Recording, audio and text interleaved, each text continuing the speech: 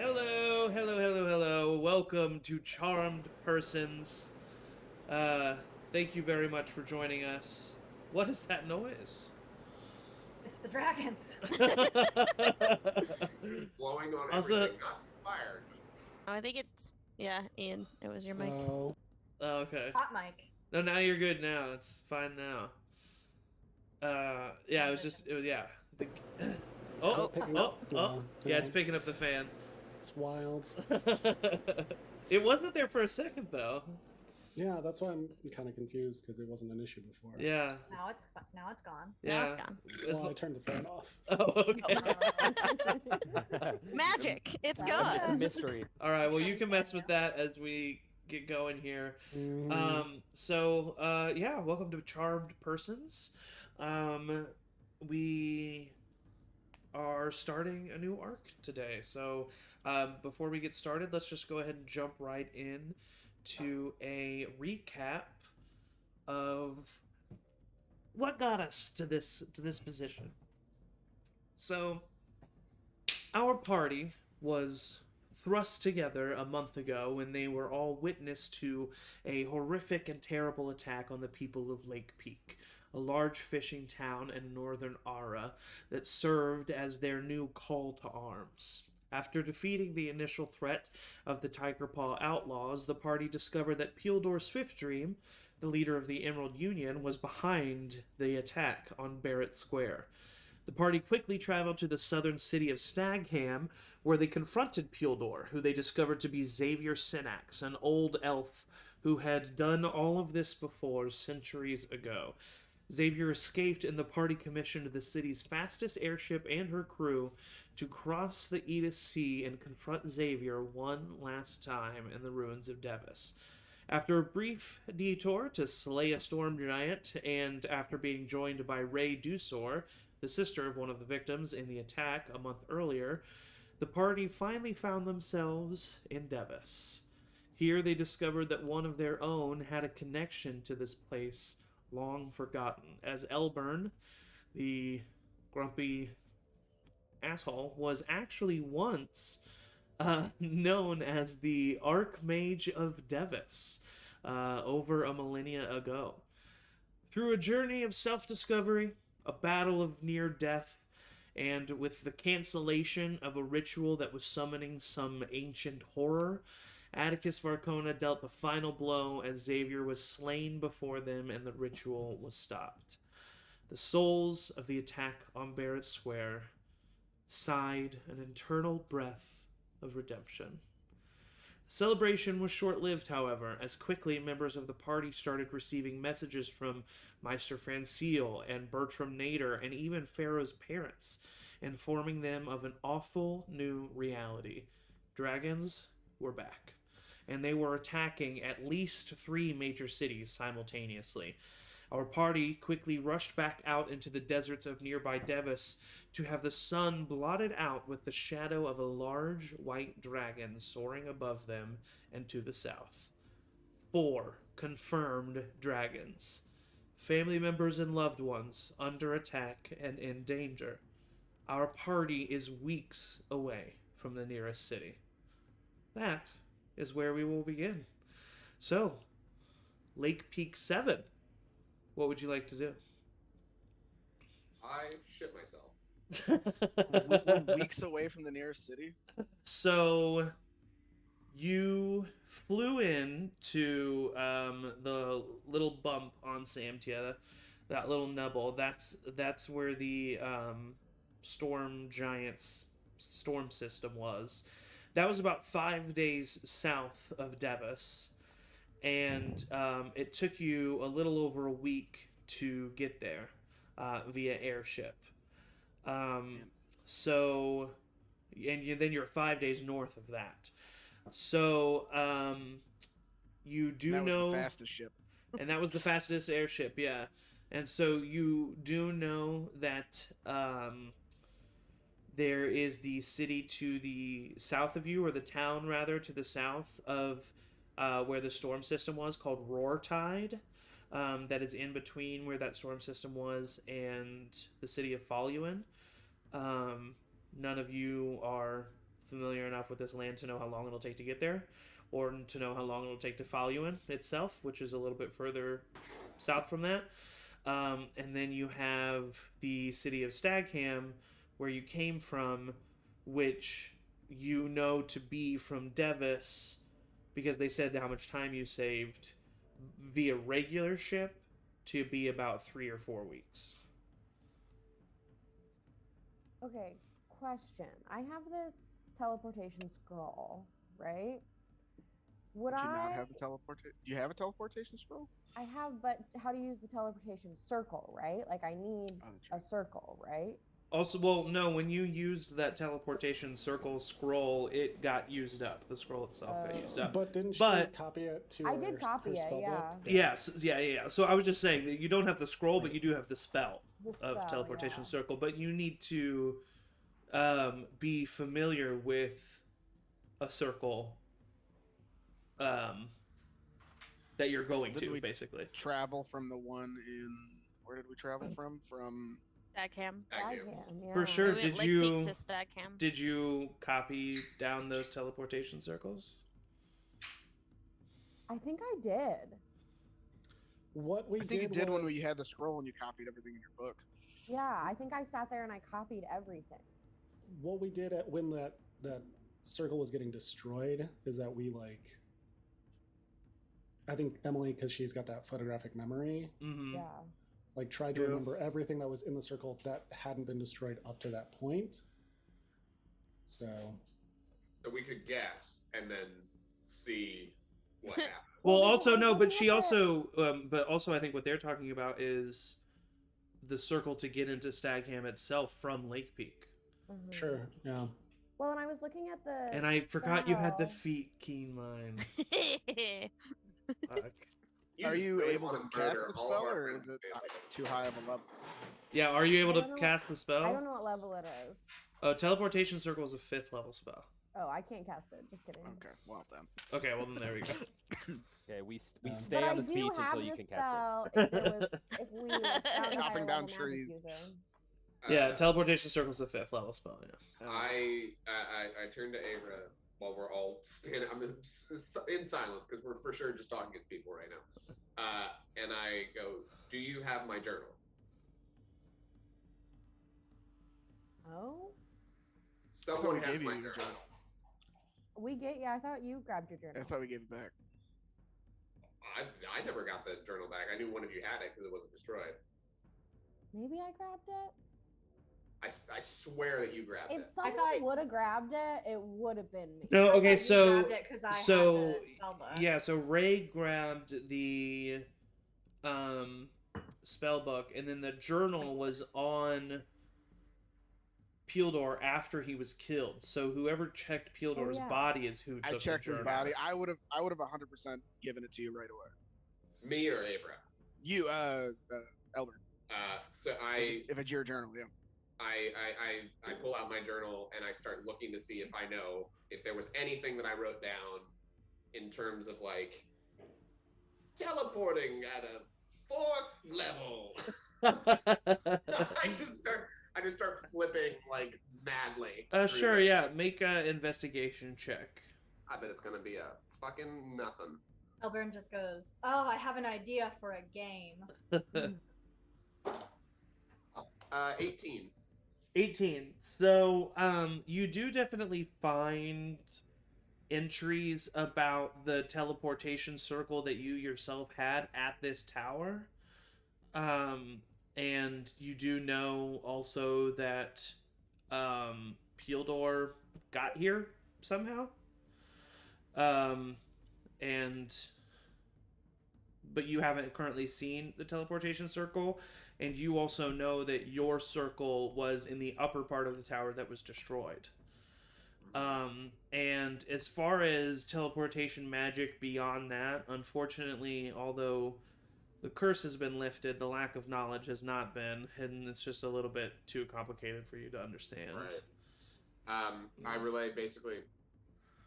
Well, Pildor got here somehow. Xavier got here somehow. There's got to be a teleportation circle around here somewhere. Even if there is, You need. we can't do the magic. Do you need a teleportation circle to travel, or are there other ways without a teleportation circle? There's, I mean, from what I've read of the scroll, you are for sure gonna go where you want to go if you have a known circle, but then you like roll to find out if it's successful if you're trying to go somewhere you don't know. So But just either he way, could have. I can't do the magic. So he could have gotten here without a circle, with Yeah. just maybe a little bit less accurate. Okay. Probably. So he I could have think just so. teleported without a circle. So there might not be a circle. And even if there was, I'm not sure if it would help us. Right. Looks like we're walking. Well, we should. We at got least that wait ship for coming. Ace. I've All already right. just like started walking. Yeah, Captain we got a Ace. ship. We got a ship coming. Captain Ace is meeting you Oh God. at like the nearest coast to you. So you head to the coast. This is a water boat, not a flying ship. This is, well, you don't know actually. She Oh, just okay. said that they just said that they had a ship. So as you get closer to the water, you do end up seeing, yes, a water ship in the distance, and it's actually quite large. It looks to be a transportation ship. It is not crafted amongst a bunch of like shipwrecked ships. This is looks to be like a brand new unharmed ship that is currently sailing close to you. There is a flag that is on it.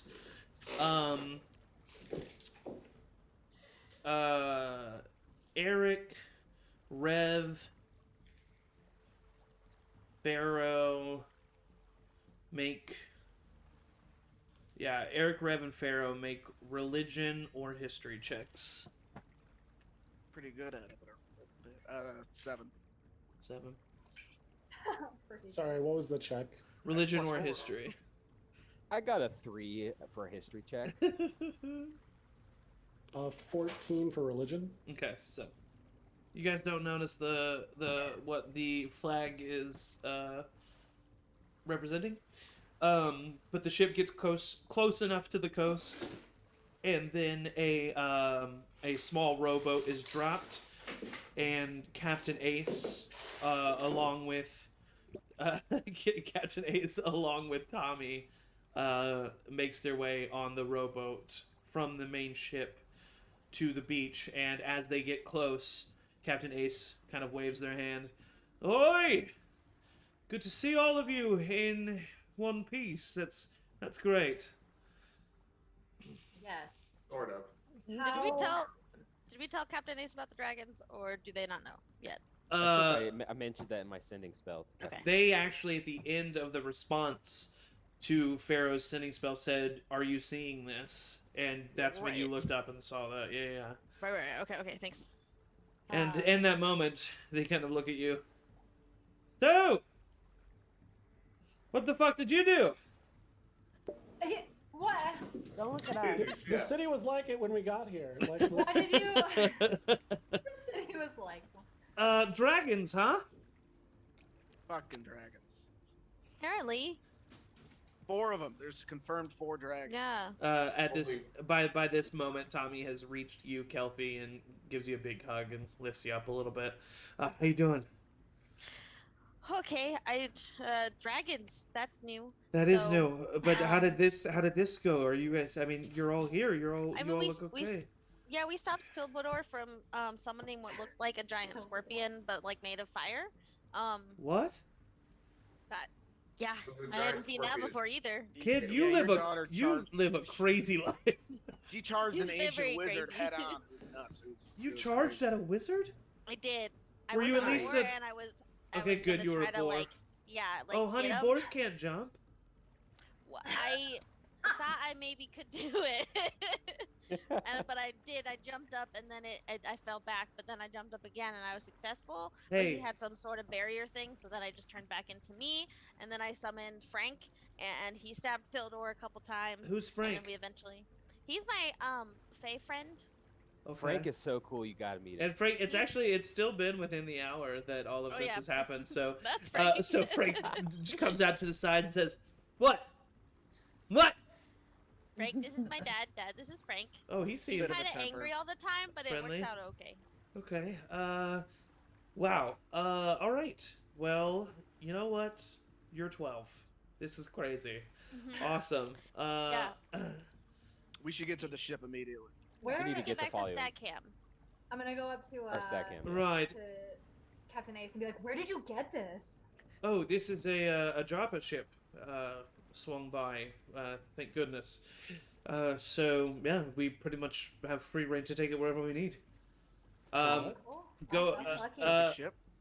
I would say Rev knows who the Jarpa are.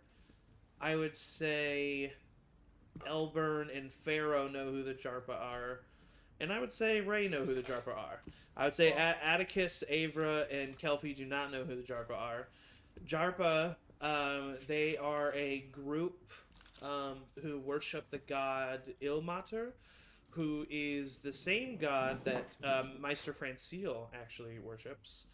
However, they go to a very large extreme with their worshipping of Ilmater.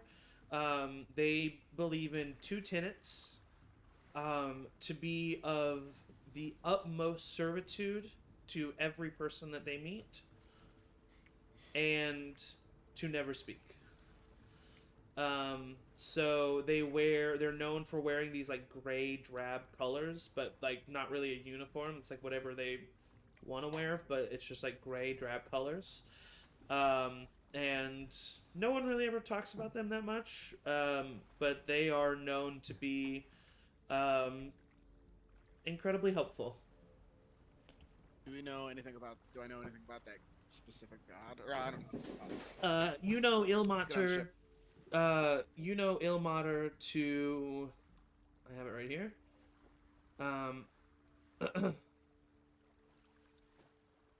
You know Ilmater to be the. He's technically the god of endurance, but he's a god of like life and protection. The symbol for Ilmater, which was the flag, it didn't strike you at first, but then when she said Jarpa, you remembered.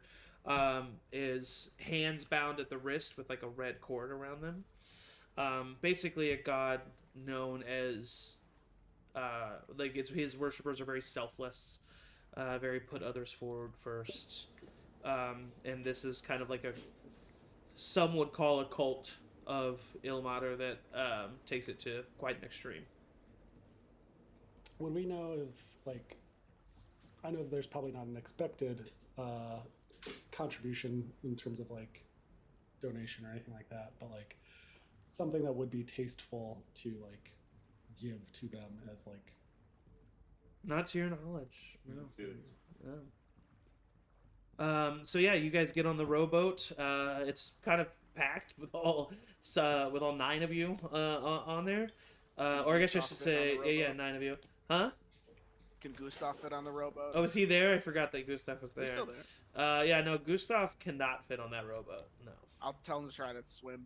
Okay, yeah, I mean he Yeah. can. Yeah, it's not too far out in the ocean. It's like it's near the, near the shore, so it's not too crazy. I cast guidance on Gustav. That definitely How is helps it- him. That definitely I helps can't- him. How is a horse gonna climb a ladder up? to the ship? Oh, he's a Horses can get on the horse, ship. not a He's dog. a horse, yeah. Oh no. I feel like the same issue would arise. if Yeah, he was yeah, a yeah. Dog when he got. What about a to dog the- I could carry? Yeah, the dog could get there Yeah. at least. The horse, the horse isn't even gonna get there. If you want Yeah, I'll Gustav, just tell the horse to just hang around on the island. okay, yeah, he would for sure drown. This is your life now. Okay, so yeah, you guys row on the boat up to the ship. When you get there, you see that the ship. Well, first of all, you see Rickard at the bow of the ship, along with Gila, and they're both just kind of like looking over the side, waving you guys in. You also see some other people on the ship. They don't seem to be looking towards you guys. They seem to be just doing various tasks on the ship. Someone's swabbing the deck. Someone is, maintaining the sails. A couple other people are raising the anchor because you guys are about to head out. A couple other people are bringing up the rowboat. They're all various races, various genders, and are all wearing just pretty drab gray clothes. This certain group of Jarpa seem to be mainly spending their time at sea, so it's a lot of like very open air type clothes. A lot of the men are just wearing like just vests and with slacks. A lot of them are barefoot, um, and they don't really seem to notice you at all. Um, so yeah, that you show up to the ship.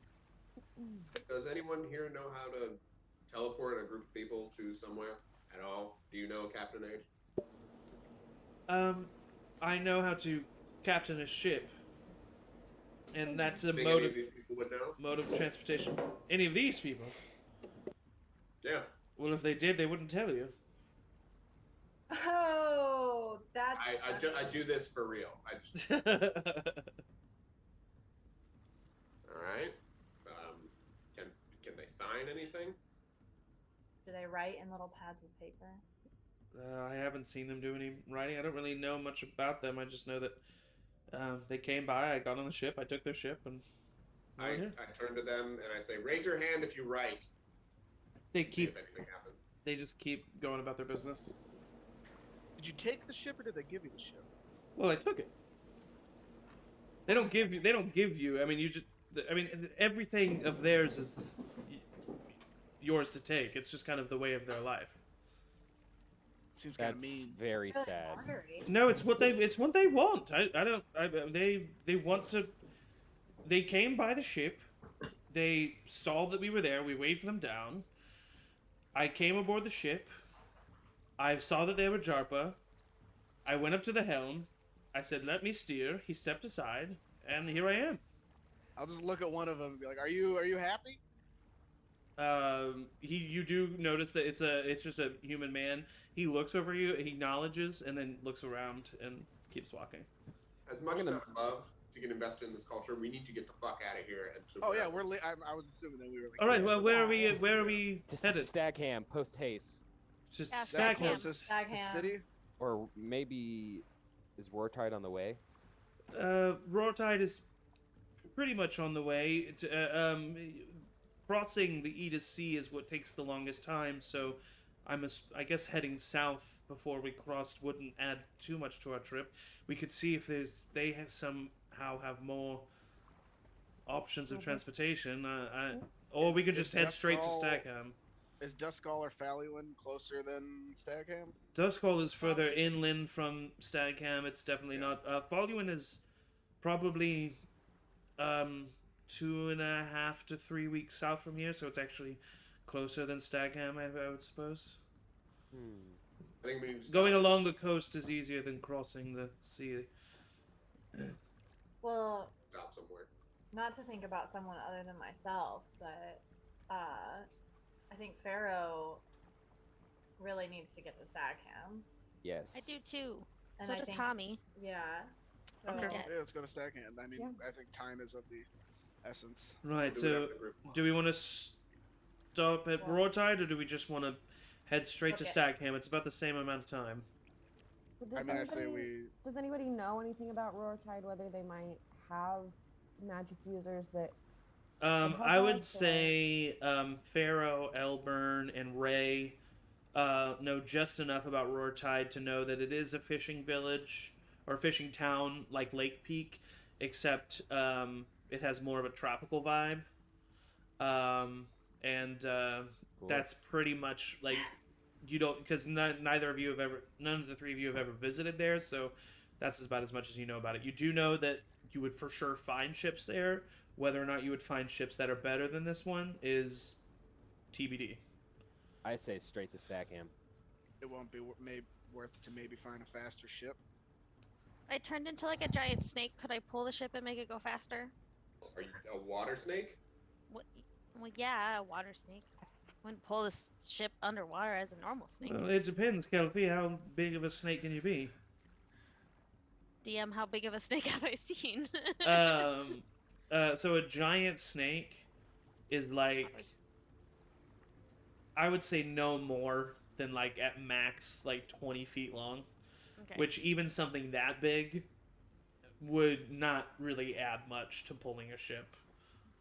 But it's super girthy, so it has a lot of muscle. Yeah.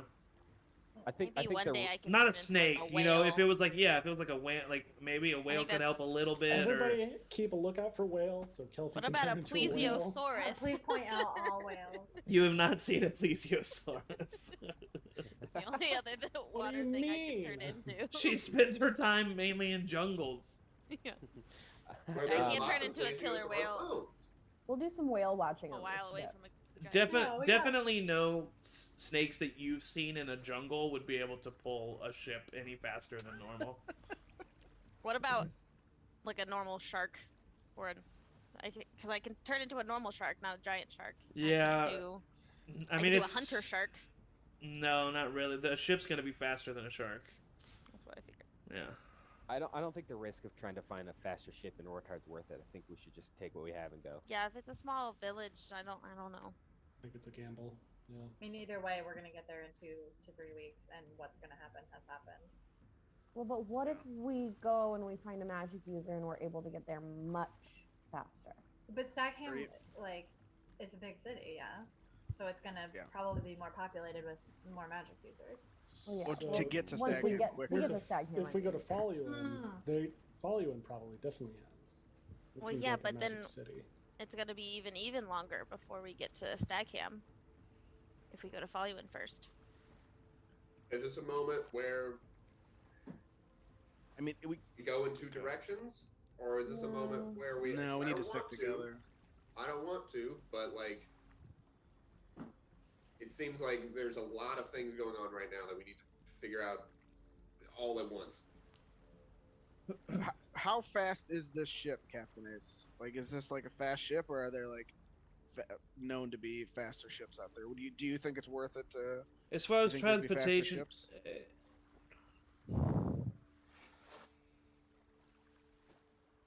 From the ships that I know of, this is going to be as fast as any ship. Oh, All right. Well, I say we just think, go. I think we just go. We I don't. want to see a All dragon. right. Well, I know that we're heading south anyway, so and she like starts turning the helm and turning the ship around as the anchor rises, and you notice that the members of the JARPA just fall right in line and just follow Captain Ace's orders. Sometimes orders aren't even needed to be given; they just fall right in line and know exactly what needs to happen. This is just a 2-deck ship. There's the main deck, then you go down below. It's cordoned off in half. There is a half that is like a mess hall with a small like kitchenette type area, and then the other half is just filled with hammocks that all of the JARPA sleep in. So that is the layout of the ship. It's definitely just a transportation ship. There's no defensive methods on it, but that is what makes it relatively fast. Is that it's just built for getting from point A to point B. So Can we get rid of any extra weight on the ship to lighten the load to make us get there a couple days faster? it Throw the helpful guys overboard. We don't have Um, people. you They would could let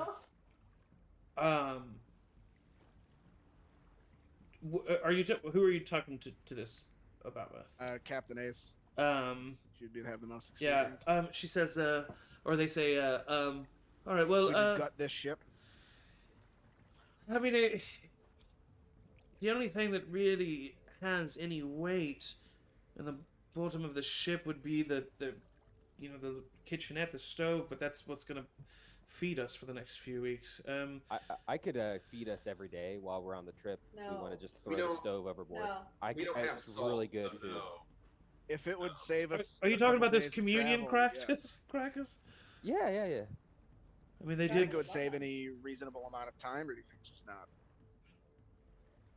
If we did that, along with the wall that cordons off half the ship, if we just got rid of the wall, it's not there for structural support. It's just there to make the two halves of a ship two different halves. We could maybe cut a couple days off of our trip. I think it's worth it. Look, worth I it. get that these guys are like very charitable, but it feels a little overboard to literally throw their stove overboard and tear Right. down walls. But I We mean, can buy like, them a new I was one. gonna say we have enough money to buy them a new stove when we true. get there. I can think there's repair their forged ship. Have enough money to dragons buy the attacking major cities, and we need Okay. to save I as much think- time as possible. I think they Okay, really you love sold me. Pharaoh's cooking. I We think these also- Jarpo are really gonna love the communion wafers. I doubt that. They're certainly We not going to didn't really complain. ask if Yeah. anybody knew any magic to get us there faster. I don't know much about their own practice of magic and all that jazz. Should I roll for that, like a religion or a history check to see if they know if like they would have any magic to like speed the ship up? You wouldn't know. I mean, you wouldn't have any idea. Yeah. Does anybody have like gust? What I do? I could do. do a Lower lightning than bolt. sails. I don't have it I prepared. don't think lightning will. I need to rest, but I could start doing even like 3rd level. What is it called? I had it at one point. I could do tidal wave and just Push us from behind. push us from behind. You could also do Where control is it? weather, right? Not control weather. That was the Control water. what was that? Lightning rod was Oh, what I have- gave her control of a storm. But Call lightning, which gives me. Oh, it control was of the called storm. lightning. Oh, okay. There was. Yeah, Oh, I control can weather is do- a very high level spell. I can Yeah. do gust of wind tomorrow.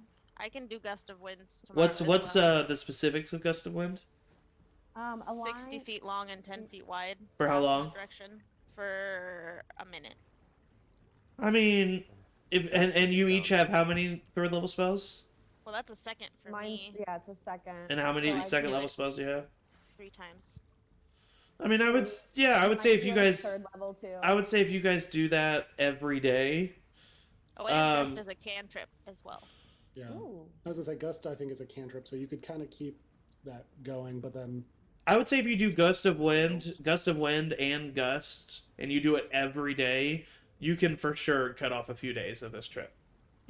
Why don't we Yeah. take that middle wall, Help craft me it into out. oars? I can start doing that, and the rest of us can row while you all. I mean, how long are these oars going to be? We're pretty high, pretty far from the water, man. I mean, if we do the gust and all of the magic to make more wind, if we throw Take the out things the- overboard, yeah. that can save us like a week almost. Mhm. Can I inspect I will the gut wall the to see how ship. many like oars we could build from the wall, like the wooden wall that we had? Yeah. Go ahead and make a investigation check. I would say. I'm already dismantling the wall. Okay. 17. 17. You would definitely have to like. So, from your best case scenario, would be putting some holes into the side of the ship that the oars could go through to reach the water.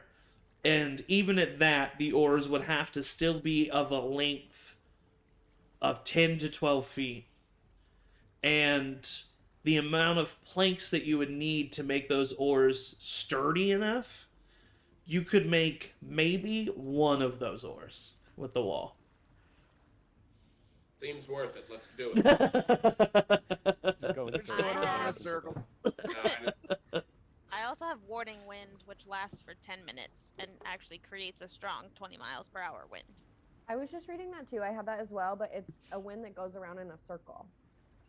But if you Oh. stand like right under the sail, you can just have it blowing the That's correct true. direction Into into the the sail. sail. Yeah, it would be kind of can just like do a that as ball of well. wind going into the sail. Right. Yeah. For Like that Yeah, one, as well. like, And that's literally using, that's 20 miles per hour.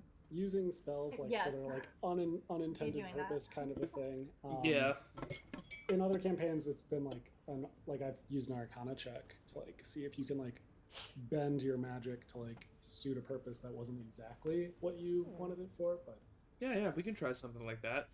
But yeah, I mean, I think with all those spells, yeah, you guys can, and cutting off getting the ship the way you're doing, you guys can cut a week off this trip and get there, Amazing. in like 2.5-3 weeks. I grab one of the Jarpa and I try to lift the oven. As soon as you try to lift the oven, several of the Jarpa immediately start trying to lift the oven with you and helping you. Oh my god. Oh, They're nice. lemmings. They're robots.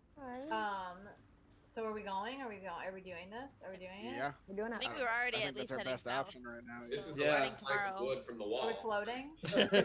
Have we undocked? Yeah, you guys are on your way, and I won't make you roll for it. You guys are high-level adventurers. You definitely can destroy a wall. So you dismantle the wall and are able to do it in a way that doesn't structurally damage the ship. I was You gonna say with my carpenter's kit, I want to be like also reinforcing like where we're taking it off. To try and, make sure. it Oh doesn't- yeah, perfect. Easily enough then. And that is something. It's not just a kit you have. It's something you're proficient in, correct? Yeah. So easily enough, you guys are able to gut parts of the ship that are unnecessary. You go so far as to even the ship might not be great on the second journey, but it'll definitely get you there fast the first time. As in, like, hit a rough storm, it's gonna be iffy. Right. But but you're gonna get there much faster. Well, hopefully we don't run into a dragon that controls the storms. So, Tommy's on the boat with us, yeah. Yeah, Tommy is definitely on the boat. Yeah, so I mean, you guys pretty much have 2.5 to 3 weeks to travel. So think about what maybe if there's stuff that you would like to accomplish during this time, and also I would like Kelfie and Avra. Kelfie, go ahead and roll. I want something related to your wisdom since that's your spellcasting modifier. Roll a. Are you proficient in insight? No. What wisdom skills are you proficient in? Perception. Just perception. Okay, well And then survival. just roll a perception check. You're not rolling a perception check. What you're rolling is a wisdom plus your proficiency. And then Avra, roll an Arcana check for me.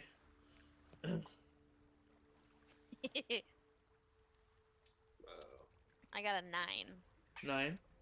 21. blows the mast off. 21. With Avra's 21 and Kelpie's 9 cancel each other out. So in a good way, which means you guys are able to the first half of the trip really it's kind of like what Ian described. It's something that it takes you time and practice to do, so it's something that like during combat would not probably be super effective or super reliable, but it's something you're able to do where you kind of like the whirling wind, for instance, you're able to kind of make it somewhat soft on one side and then really hit on the other, and then you're able to just kind of alter these magics in a way that really help your guys' journey. So is there anything that you guys would like to do? Rev, you asked if Tommy was on the ship. Did you have something specifically in mind?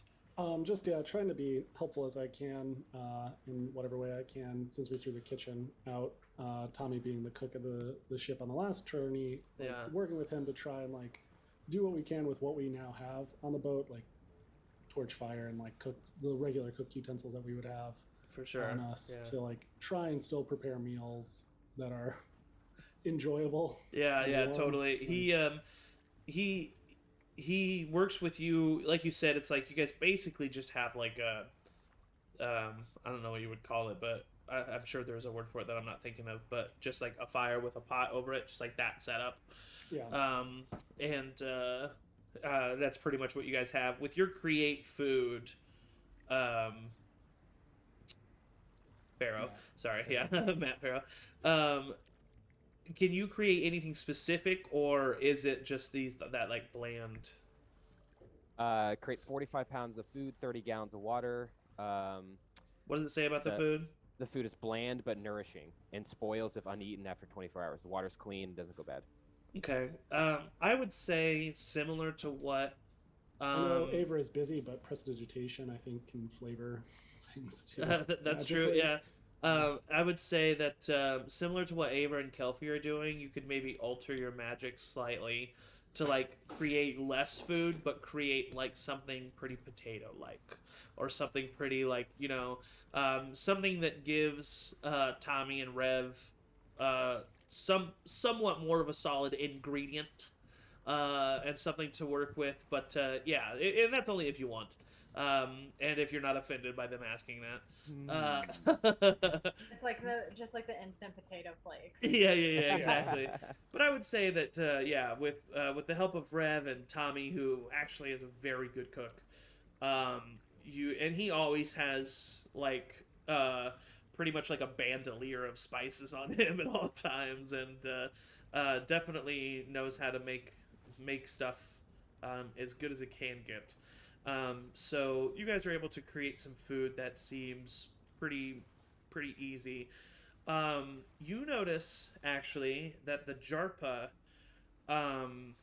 they eat these little brick bars, these like gray brick bars, that are about the size of like the length of like an actual like gold bar, like a but not as thick, but like the length, somewhat thin, and they usually crack them in half and split them, and they eat one of those a day, and they have where they sleep. Since you guys have stayed on the ship, they do not sleep in the hammocks. They sleep in the ground, all huddled together as close as they can get into one part of the ship. Also near that part of the ship, they have like 2 or 3 crates, and the only thing that are in these crates are just a bunch of these bars. And you notice that is what they eat. They eat one of I those would a have day. thrown those overboard. I offer them the wafers Yeah. or potato mixture. See if take it. They do well, how do you offer, like, where do you they are either sleeping or performing tasks on the ship or cleaning the ship. Those are one of yeah. the 3 things that they are doing. I just walk up to them with a big container of wafers. Who do you walk Please. up to? Which one? Just any ones that seem like they would be receptive. None None of them. Well, there's people. Okay, so you walk up to someone who's just mopping the deck. Yeah. Okay. And you offer him one of the wafers. He stops and looks at you, and continues to mop. I try to stick it in his hand. A wafer in his hand. You stick it in his hand, and he squeezes it, and it gets kind of like mushy in his hand. And he still continues to mop. Okay. Great work. Pat him on the back. As he is doing that, some of the mush from his hand falls to the ground behind him, that he's mopping, and he continues going. That's weird. Well, that's not very helpful. Well, hey, buddy, if you ever want to eat some food, you know where to come get it. By the way, you guys have been really helpful. If you ever need a person to talk to, I'm here for you. No response. I cast guidance on him. He doesn't respond. Does at least the guidance make him mop up the mush? He doesn't. He hasn't noticed the mush. Okay, I kind of steer his shoulders around so he sees it. You just like point him in that direction. Yeah. Do you like point it out to him? No. No. Okay. He as you're pulling him away, he looks towards you expectantly as you put hands on him. I give him a back rub. Oh my god. He just stands there, taking the back rub. I walk away. You walk away, and he continues mopping the deck. I definitely want to try one of those bars. Okay, yeah, you try one of those bars. Do you just walk up and grab one? Yeah, because did you say they were was it in the cuddle puddle or was it? Yeah, they're in the crates by the cuddle puddle. Okay, I was like walk in one day. Yeah. To all the ones that are in the cuddle puddle, and I'm like, They as soon as you walk in, all of them like wake up and look at you. Nope. I hate that. and they're just looking at you like not like weirdly or like they're just Yeah. looking at you expectantly. Do any of them move as No. I like move towards the? They move to get out of your way. So I'll like make my way over to one of the crates that has the bars in it. And are Uh-huh. they like As just soon as you unwrapped, as or soon they as you just get chilling? close to one of the crates, one of the Jarpas jumps up and opens up the crate and puts it in front of you. So helpful. I'm just gonna keep like silently just like moving forward and go to grab a bar. He like as you go to grab the bar, he like tilts the crate upwards towards you to make it easier for you to grab a bar. These guys are great. I'm unused to being catered to. This is suspicious. So I take a bar. Yeah. I'm gonna look at it. Does it look? Can you tell anything? There's definitely some bug carcasses in it. And it is gray and grainy, and just seems to be like mush that has been molded into a bar. And there's bug carcasses in it? Yeah. I'm for sure taking a bite. Yeah, it tastes horrible. Very bitter. Super dry. Very dense. Very Yeah. like it's chewy. Like you take one bite and it definitely like it fills you up. It's like it's a similar sensation to when you eat Pharaoh's communion wafers. A little less like that, but a similar sensation of like eating just a little bit feels like quite a bit. But it tastes horrible. It's like one of those Nature's Valley. Yeah, Yeah. the like Things. crunch bars. Yeah, Yeah. not as Too not crumbly. as like not as absurdly crumbly, but yeah. Truly absurd, Nature Valley. Hashtag not a sponsor. Okay. Is there any way that I can tell if this is some sort of? Can I am hardly a magic user, but is there any way to see if it's like any sort of magic on this thing, or is it literally just like a protein bar? I would say in general, it definitely doesn't seem. If it's magic, it's some pretty kind of some sad magic.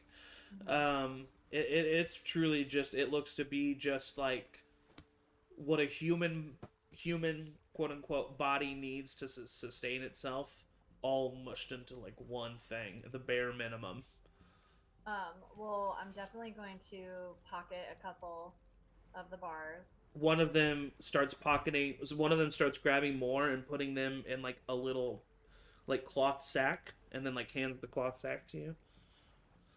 I'm just suspicious as to why they want me to have them so badly. That's why I'm like, I gotta. Their whole deal is being helpful.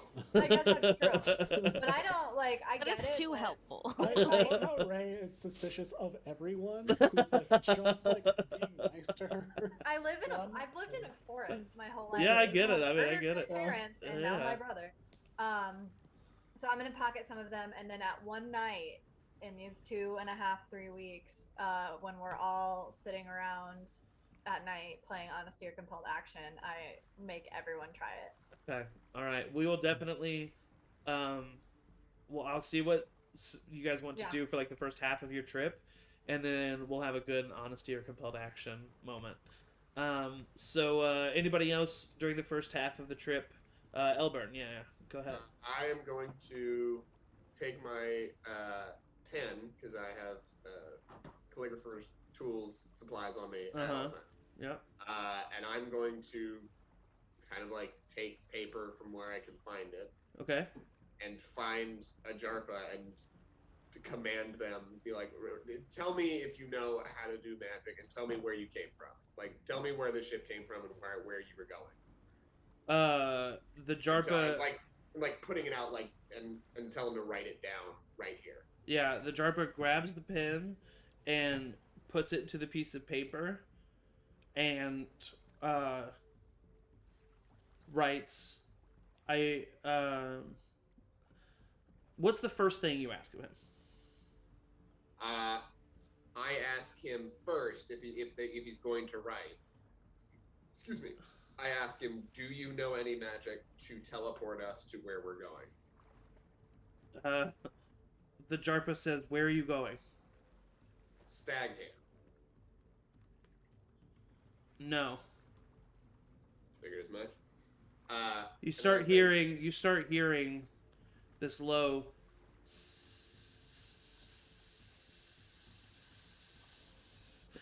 and the rest, and you start noticing it starting to echo itself. And you notice that all of the Jarpa that are on the deck while you're doing this have now stopped what they are doing and have turned facing the Jarpa that you're helping, that Jarpa that you're talking to, and you, and are just looking at him and going. I immediately ask him what's going on. He looks at you,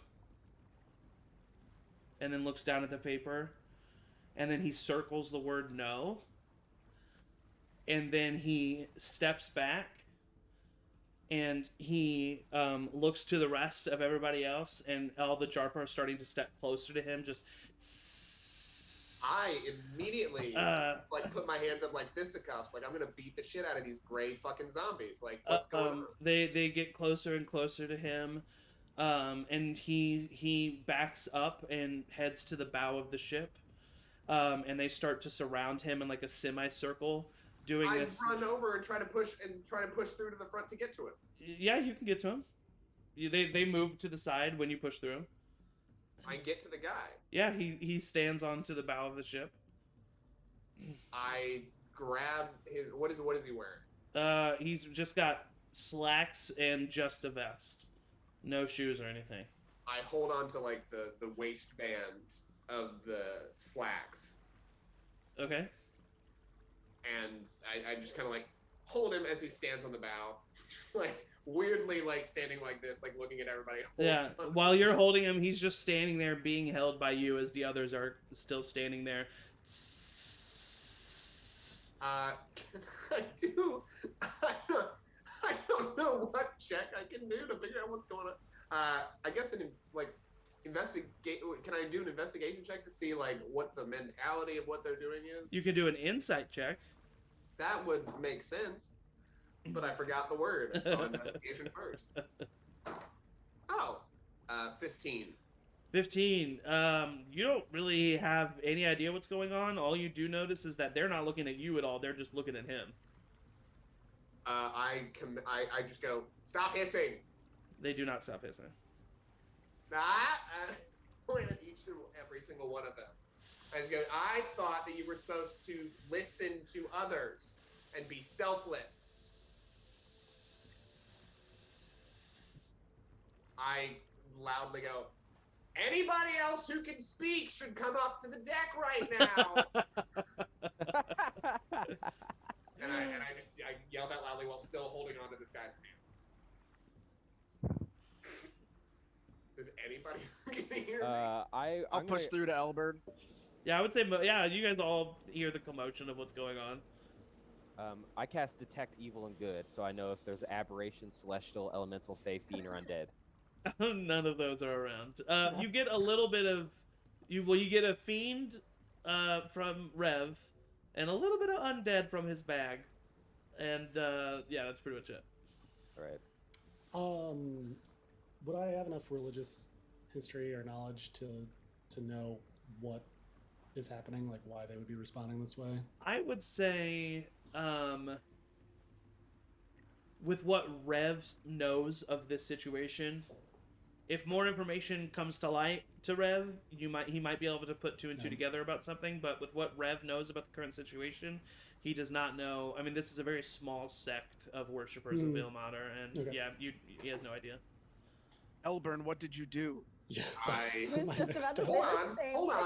on, and I'm doing this like over the hissing, like at the same. Hey! I thought you were supposed to listen. They're not stopping the hiss. I'm for sure in the back with a bar eating and going. Is Captain the Ace guy- up here? Captain Ace is at the helm, just guiding the I would ship. go over to her or to them because it seems like they had some sort of knowledge about what these people are. So I would ask her them. I would ask them. No, We it's really fine. out It's here fine. I do it. misgendering Even the this DM. fictional character. Even the DM has done it. they look at you. Oh, yes, this is something that happens every once in a while. They really take being able to help everyone seriously. If one of them fails, then they fail. Mr. BC's. Mm. Like, like they're gonna, like they want him to die now? He wants to die. What did you ask him to do, Elburn? I literally asked if he knew any magic to get us to Stagham faster. He didn't fail. I asked a question, and he answered it. Oh, How well, many if you people are asked him, hissing? if you asked him if he could help you and he's not able to help you, he wants to kill himself now. Should we- Elburn! No! Don't you Elburn this. I'm like You shouting broke from across the ship, like, getting up, Yeah, isn't holding on to this the guy. bow the front and the steering? No, the wheel bow go is back? just the bow is just. If I'm correct, the bow is just I don't any know. like just the like the The side. yeah like the. The bow is the No, Is the bow at the bow is front? tip of the ship. Well, then I just mean the side, like the railings of the ship. Okay, so Okay. he just went to the Or side, the so he's starboard. we're at least kind of close, maybe to the helm. Yeah, Right. yeah, no, they can for sure yell, and you guys can Okay, hear okay, them. okay. Yeah. You're like Yeah. 15, 20 feet away from each How I other. would have many of yelled them are what there? Captain Ace said. How many are they? How many is like hissing? Pretty much everybody has now come up here and are hissing. There's my a there's about 8 to 10, I mean, like 10 Jarpa people. Okay. Yeah. We might have to tie these guys up. I go, I go over to the one wait, that's wait. getting hissed at, and I go Well, over he's and- currently like leaning over a banister, being held there by his waistband by Elbow. Yeah. Okay. And I'm facing the other direction, like God. prepared to fight. I'm Like, just Wait, I'm just it's like, hey, I cast heroism on him as I squeeze his hand. You can't reach his hand. Elburn, take him away from the edge. We don't want him to jump.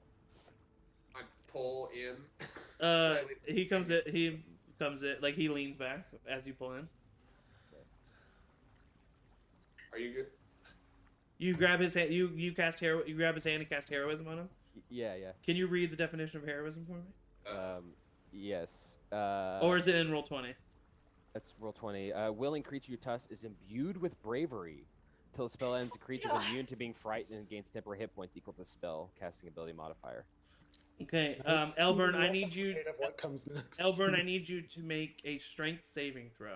I say, now you just made him brave to kill himself. No. He's gonna take Elburn. 13.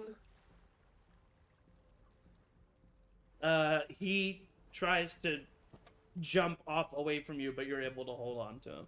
God damn it, Pharaoh! What did you do? I try to push through to the crowd because I want to try and convince this guy that he did in fact help by answering the I question. was about to do that. Yeah. Okay. Yeah. You make your. I mean, it is very easy to get through them as a crowd. They practically jump out of your way. Yeah. Yeah, I try and kind of like get his attention while he's like focused on like diving. Nah, forward he into seems the- to. What do you do to try to get his attention? I like try and like lean over and like grab a hold of his shoulder or his hand and like, hey, look. He I know seems that to it just seems be like focused on the water. Yeah. Yeah. I know that it seems like you failed by not being able to follow through on what Elburn has asked you, but he wasn't asking you to do these things. He was asking you to answer a question, and in that way, you've succeeded. You have been helpful. You've been nothing but helpful to me and to my party.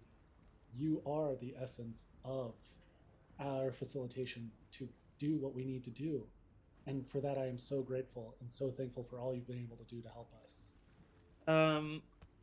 Roll a persuasion check. It normally would be a disadvantage because this is a very like strict religious thing that's happening. But I would give it an advantage because of just the situation, and that was worded very well. So straight roll, persuasion He's check, brave. just a straight roll. He's brave, so watch it. 21. 21. He looks he's focused on the water and kind of looks to you and everybody else who's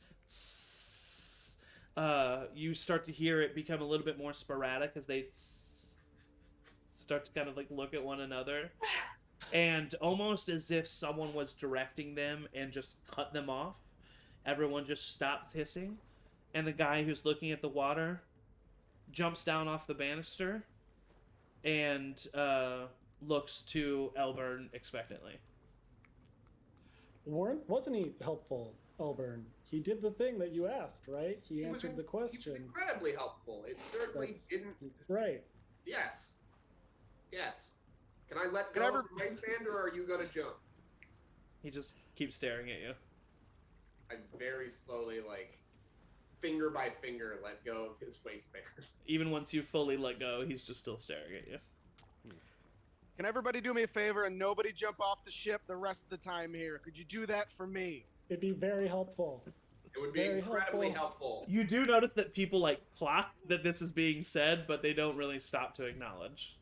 Now, can we continue our written conversation? No, you cannot, Albert. Not for this. Will you I tell cast me where you heroism were on going Elburn. and what you were doing before we showed up? He's just looking at you. I walk over and grab the, I just like move the surface like whatever we were like. Yeah, just a barrel that you're like Yeah. that thing when you have to Very roll a circular roll. object. Yeah. A couple of times it like rolls back because the sea. Yeah, is, yeah, like, yeah. It's not a good. And He grabs the pen and puts it to the paper and looks at you. tell me what you were doing before we all showed up, including Captain Ace over there. Sailing. He Not like writes alive. it really fast, and I just like look at it and I pick it up and I like look at it as if there's like a spell or some shit. What for? He just looks at you. Answer the question. What were you sailing for? He like you really this is like an existential question for him. You see him very much struggling for this, and then he just writes down on the paper to help. Where did you sail from? And what location did you come from? Roar tide. Do you know if they have faster ships in Roar Tide or not? Yes. Yes, Yeah, yes, yes, or yes, he yes, Yes, knows. do you Yes, know? there were, or do you know? Yes. Like Are there Hugging the faster Crab. ships in Roar Tide? Yes. Just Fuck! 20 questions? No. I, Do an I loudly yell, mineral or He writes down hold on. watch your profanity.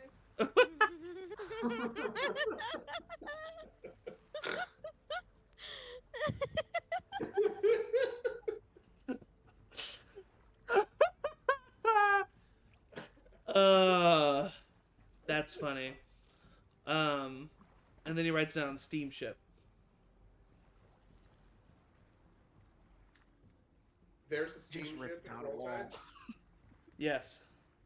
How far are we from Roll Tide now? This is asking the DM. How far are we from Roll Tide now? You've been sailing for a couple days at this point, so I mean, you decided to head straight to Stagham, and the hardest part is crossing the Edis Sea, and you started with crossing the Edis Sea.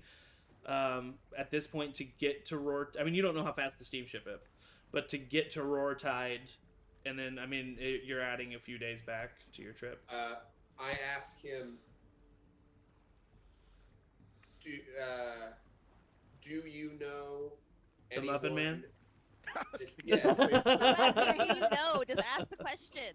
Do you know anyone in Roll Tide personally? Roll Tide. Roll Tide. Roar Roll Tide. Tide. The Roar Tide or Roll Tide? I heard Roll. Roar. He just kind of looks at you expectantly. Roll Tide.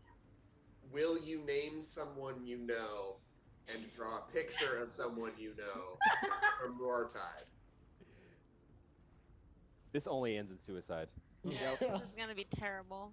I gonna jump. clarify. I go, if you can't, this is still very helpful to me. And I wag my finger at this fucker, going like, this is still very helpful information that I need. He writes down the name Denny. Benny. Does he make grandstands? That's I- the steamship.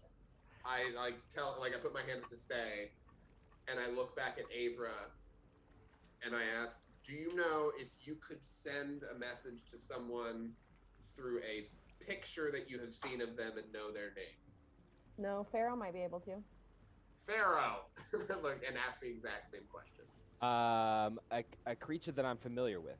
So, Can you technically be familiar with a portrait? Depends on how good the portrait is. We've done that before with minor illusion. That's how you contacted my family.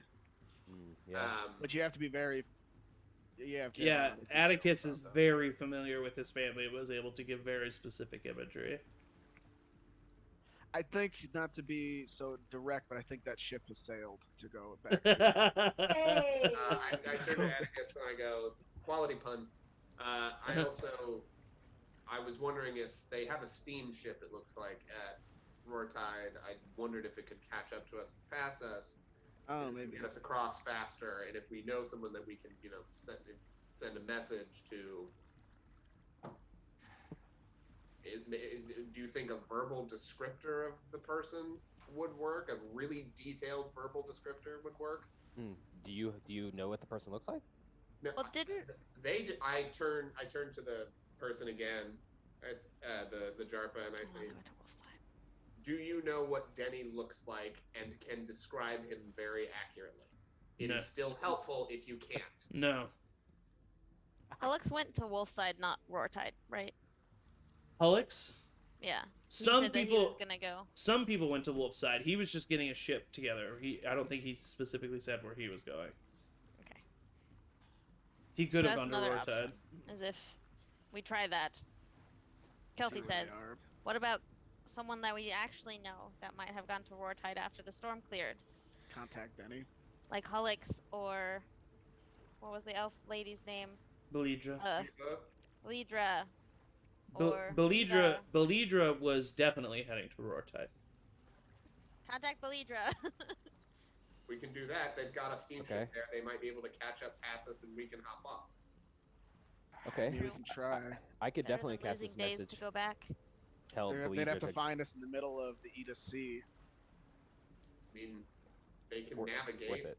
They would probably take the same path that we would have taken.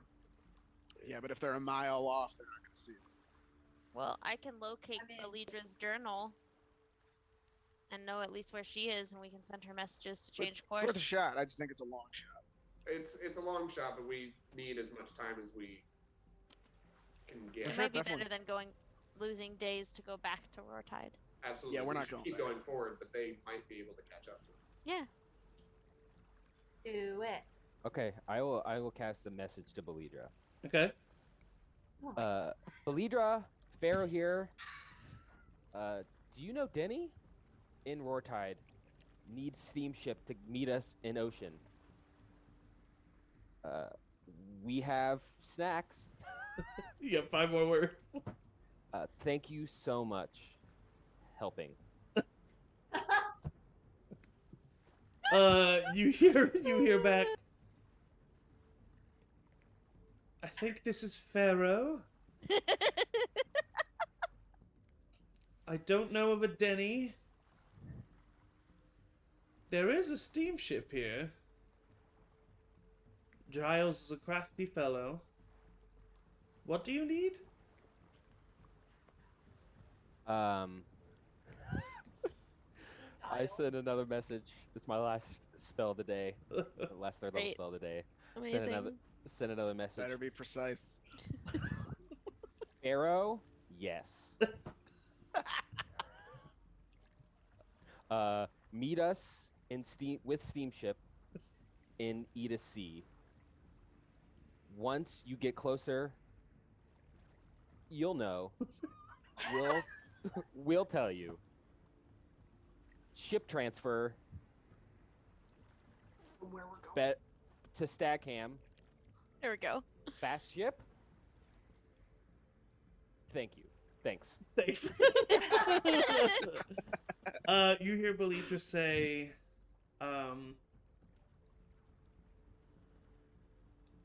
you want the steamship to meet you in Stagham. Oh. Oh no. I'm not going to Stagham. Voluin under attack. I'll tell Giles. Good luck. Okay, she's got a full day to figure that out because I can't communicate with her anymore. Oh, what did she say? Voluin's under attack. Probably she's not going to Stackham, but Giles is crafty, might be able to take it. I'm not sure if he's actually going to do that or not. Can you tell her? Send another message. Unfortunately, I sent 2 messages and barely conveyed a simple. Well, I turn to the other Jarpa, the Jarpa that's been writing, and I go, "Thank you. This has been very helpful." Very helpful. The Jarpa just goes from looking at you to doing some menial task on the ship. Okay, you did. Yep. Thank you. And I take the paper and just fold it, and put it in, and take my pen back and just tuck it away. Easily enough. Try not to make anybody else kill themselves, Elburn. You know what? Yeah. I lean in close and I go, Jesus. silly. I have a quick question. Yeah, right. Matt, do you only have 2? You can only send message twice? I have 3 third-level spell slots, but one of them is create food and water. Oh, okay. Because I was gonna say, are we I assume long rested at some point in our. Yeah. Okay. Yeah, just this one day. Okay. I just wanted to. I forgot about the food. Mhm. Well, after hearing all this, Ray would totally volunteer to every couple days or however long it might take from Roar Tide to, assuming if they were going on the path to Stagham, to go out and see. Oh, on Tiny? Yeah. Yeah, on Tiny, and see if she sees the ship to be able Cool. to hey, over here. Yeah, totally. Okay, go ahead and make perception checks on the back of Tiny for me. Let's just do one perception check. Just regular straight roll.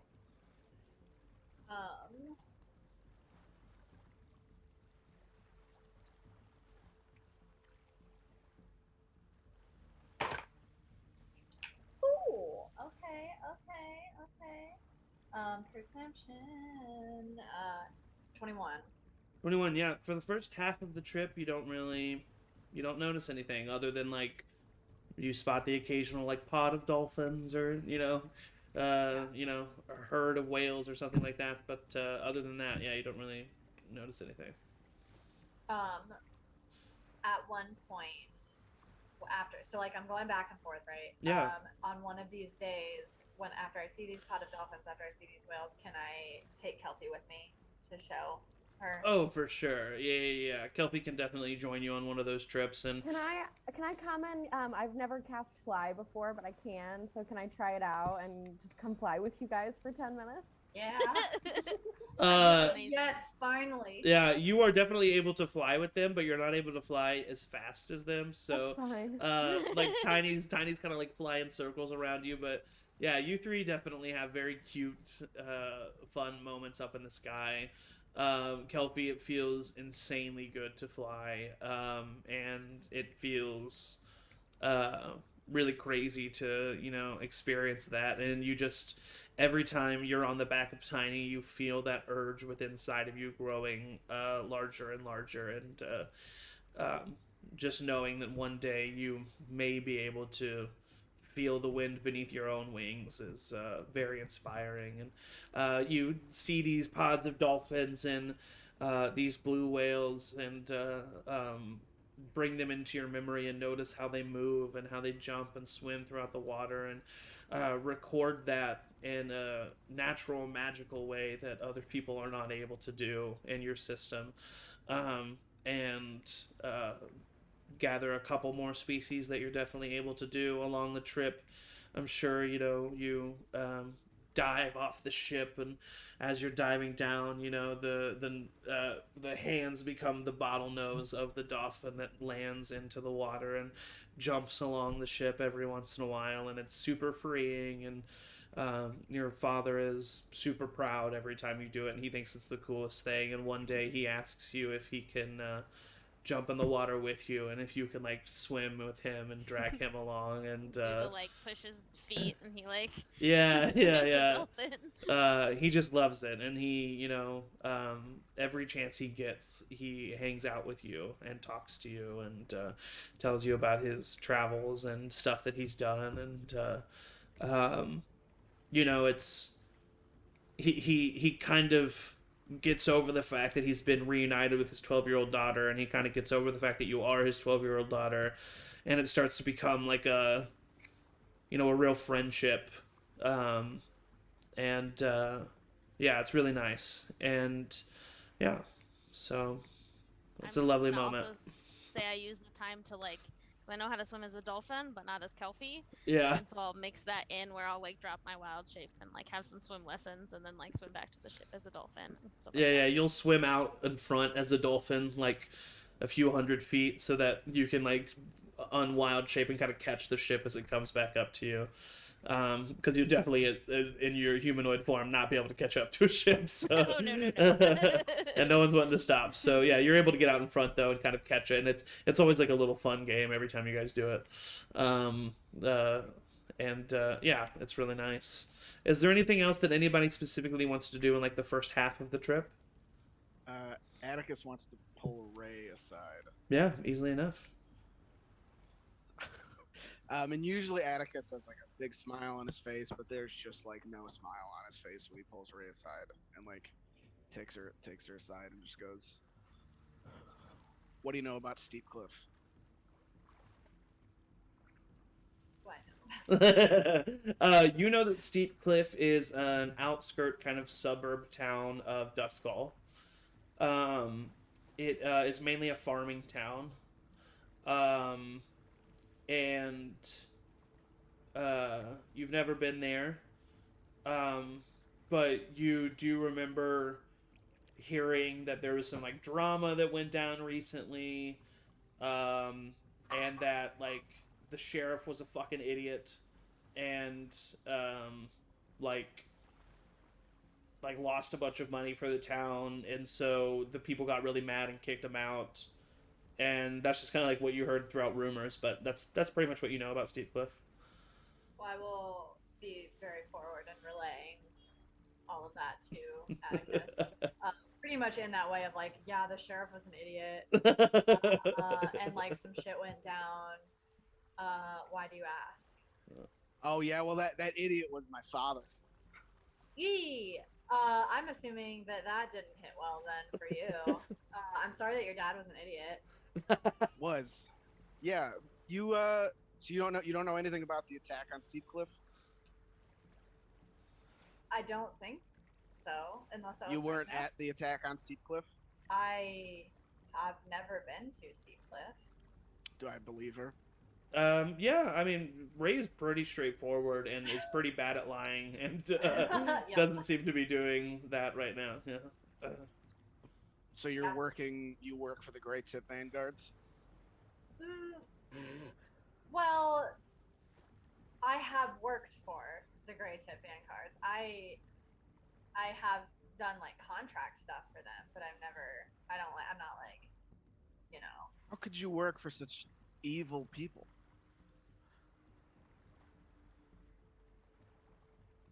well, I mean, that's, I need. They ruined my life. I'm sorry. They saved mine. Like, you're living your life in a forest and somebody comes along and is like, hey, that thing that you're doing that you love to do, that you're good at, will you do that for us and we'll pay you? How am I'm not going to say no to that. Well, you wake up one morning and they're storming your village and killing your father. Yeah, that's a bummer.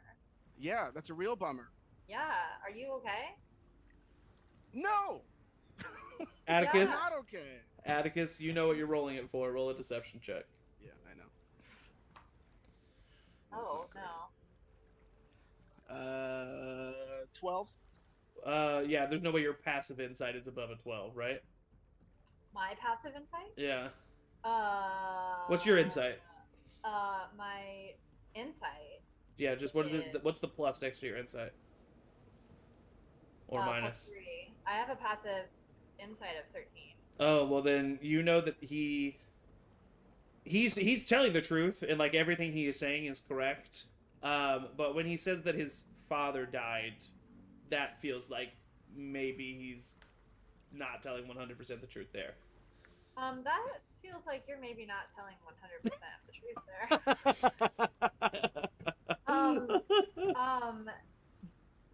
You know, I may not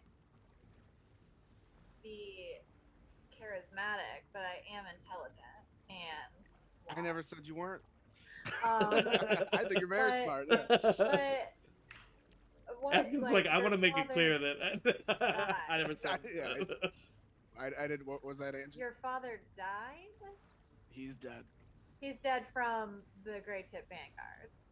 He's Killed dead. him from the Grey Tip Vanguards. They killed It's very him. Yes. important that you specify that. They killed my father. Okay. Yeah, he's lying to you.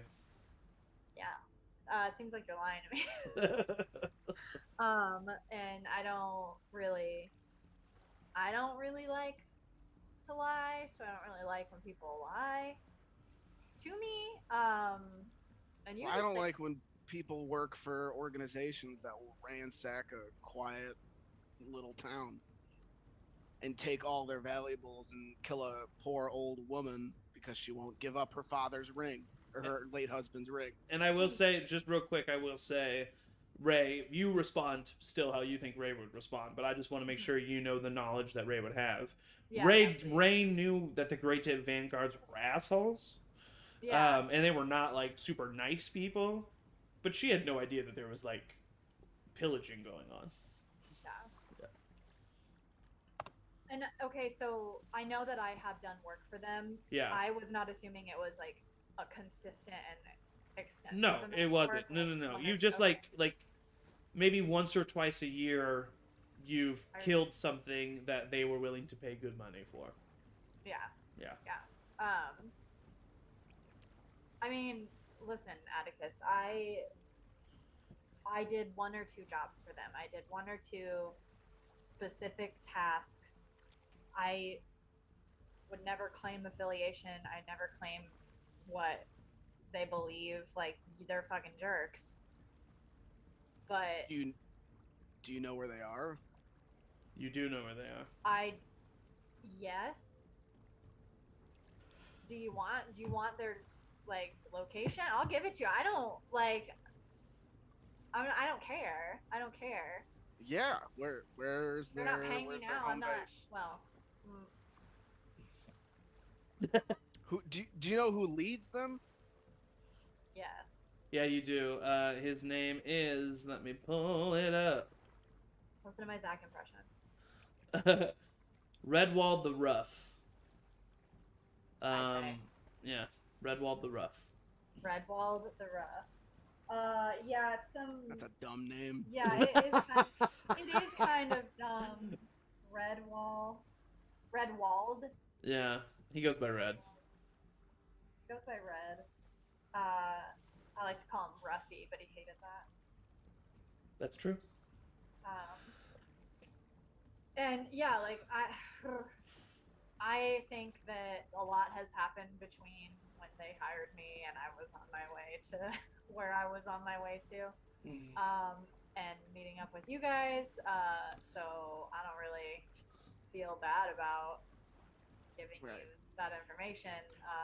Clearly, I'm on your side. Clearly, I'm choosing you. Please let this be an indicator of my weakness. But yeah, like I'll tell you what it is. I know we got a lot going on. We got dragons. Yeah, I'm Whatever. super excited about that. Would you be able to maybe like set up a meeting? Yeah, it seems like a little bit of not the right time for us, like him. For I don't sure. know Like what maybe he's we'll up to. handle some other. We'll Yeah. handle some other. We gotta handle these dragons. I Yeah, get maybe we should personal get one of the vendettas dragons. aside. Bring it, scare him up a little bit, rough him up. Well, that's a fantastic idea. I know that you're not a bad person, and I never really got the chance of you coming to my aid when I was falling from that airship. So I do thank you for that. It's You're- just it's kind of totally. a sore spot. No, I get that. I get that. They're not like the coolest, but they pay well. So Yeah, that vampire in Rev's bag definitely knew a lot about you and a lot about me and a lot about everybody in this group. The what and the who? She Yeah, wasn't. vampire in Rev's bag. She wasn't down there I for that. know. Oh I yeah, know. yeah. There's a vampire in Rev's bag? Yeah. Oh, you went upstairs. Yeah, Rev's That's got a vampire kooky. in his bag. That's It's kooky. not good. No, it's not good. Oh, it's not good? I don't think it's good. I You don't think it's good to have a lot going vampire in a on, bag. don't you? We do, yeah. You came to us at a very erratic Vulnerable time. time. Okay. Yeah. Cool. Okay. Well, yeah. Like, I'd be down to set up a meeting. I gotta make sure that he is where he was when I was where I was. They usually have the. Where- they have a base where of was that? operations. They have a base. of operations. They have a base of operations in the Grey Tip Mountains that she is aware of. Yes. Okay. All right. Well, we'll reconvene about this. We'll deal with these dragons or figure out Yeah. what's going on. But I appreciate your honesty. Yeah, and it is like it is. I just want to make it clear that like I know it was a rough start. I know whatever happened in the storm circle, kind of put me in a precarious position. But like I am, for all intents and purposes, on Jarl's team. So Well, I'm glad to have you. I'll put out my hand. All right. So you guys find yourselves uneventfully going through the pretty much the first half of this. Oh, Avra. I'm sorry. It's No. morning. No, go ahead. I wanted to read as much as I can about dragons in my book. And You don't have any books about dragons. okay, cool. I would go through all my books and discover that I don't know anything about dragons. Dragons haven't existed in centuries, so you wouldn't have thought to. I mean, Yeah. that's definitely not a book that you keep Cool. around. And then I also would have spent some time taking a break from making my gratitude journal for Elburn.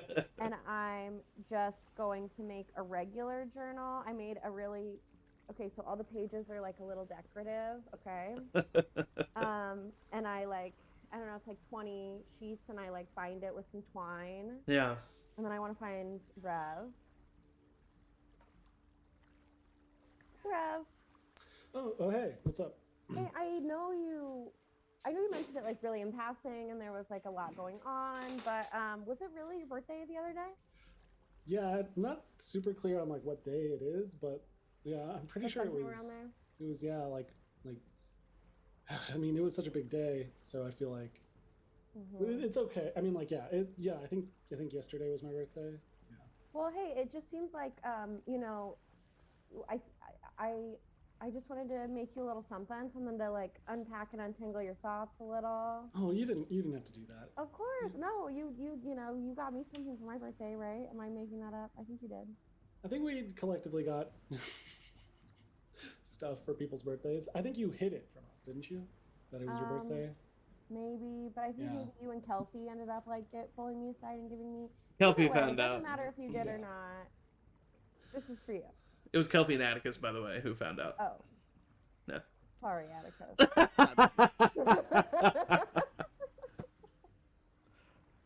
Well, thank you so much. Yeah. This is great. Yeah. For sure, no problem. Let me know if it's helpful. So I'm working on one for Elburn too, but it's more of like it's a gratitude journal. I feel like you didn't need that as much. You can kind of just write, giving him some prompts. Emily, make a. Seems like a really good idea. That's actually a much Thank bigger you. gift, I think, for all of us. Yeah, honestly, if you have any ideas to contribute for prompts, let me know. Emily, make a perception check for me.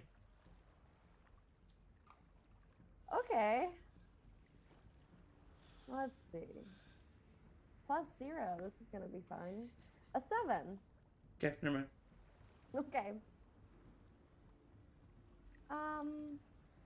Anyway, I'll see you later. See you at dinner. Yeah, no, I think Tommy and we're working on something. So Cool.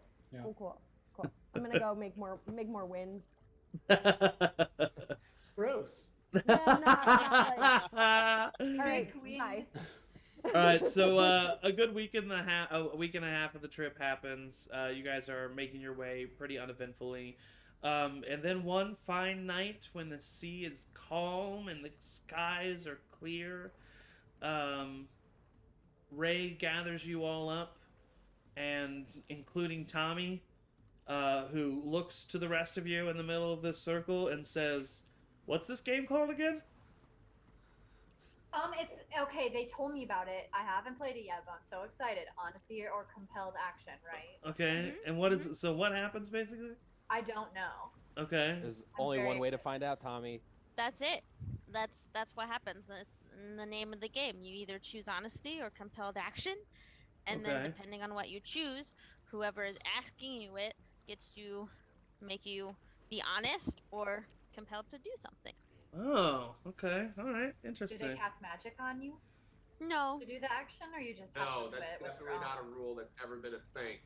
We do sometimes Oh. use Zone of Truth to make it like really. it's Oh, true. Helen. We could do it so you like It's not a actually thing. have to be honest. Oh wow. Oh gosh. Oh, that's a lie. I That's like not- this. This is intense. But this is your first time playing. We don't have to be like extreme. Okay. Can I That's for request like extreme? professionals. No, it's Oh. not. That's a Pharaoh question, I think. I know. I am always willing to cast Zone of Truth in any scenario, Cool. but we won't do it now. Honesty or compelled honesty? We'll only do it if we like think you're not being honest. Okay. if Yeah. you're Be like, lying. ooh. Yeah. I'll be honest. I love being honest. It's my favorite. Okay. So how do we start? Someone just needs to go first and ask someone something. What do you? Sophie. I don't want to go first. I don't want to go first. I don't know what to ask anyone yet. Atticus, you start. Okay. Rev. Honesty or compelled action? He dropped the pan. I was getting the cookies out of the oven. Almost made me drop my croissant. Kill my croissant. Honesty. Honesty? Honesty. How did you meet Dimitri? Well, so, and there's Zone of Truth, yes or no? No, there's No, not Zone of Truth. No Zone of Truth. Also, Um, whisper to my dad that that's his I vampire cast in Zone his of Truth. bag. What? Yeah, he has a vampire named Dimitri in his bag. He I- fed it when blood I one asked that- time. When I asked that question, I do cast Zone of Truth. Well, that feels a little point. It's like, in every way, like shine a light in your face. Yeah, and I'm staring at Rev. I don't resist the Zone Uh, of Truth. Tommy actually does resist it. What is the saving throw? Mine is 15. Dad? It is a charisma. He gets a 19. Damn, Tommy. Tommy, why do you have so many secrets? But we don't know that, right? You can't tell if someone. Atticus resist it? Atticus knows, would know. but Oh, but okay. nobody else knows. I'll just like give Tommy a little look. And then he'll honestly, if you do that, he'll just look at you and be like, "That's literally the face he makes." You kind Yeah, of, so- I won't make you roll an insight check, but you kind of get the vibe that he's like, "That's my 12-year-old daughter." Like, he just doesn't know what's gonna happen. You know what I mean? Like, you don't get a malicious vibe from it. I fair. don't like give him like shoot him daggers. I just like look at him like Yeah. I'm surprised. Yeah. Anyway, go ahead, Rev. Yeah, so I met him in Lakes Peak. I was hired to carry parcel the bag, and I went to the pickup site where I was meant to get this bag, and I was woken up by an attack from the Angelkin, and then yeah, Demetrius was there when I woke up. He kind of saved me, and I saved him. Who were you tasked by? Follow up truth. Follow up, true. Tommy looks like, are there follow-up questions? It can be like clarification or follow-ups, I think, but like Okay. one or two. You don't get crazy. Okay. There's not follow-ups typically. Clarifications technically go within the bounds. Of the Oh, question. okay. But Are these rules Brett- written down? Brett knows that this is not like No. Rules written this is down. house rules. Yeah, yeah, but he's yeah. also like welcoming, especially with Atticus, like trying to like help bring some clarity to the situation. As For well. sure, So yeah. he's not like trying to be cagey about it at all. But yeah, I was actually I don't know who it was. I kind of get my test from the Thieves Guild just without a whole lot of information about where these jobs come from. I just know that I was like the one link in the chain of getting this parcel from one person to the next, but it kind of all fell apart when the Angelkin showed up. So Which thieves guild? Follow up truth. I am from Duskull, but like there's they're kind of all connected on the continent. So I got this one from the Lakes Peak chapter. Thank you. Is this a game, or are we? This is fun. interrogating This is a good time. Okay, so now Rev asks somebody else. Yeah, so the Rev can choose anyone and ask the same thing. Oh, okay. Yeah, but it's not going to be like, how did you meet your vampire? It's I don't. Yeah, I mean, I would just say I haven't. yeah. Tommy. But you will one day. Yeah. I wanna hope see your not. compelled action. Oh, wow. You know what? I'll just say honesty. I don't really know what the whole compelled action business is. Yeah, no, that's a safe bet. Yeah. How did you meet Kelpie's mom? Double zone of truth. I cast zone of truth.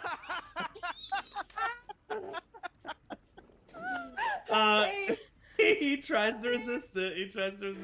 This is the most DC 15 aggressive. charisma. He rolled a 19. That's Oh, right. Damn, Tommy. Oh, he really does not want. His eyes were wide. His eyes grow wide, and he looks at Pharaoh, and then he looks at Rev. I met her in Duskull. Oh yeah, wow. Are you from Duskull? No. Follow up, truth. No, I'm not from Duskull. I met her at a tavern. Mm-hmm. Can I roll an insight check? What was the name of the tavern? Follow up, truth. Yeah, roll an insight check. Damn. Not great. 9. He's telling a version of the truth. All right. You asked for the name of the tavern? Mm-hmm.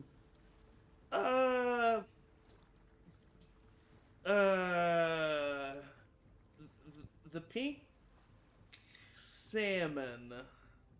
Oh, cool. That no more to be said. Salmon. Would I know if that's an actual place in Duskull? Do I have enough memories? You from definitely living not. I mean, you know of some places, but you've never heard of the Pink Salmon. there? Okay. Have I just like casual, not to share with anybody else? I'm just like curious. Like, have I ever heard of the pink salmon? No, you've never heard of the Pink Salmon.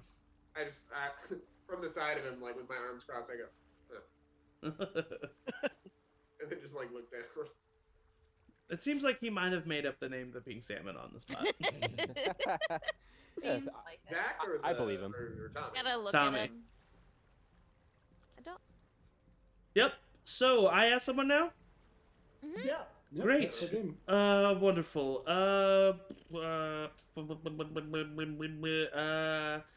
Gosh, I don't know what I'm doing here. Pharaoh, honesty or compelled action?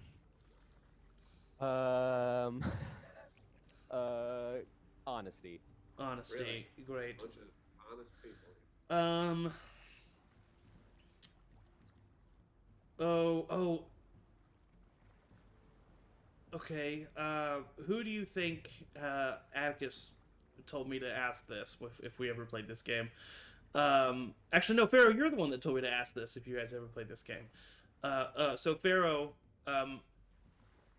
who do you think is the most attractive in this circle? Atticus will come- suck in his gut. Just like, Rubbing This Atticus comes back is to me. like, Definitely unbuttons one of his buttons, but like doesn't real like not shifted that much. He just, like, Literally everybody just trying to make Like- themselves like more attractive. I and, love and how Ray you're and Ray is like, just standing there like, what? I stop concentration on my zone of truth. No. Well, the most attractive. Other Honestly, than yourself. Other than I still have Zone of Truth up, so you know. yeah. This might come as a shock, but kind of my type is Elburn, but I'm taken. So Right? I'm playing it up, just being like, Is Tommy, your type really old? Tommy starts laughing and he goes, "I see why you guys play this game. This is fun." It's fun, right? Yeah. Is this good. pre or post like hands? Do you still find them just as attractive? This is the follow-up. The, Follow-up. the follow-up Before or to this after he question. died? Honestly, the hands kind of adds something a little extra for me. You know what? I could agree with that, Pharaoh. Elburn, I do I do too. think the scars on your hands are pretty badass. Yeah, they Yeah. fucking hurt. Yeah. Like they're still like they're. If I They got still those hurt? scars on my hands, it's because I stuck my hands in a pot for 20 minutes, and that's probably. I did something Hey. similar but more cathartic. Oh, okay, cool. 420 blaze up. I have you noticed read the that you're book. more amicable. I just want to point that out. I just want to say that. I mean, I think good behavior should be rewarded, so I just wanted to point it out, and you know. Yeah, I'll do the whisper thing. He burned his own spell book, and it was really nice for him to do it himself, but he kept his hands in the fire a little too long. Did I hear Weird. any of that? I was Uh, like half whispering. I wasn't really hiding it. So maybe. Yeah, I mean, you like heard bits and pieces. You can tell that she was just telling him what happened. Yeah, it hurt. Hurt a lot. Okay, well, you know, I'm sure it would have caught on fire, you know, just being near the fire. Thank you, Tommy. Okay, All right. Matt, that was perfect. All right, Pharaoh. Well, while we're on the subject, Elburn, honesty or compelled action? We've been a little too honest. So compelled action. Oh, surprise. I'm No, visibly no. disappointed. No. You don't get to say surprise. I mean, that's what you did last time. That's what you did last time. When I tried to he shuts say up. things. Are you sure you don't want to do honesty? I've been very honest in these past few days. I would like to be compelled in action. He has a point. Okay. He misses being told what to do. That's me as the DM saying that. Yeah. He misses having a god like controlling his life. He's very lonely. He's definitely a sub. Oh yeah. Oh, pretty honest. Okay. This is gonna be kind of naughty, but Oh. Ooh. Really, immediately after you say that I'm hot, the hottest in the room here, that all right. So you know what? Yeah, I'm going to cast a new create food or water and create 45 pounds of wafers. Say, I dare you to eat them all 45.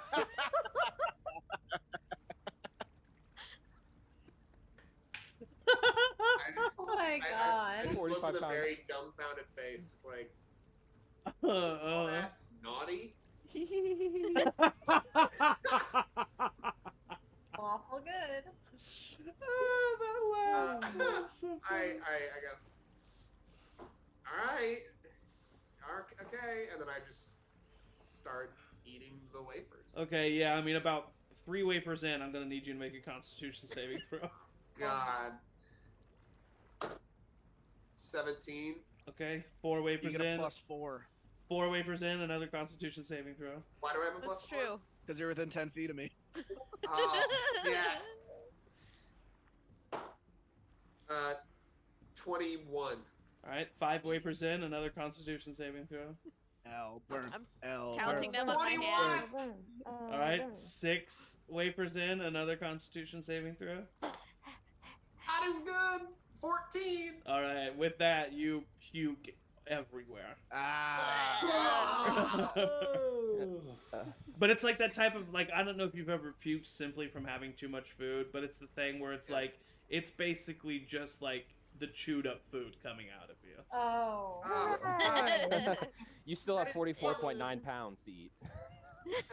Please don't make him. Do we have to sit here and watch this No. the whole time? No. No. You That's have been. paper, You've been, man. you've But been now a I good wanna sport. see- Paper for us to eat. I want What to see the if I fuck can is eat that? more. I will now say that you just you've ate eaten. 5 days worth of food. in one True. sitting. Oh my god.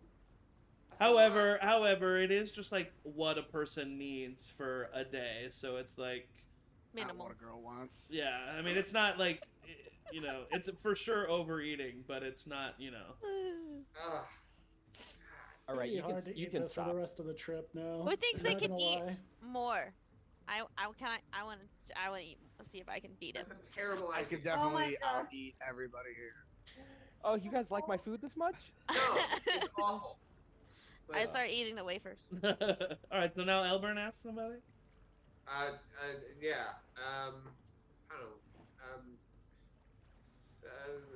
Ray, you haven't gone yet. Honesty or compelled action? Compelled action for sure.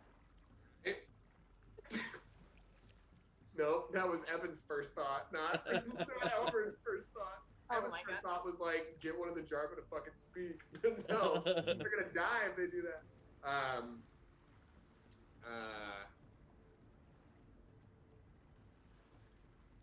I compel you. Oh, I don't know. I compel you to. Man, I'm not that good at this now that I'm a little bit more amicable. Boy, this is hard. I compel you to play a full, unblemished game of 5-finger fillet on yourself. What is that? Take your hand like this. You put it on the deck, and you take. Anybody have a dagger? Rev I do. pulls out a dagger. Yeah, like all of us do. Yeah, and I mime it above my. Yeah, literally like 9 daggers. I pull out my mace. I have my spear. I thought you sold that thing, man. I don't. No, it's my treasured item. Oh, okay. No, you go back and forth like this without cutting your fingers. See, I'm doing it above, so I don't do it myself. But like, Okay. that's what you Okay. do. But if you That's cut it? yourself, you lose. Yeah. How many times do you do it back and forth? But you do it 10. You go 10. 1, 2, 3, 4, 5. Da da da da da. Yeah. Oh, and you have to do it fast. Yeah, as fast as possible. Okay, I definitely do it. All right, roll a I pick Red's dagger though. roll a 'Cause sleight I know of now he has the vampire in his bag. roll a sleight of hand check for me. This is a dagger weapon, and this is me. This is me. Okay. Sleight of hand. Yep. Oh my god.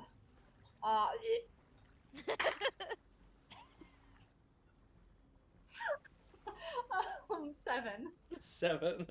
All right. So you grab the dagger, and you look up at Elburn, and you go, "All right." And you look over at Rev, and you kind of give him a wink, and you take your hand and you splay it out, and you flip the dagger, and immediately stab it into your pinky. And I say, "Oh, what an interesting turn of events." I'll pull the dagger out, hand it back to Rev, and look at the wound on my hand. Yeah, you said took my one. pinky? Yeah, you took 1 point of piercing damage. Cool. Oh, I guess I should write one. I look at Elburn and I look at it, and I'd be like, badass. And I give a point and just go, badass. That's it. That's. Sprint to Tommy that we Well, played this this is a with last fun week. game. Is it badass to stab yourself in the hand? The confidence.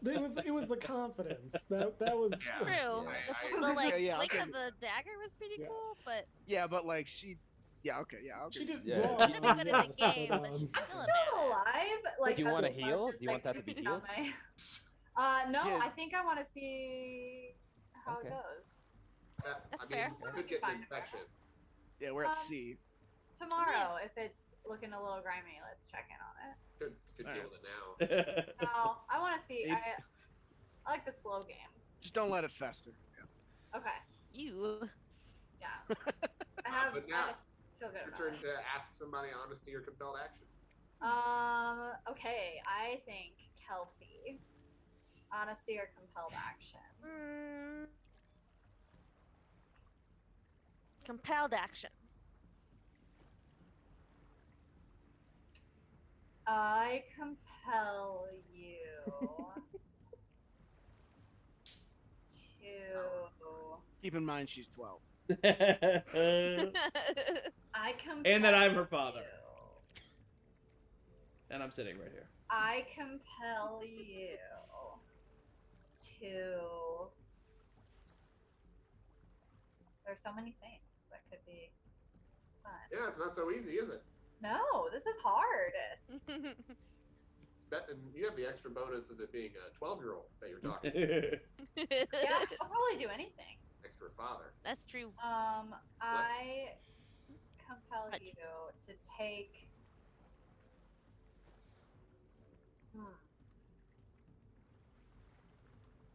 I compel you to take the rest of all of this food, not Mhm. the stuff that Elburn barfed up. Right. Right. It was Elburn that barfed it up, right? Yes. Yeah. Yes.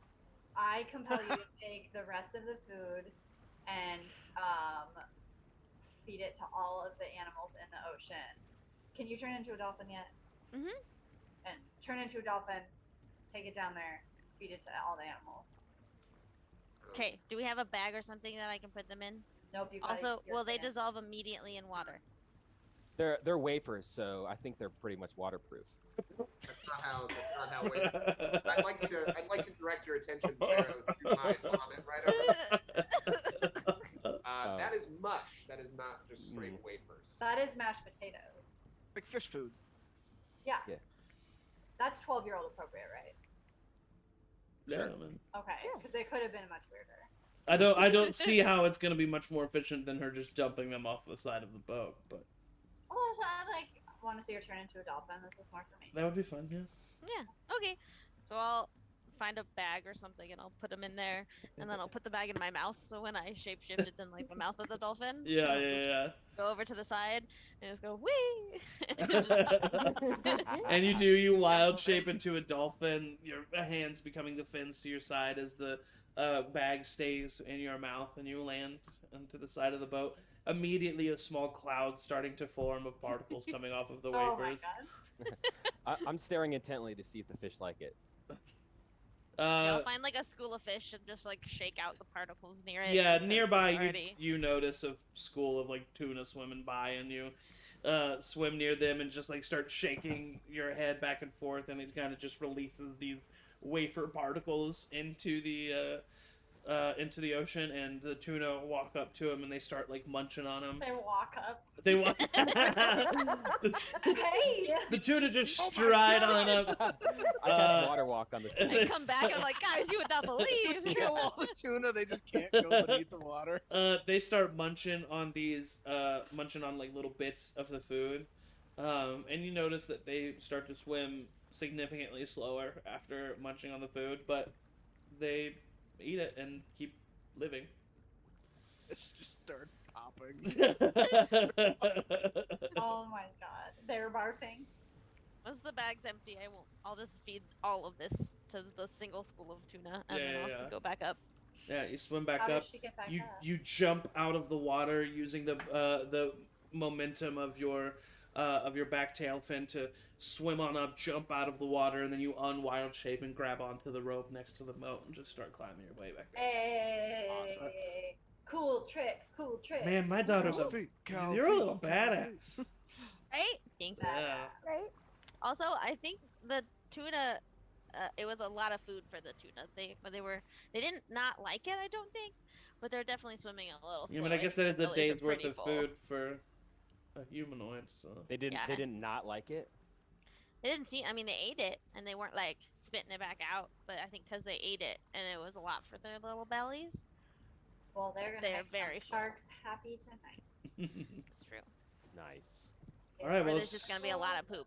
What's your turn, little kid? Okay. No one's asked Atticus yet, right? Or Avra, but Atticus was the first one, so maybe you should ask Avra, then Avra will ask Atticus. I'm gonna ask Atticus. Okay, Tom. Because I have a special thing that I hope he says. Atticus, honesty or compelled action? Do you say out loud that you have a special thing that you want me to do? Yes. What do you want me to do? I want you to say compelled action. Compelled action. Okay, and then I'll go into my bag, and because the last time what I really wanted to do is give Elburn basically mushrooms to make him trip, and so I've been like knowing that that's a thing, so I've been keeping those kinds of mushrooms on me at all times for this very instance. And so I bring out Remote drug dealer. I bring out mushrooms and I say, eat these. Do I have any idea what type of mushroom they are? They just look like mushrooms. Eat all of them? maybe only like one, and then if you're up for it, maybe a second one. I'll take all the mushrooms and I'll eat them. Oh my god. Yeah. All right. Nothing really And I happens. die. Nothing really happens. It tastes pretty bad. They're pretty good mushrooms, Kelsey. And I'll just like stare at him, knowing that it's gonna take a minute. Elfie, what kind of mushrooms were those? I say the scientific name of these mushrooms. That they're Sure. sure. Would I know? Can I roll? Yeah, roll a nature check. Yeah. We're gonna have a TPK during honesty or compelled action. I'm gonna fucking OD. Yeah. Aw, damn, dudes. 7. No, they don't necessarily look like a mushroom you've seen before, but you don't know what they are. Have fun with Onto that. my turn again. Yeah, that was it. And I'm just like Okay. gonna continue staring at you until something happens. Avra, honesty or compelled action?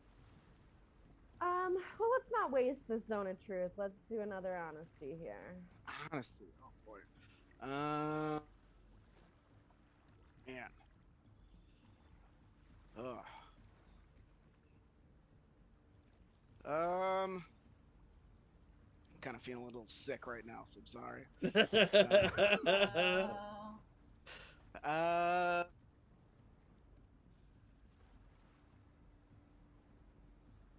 Honestly, I don't know. I had the only thing I had when I wanted to ask Rev. That was an extensive list. I know, yeah. Did you? I don't know. Where? What was your favorite class in magic school? A plethora of things you could have asked. Well, I mean, if we're gonna get technical about it, I didn't. I never actually like went to magic school per se. Oh, you went to the academy. Did you not go to the academy? Well, okay, I guess you guys know my mom. She Very well. Yeah. Someone else knows her mom. Intimately. Yeah, so let's learn something else different about her. She worked at the university, and we lived on campus, so I grew up at the university.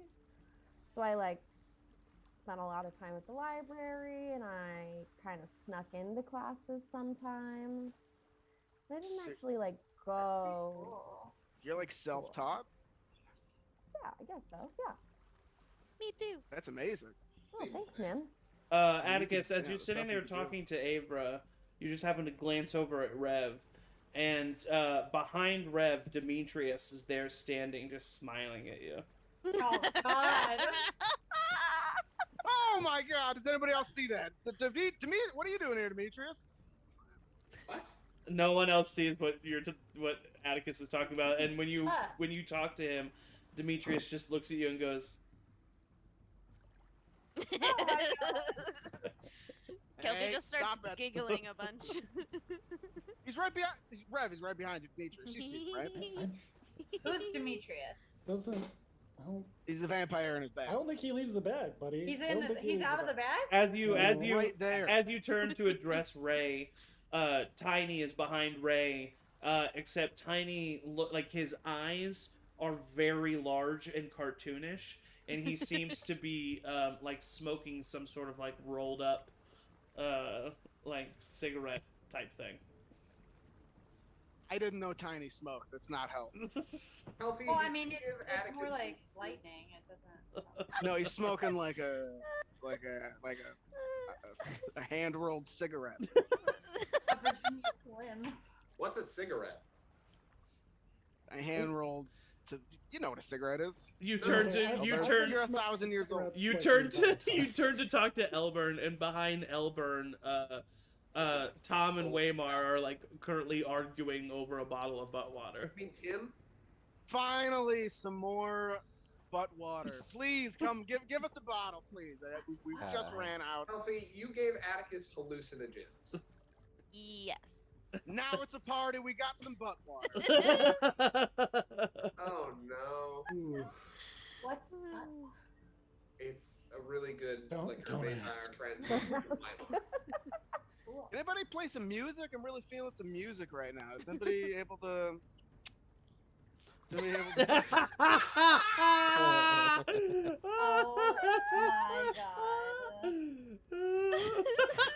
Oh my god. Oh my god. I don't have any music. I was gonna say I don't think I have anything. I can drum on something. I mean, do you want a glass of or something of water? You look like you're Atticus, you look at Elburn, and Elburn's face slowly transforms into George's.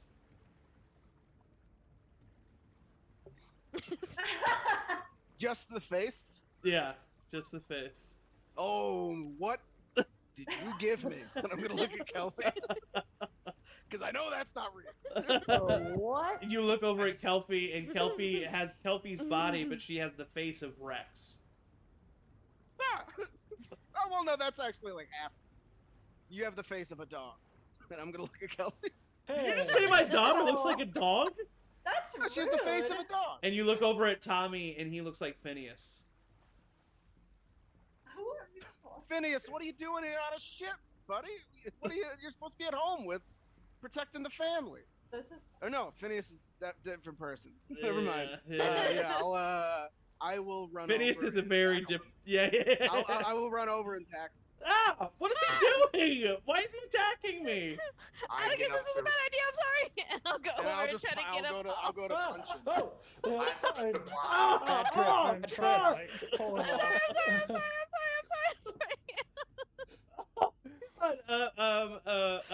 Rev, roll an intelligence check. Because I feel like Rev is the one that would figure Okay. this out. Yeah. Hold on. I love this game. 16. 16, Rev, you have the idea, and you're like, what if he tried to cure himself of this? Like, because you know, you've seen him sober up other people. You wonder if it could work on himself. Buddy. And I'm like, trying to, like, hey, you know how, like, when Elburn's been drunk and you, like, cured him? I think you could do that to yourself here now, buddy. I mean, if nobody, if you pull. me Yeah, off, no, people are stopping you. People are stopping you. Okay. Yeah, I'm there. I'm pulling you up. Okay. Oh. Let's see where this goes. There's like, let it play How out. far can we And I'll push just this? look at Tommy and be like, "He's a dead man." You look back at Tommy, and he looks like Guillaume. Oh my god! Holy shit! It's gonna go bad. Hey, lay on hands yourself, buddy. You can, do it. You can do it. Just calm down. Just, yeah. And Don't look at your hands. Don't look at your hands. I'll touch Rev and I'll pump all my lay on hands. Rev, the little bit of a headache that was starting to begin with this situation is now gone, but maybe might Give come back. 30 extra, 30 heals. Oh, well, alright. that cleared something out, but Yeah, your sinuses are all of a Yeah. sudden like you can Is breathe a there- little bit deeper. Would there be something in my herbalism kit that I would know would like kind of clear a head or? Something Something? that could for sure help, but it wouldn't be magical, so it wouldn't be like, immediate or anything like that. Right. I would do whatever I could because he was just beating up Yeah, my dad and it's my fault. Sniff this, eat this. I Are you don't know. don't give me more things. Let's Don't get give him me more high. things. You've already done enough. Oh, it helps. I promise. And I'll just keep like. I don't believe you. Atticus, all of a sudden everyone in this room is gone. And you are in a dark black area with about a couple inches of water on the ground. And Help! and above you, with a snap of light, a bright orb of white light appears. And it begins to rotate and kind of pulse, and bits of it kind of almost like a sun. And you hear a voice that you haven't heard in over a month, a voice that reverbs, a voice that sounds like the voice of many, that says, "The punishment has only just begun. We will do what we can work together. This is only the beginning. And then you're right back into the ship with everybody else. Everybody kind of like chaotically wondering what to do in this moment. All right, I cast Lesser Restoration. Okay, you cast Lesser Restoration on Atticus, and Atticus immediately you feel yourself kind of sober up, and you remember everything that just happened, but you're able to discern it from reality now. I am so embarrassed. It's all right. You only punched Tommy a couple times. It's okay, man. I've gotten into many bar fights. It's fine. He kind of like locks his jaw back into place. It's all right. Don't worry about it. Seriously, I'm a pirate. It's okay. Duly noted. Kelpie has the good kush. It's all gone now. I saw Yeah, that I Ate it all. I'll have to I find saw the that water orb part. again. Whoa. What? The one that talked to us? But you're just dripping. Yeah. That's nothing. What is that? No, What is that this this was real. Do you think it wasn't part of the trip? It I felt mean, I think maybe the you trip helped me remember get there. you remember that moment with a clarity that you don't remember everything else. So yeah, I think this was something else. It said the punishment has just begun, What? and that we need to work together. Oh. Punishment. Are you implying that the more magic mushrooms you take, the closer to gods you are? Yes. No, That tracks. I don't when know. we get to land, I'll definitely have to find some more. No, we don't have to do that. That was. I mean, I feel like under the right circumstances, that could be a lot of fun. You had what, like 6 of them? Yeah, so maybe have like a third of that, and then you'll be right as rain. Yeah. Yeah, like They- one they- or two, like I said at the first. Not you, Kelvin. You should not have those for another couple of years. Okay. I'm not I'm gonna have definitely any gonna either. eat them when I find them. Yeah. Kelpie's actually like she's tripped a few times. Yeah. She was a little girl in the jungle. Like she Right. like, Here's a mushroom. as far as she knew, she would eat a mushroom and just have a fun night. Like, yeah, like, You think she- Fun mushrooms. Look at this They're imagination. fun I have. mushrooms. yeah. I thought that. I didn't I think thought, he would start punching my dad. It's a fun mushroom. I thought that orb Makes you wanted feel us silly. to take care of Pildor, but I think it has something to do with what's happening here With dragons? with these dragons. I don't want to be like the person who needs everything explained to them, but what is this orb that you all know about? Oh, right. That's right, you weren't there. Yeah. A gonna tell disembodied her? voice Wasn't who where. told us that we were destined to be together, and apparently we're being punished. Yeah. Right in the middle of a explosion that it saved our lives. It's, yeah. Wait, the explosion And Lake Peak, yeah. that The killed them. well, you heard about yeah. The Barrett Square attack? We were actually right near Ben, but something happened and all of us were not there, and then we were back and we weren't hurt. But this orb took you from the attack. Mhm. Well, I assume so. All of Seemed you? to protect us. Yeah. Took us all to like some other place and told us that we were like. Feels like you just said Chosen. you're destined to save the world Something kind of like thing. save the cheerleader, save the world kind of Yeah. thing. Yeah. I don't know what a We came out cheerleader is. unscathed. Winter is coming. Yeah. And it just came to you again. Yeah. Apparently. But Or it said we had to prove our and it said worthiness that your too. punishment has just begun. Has just begun. Mm. Punishment for what? I don't. Our punishment? Or just. It said the punishment. Oh. I- Yeah, well, I- maybe- It's freaky. It Are says we we'll worthy do what we now? can. I don't know. Um, It spoke as a we, so I don't know. when Atticus says something about punishment, in that moment, I'm gonna try to cast Sending to Drigo. Okay. Drigo, I'm worried about you. Please respond.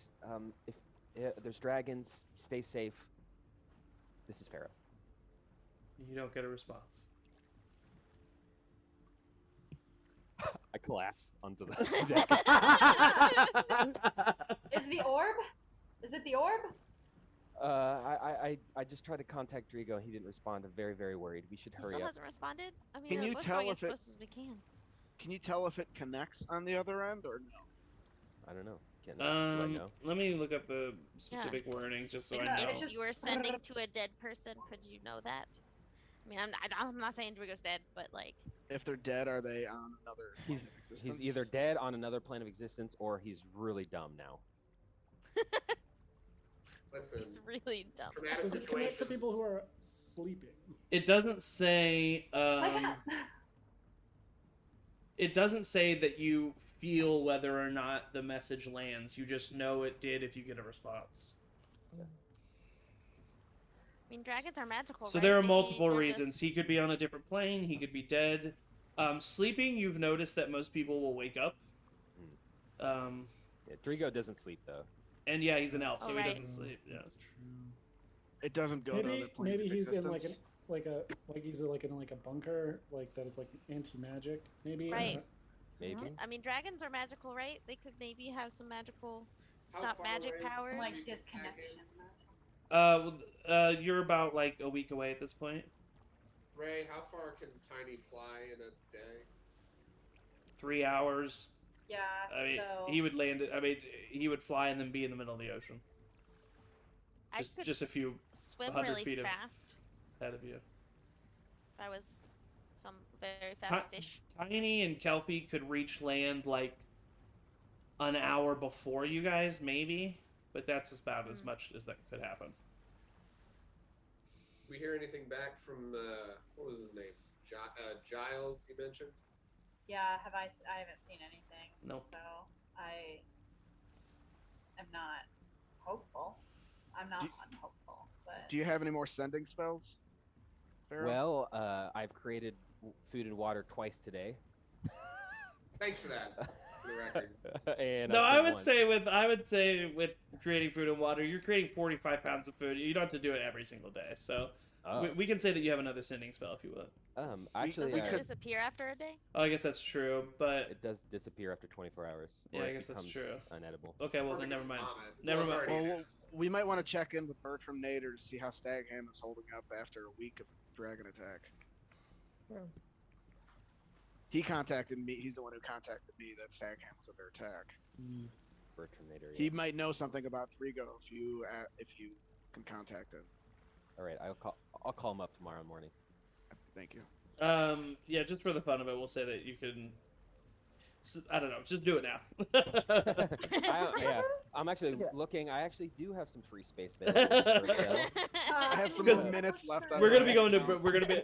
I kind of want to go Wait, to. after 9 p.m. I want to go to break soon, and I want our break to 3 nights a be. week, I okay. want after break. I want us to basically arrive in Stagham. So let's go ahead. That is not something I Okay. miss Yeah. by being somebody who doesn't use magic anymore. For some reason, there was just a cap on everything that I could do. I mean, It's it not takes cap on some energy, things. you know. It's You just can only run so mana. far. All right, yeah, I yeah, cast so- sending to mhm. Bertramator. Okay. I say, Bert, it's Pharaoh. How is Stagham holding up? We're on our way there soon. Drigo, is there? Question mark? Shouldn't have said question mark. yeah, you said I was question gonna mark. say, you totally would. You have 6 words left. Worried about yours and his safety. Safety. Okay. Yeah. Bertram responds, and you hear him say, "Pharaoh, it's not looking good. I hope you're on your way. Haven't seen Drigo. Lots of dead. Not everyone's discovered. Get here soon." And I relay that message to the group. Not good.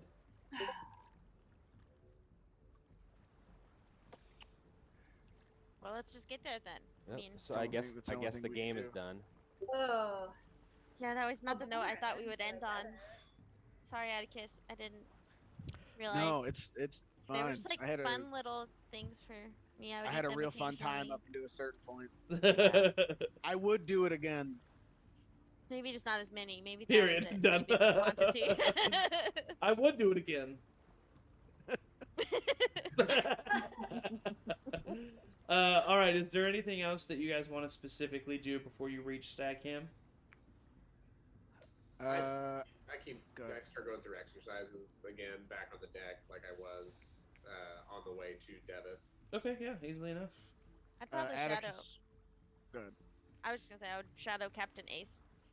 and learn a little bit more about ships and things. Okay, Just yeah, for fun, to and keep yeah, my mind off of it. yeah, and you ask Tommy about it, and Tommy's able to tell you about sailing basics and stuff like that. So you start to get some passing knowledge. That's definitely going to be useful. Atticus, what's up? He wanted to ask Pharaoh if he could just like ping his family just to make sure that if anything's happening in that small town. Yeah, over the next week, I'm sure there's going to be a time where you can Right. send a message. So,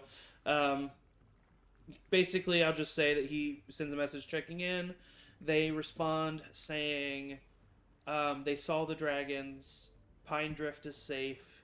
They're going to stay there. They're glad to hear that you're okay. And to stay safe, and they'll keep doing what they've been doing and just waiting there for you. And yeah, they'll say that Georgia is pretty sure she has found a way that she'll be able to contact you more frequently, but that's something that she's still working on. Cool. So, yeah. All right, so with that, we'll go ahead and take a little bio break, get some hydration going, some stretching going, and then we will get back, and the party will make their way to Stagham and discover the aftermath of the dragon attack. So we will be right back, and yeah, stay tuned. We'll be right back. Bye. Bye.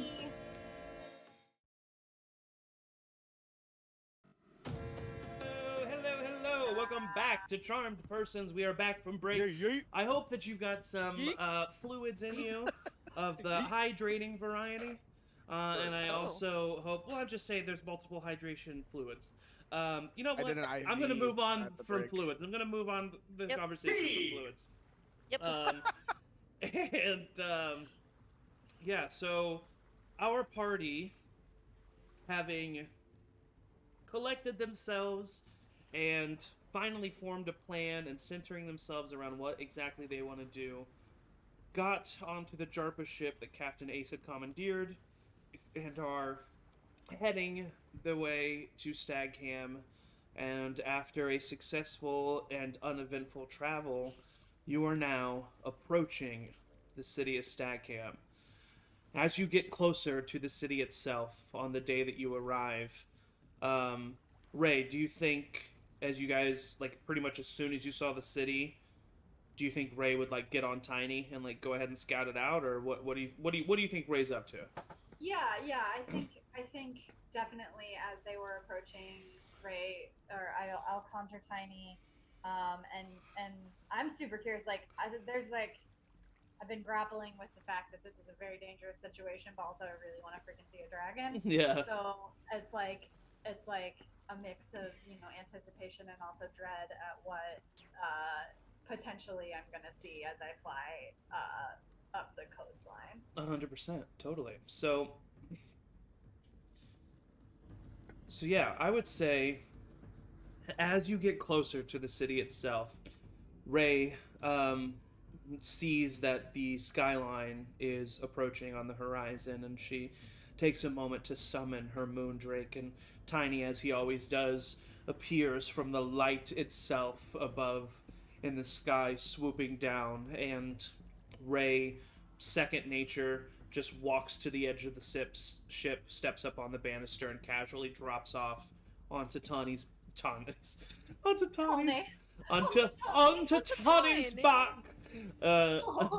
Onto Tiny's back, as he then swoops back up, catching the wind, and takes her further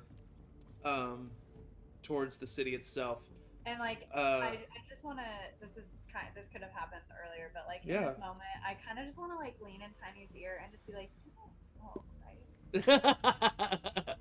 right?" Tiny just sends you back like a wave of like confusion, and like, no, of course you would know if I did.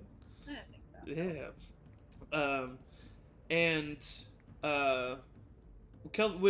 Would you think you would have let Kelpie join you on this ride, or do you think you would have taken the reins yourself on this one?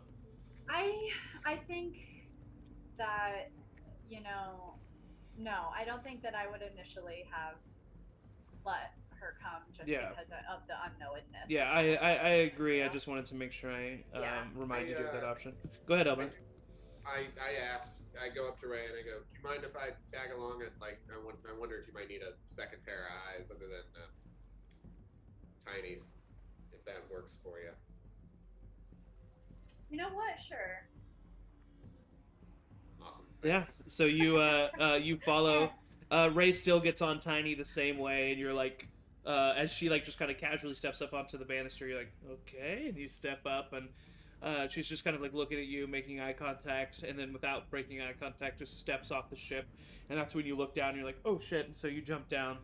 Both of you are able to land on Tiny. You're both pretty dexterous people, and there's the classic moment where like Elbert is like trying to gain his balance, and Ray's like, wrap your arms around me, and Elbert's like hesitant about it, and Ray's like, just wrap your arms around me, like that's how you stay on, and then you do it. Yeah. I'm just kidding. That moment doesn't have to happen. I just, that's how I viewed. That's how I viewed the interaction. Wrap your arms around me. But like you're just coming at it from like a matter of fact. Like if you don't, you're gonna fall off. Like Haha, joke's on you. Don't make it weird. And you guys, yes, exactly. I love that. And so you guys So get I'm like closer slightly to the. pulled back to not make it weird. For sure. You guys get closer to the city itself, and as you do, it's the first thing that surprises you is the fact that there's still so many columns of smoke. It's been weeks since the attack, and yet there are still 4 or 5 at least plumes of smoke that dot the horizon alongside the taller buildings of Stagham itself. And you continue to fly inward,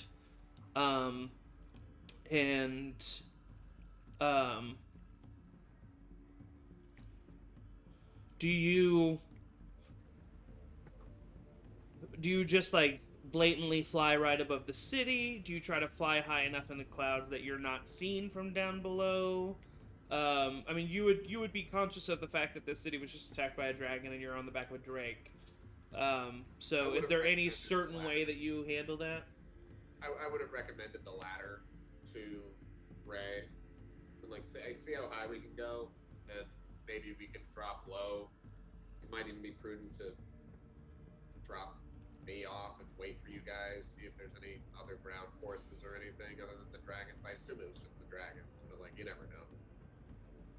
And I'm you yelling said all this that. over the wind. I was like, yeah, and I'm just like,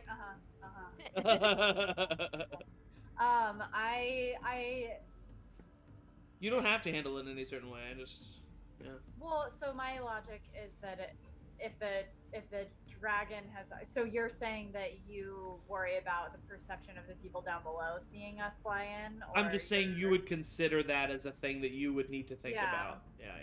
Yeah, I don't know if Ray necessarily would have thought about the people. Mm-hmm. But yeah, maybe she didn't. Having Elburn there to remind her of humanity is helpful. So I think initially it's a thing of like I start to just go, and then Elburn's like, maybe like for this and this and this reason, and I'm like, oh yeah, fine, and like okay, cool. Just do. So go ahead and roll a let's say Tiny should roll a stealth check, but he'll roll it at advantage. So roll a stealth check for Tiny. I don't know. I don't have. I think he just has my. What's his dexterity? Oh boy. I know that it was on that sheet. That. Yeah, it's a little extra tough to find because it's all in words.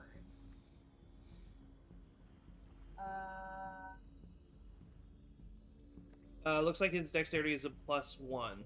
Where do you see that? And I'm using the link that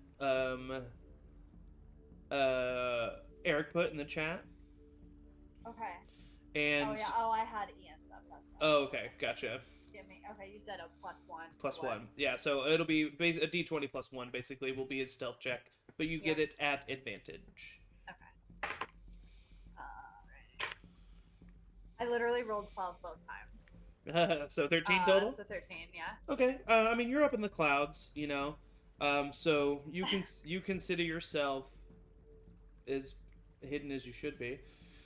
So you approach the city closer, and like I said, you notice the plumes of smoke that dot the horizon. And as you get closer, you notice that there are no open fires, but there are just piles of embers in certain places that are just continuously burning, and the smoke from them is cascading into the sky. And you see that various buildings from multiple districts in the city of Stagham have been collapsed, and you see burn marks on the ground.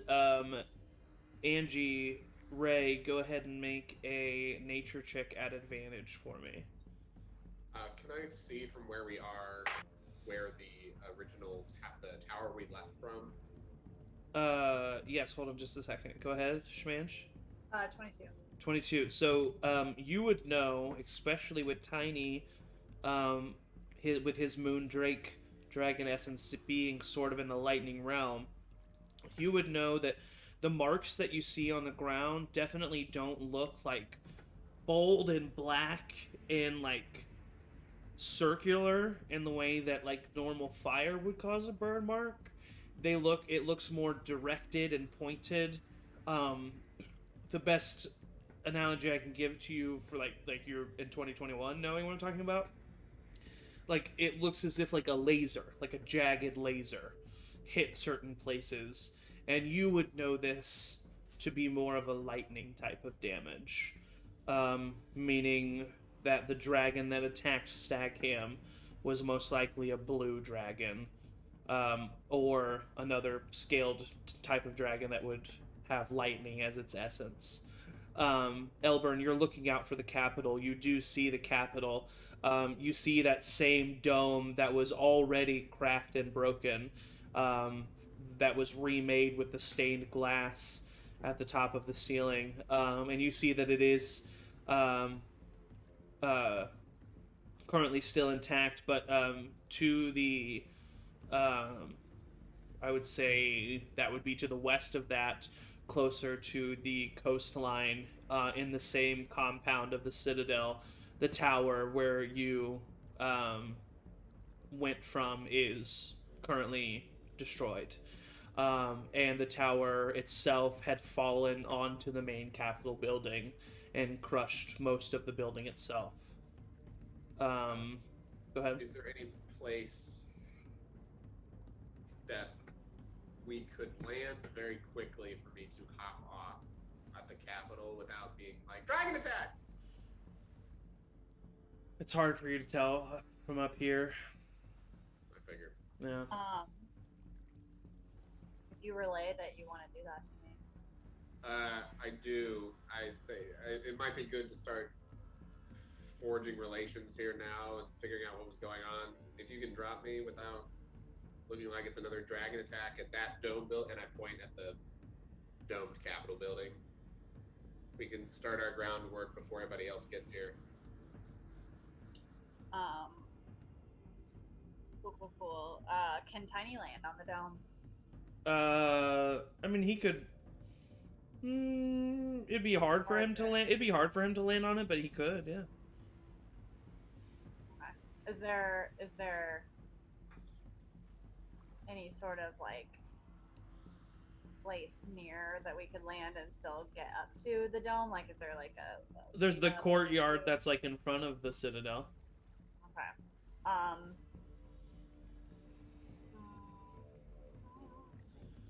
Okay, I think we'll land there, but I am gonna cast Pass Without Trace Okay. on us. Okay. And it's a veil of shadows and silence radiates, masking you and your companions from detection. Okay. It lasts up to an hour. It is concentration. Okay. So you cast Pass Without a Trace, and then Land in the and then nosedive pretty much to get to the courtyard of the Capitol building. yeah, because then I Okay. can send Tiny off. So yeah, roll a stealth check with advantage for Tiny with +10 of Pass Without a Trace. One. Ooh, 28. 28. All right, so you get pretty much like right above the Capitol building. And as you get closer and closer, you see, in the courtyard, there's a variety of tents that have been set up. And you see people hustling and bustling about. You see on the walls of the citadel that are still there. You see multiple guards. You see a few teams of guards setting up ballistas on the walls. And you continue your descent into near the courtyard of the citadel. And you get pretty much right above the citadel. But Pass Without a Trace doesn't turn you invisible. And you're just in the middle of the open air. So you're not hiding behind anything. So you get like right above the courtyard, like 100 feet above the courtyard. But now everyone notices this large dragon-looking creature flying right above the citadel. You immediately begin to hear screams. And one of the guards, you see one of the teams setting up one of the ballistas on the wall start to like move and try to adjust the ballista. Can you drop me off quick without killing me? I just, how far up am I from the citadel? You're 100 feet up. Okay, can I do a quick little maneuver on Tiny to just get, like, maybe, like, 10 feet, like, just like a, and then push Elvern off, and then, Okay, well... He is a fighter king. Because, okay, so I'm not invisible, but, like, shadows and silence radiates you, so I'm not, how was I detected? Just because how were you not? Because even if that, because I mean, at the very minimum, you're a ball of shadows flying in the sky. Oh. You know what I mean? Like you're in the middle of the sky. That's better than a dragon at this point. I guess, but like I assume Pass Without a Trace to be a spell that helps you immensely in your stealthing ways. Yeah. Flying in the middle of the open air in the middle of the day is not going to be... Yeah. With shadows, yeah. Yeah. Okay. You have a chance to pull up and just, like, fly away. You can go lower. You're not sure if or how many shots you will take from various arrows or items. But you could definitely do it quickly. I mean, within a few seconds. You said how far up is the dome? Are we 100 feet from the dome, or are we 100? No, you're in the courtyard. You decided to land in the courtyard, which is away from the dome. Oh, we are in the courtyard. You're above the courtyard, 100 feet above the courtyard. 100 feet How far up is the Because you dome? said you wanted to land in the courtyard. Yes. Yeah. How far up is the dome from that? The dome is across the...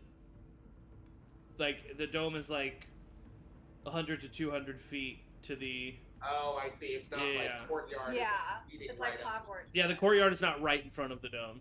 Oh. Yeah. But it's the closest. It was the closest landing. Yeah. It's either landing on the dome or landing in the courtyard, is what it was. I lean in her ear and I go, "Can you drop me at all, or is it unsafe?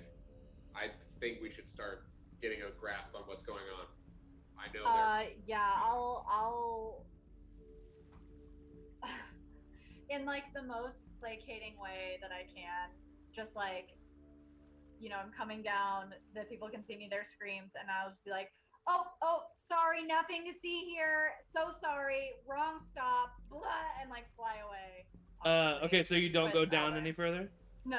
I'm Okay. gonna try to get Elburn to the citadel. Yeah. So you fly back up, and Should have just started with that. you hear the screams start to fade. They're probably still pretty freaked out, but you're pretty fast, and so you're away from the situation as quickly as you need to be. So now you're trying to fly above the dome. Yeah, I just want to see if there's a place where I can like just let Elburn off. And Yeah, I mean, you could definitely flying fly low above the dome, and he could jump off on the dome. Yeah, let's do that. You feel good about that, Elburn? Yeah. Cool. Cool. So you start to fly above the dome. Make a, I'm gonna say, acrobatics check for Tiny, which means just your d20 plus 1, just to see how good he is at flying, how close he can get without like hitting the ground. 18. 18. Yeah, he gets about 10 feet above the dome. He feels like he like cruises about 10 feet above the dome as he passes by. Elburn, you jumping off? Yep. All right, go ahead and make a dexterity saving throw as you jump off onto the dome.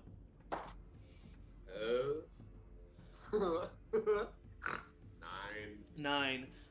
You hit the dome and immediately start rolling, and you start going a little bit too close to the edge for the like surface area of the dome to like be enough to hold you, and you start kind of sliding down the dome. Yeah. You have a moment to do something if you want to. I have, what I'm gonna bring out. Is there anything that I can wrap my whip around? Not that you can see currently, no. It's just a dome and then a wall. No, like tiny little things poking up. Nope. How far above the surface is he? He's on the surface currently. Oh, okay. Yeah. So weird question. What does the wall look like that I'm sliding toward? Basically, you're rolling down a dome, and then there's like a little 2-foot long flat plateau where it becomes like stone that is like a lip, and then that lip juts out about 5 feet, and then it's just straight stone wall below that. Yeah, I'm gonna press my body as much as I can into the thing to make myself like have as much friction as I can.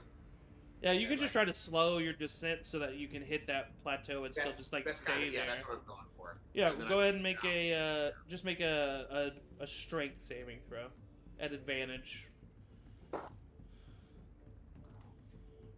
21. 21. Yeah, you're able to just kind of like force yourself down, put the flat of the rubber of your boots against, and just really cause as much friction as you can so that you kind of land against that stone lip that sticks out from the dome.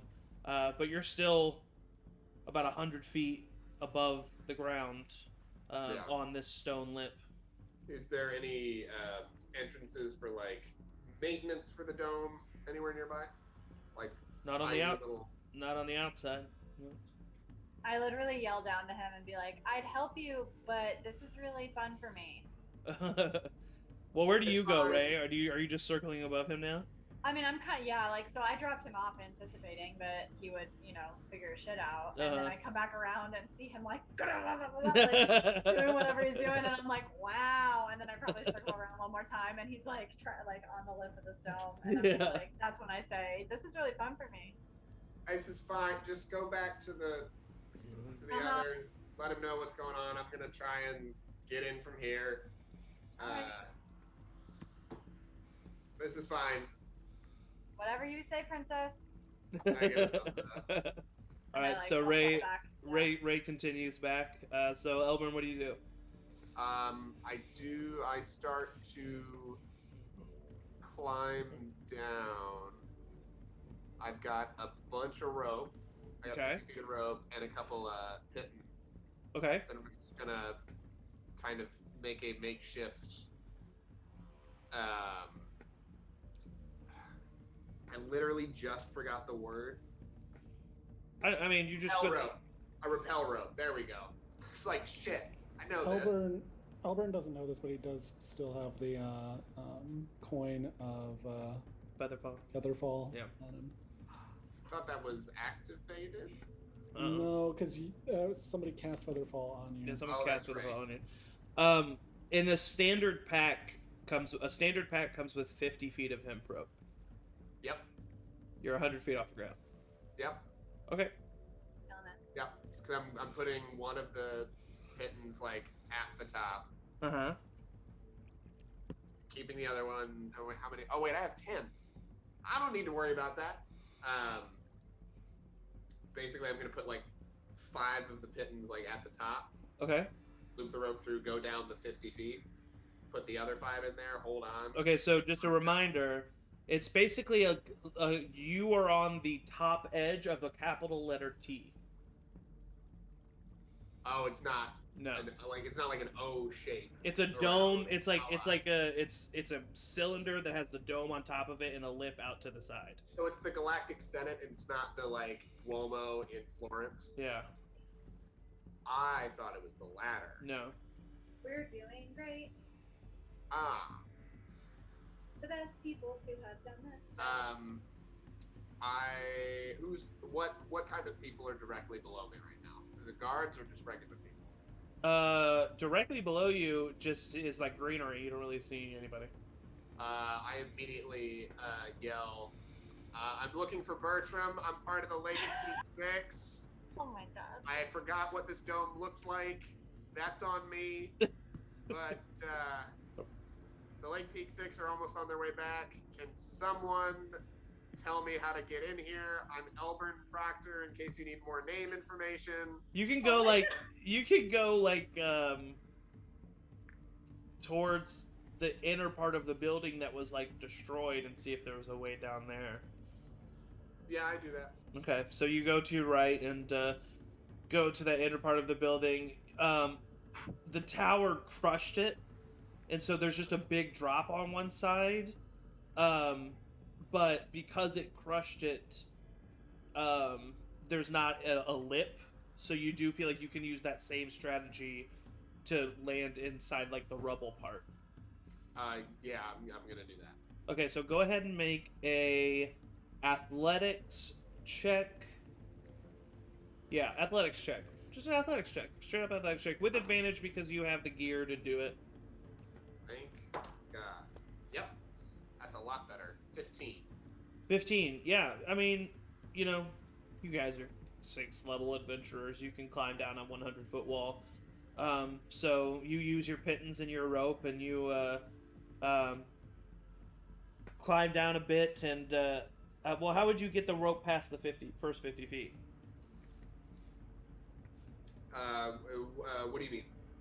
So you would get When down. I'm down at 50 feet? Yeah.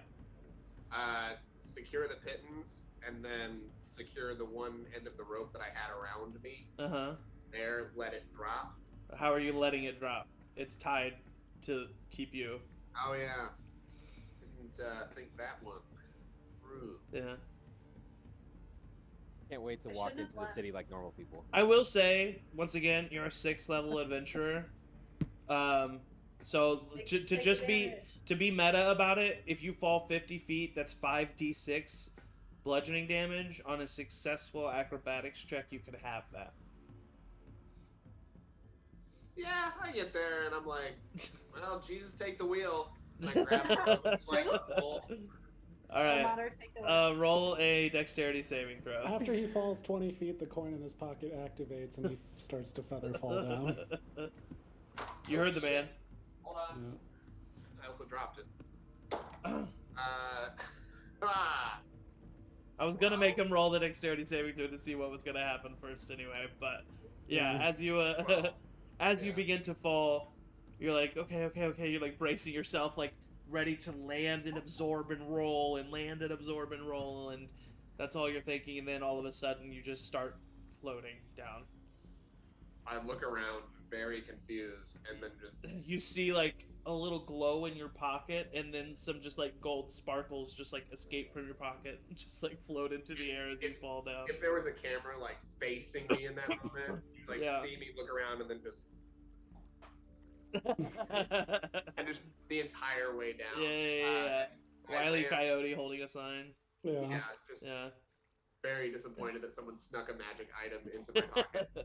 So you land there, and you're on the side of the building. It's like not much between the side of the building and like the fence. This isn't like a courtyard area, you know. Yep, I go to walk around to the courtyard if I can to go find Bertram or whoever's in charge to start talking about what exactly happened. Yeah, so you walk to the courtyard and you see what everybody else saw, or what you did see earlier, just up close. You see tents that have been made, various medical tents, where people are currently housing, people of all different types of injuries, and people seem to be rushing about. A week has passed, so there's definitely or a couple weeks have passed, so there's definitely some like organization that's happened, and it's not as chaotic. But I mean, there's still rubble everywhere, and people just seem to really be trying to piece everything back together. And you see that the main entrance to the Capitol is currently guarded by a line of guardsmen. I walk up to them and very succinctly go, I don't know if you remember me, Albert Proctor. We spoke with Bertram before we left to go deal with a problem over in Samtia. We got a distress signal from Bertram telling us about this attack, and was wondering if we could go speak to him. My colleagues are on their way via ship. The two of the guards look at each other. The guard who seems to be the more high-ranking kind of nods to the other, and the guard goes off to relay your message. And the guard who's high-ranking looks at you and he says, "Just wait here, please." Yeah, for sure. And as you are waiting, we will get back to the rest of you as you are now beginning to pull into this dock. And as you pull into the dock, Ray, you find the ship again and see everybody below. The rest of you, as you pull into the dock, you see, first of all, you see destruction. You see solemn faces. You see fear. You see that one entire third of the docks was just destroyed. You're basically like wading through driftwood as you come into this dock. And there is a ship docked that kind of takes you out of the tragedy of the moment as you see a very large ship with 3 huge iron tubes jutting out of the back of the top of the ship, and they seem to be like melded together, and they go all the way down and into the water and beyond your eyesight. And it's painted in just all black paint, with green, like wherever there's metal, like nails or brackets, like green metal, holding it together. And you also notice that it has no mast or sails on it.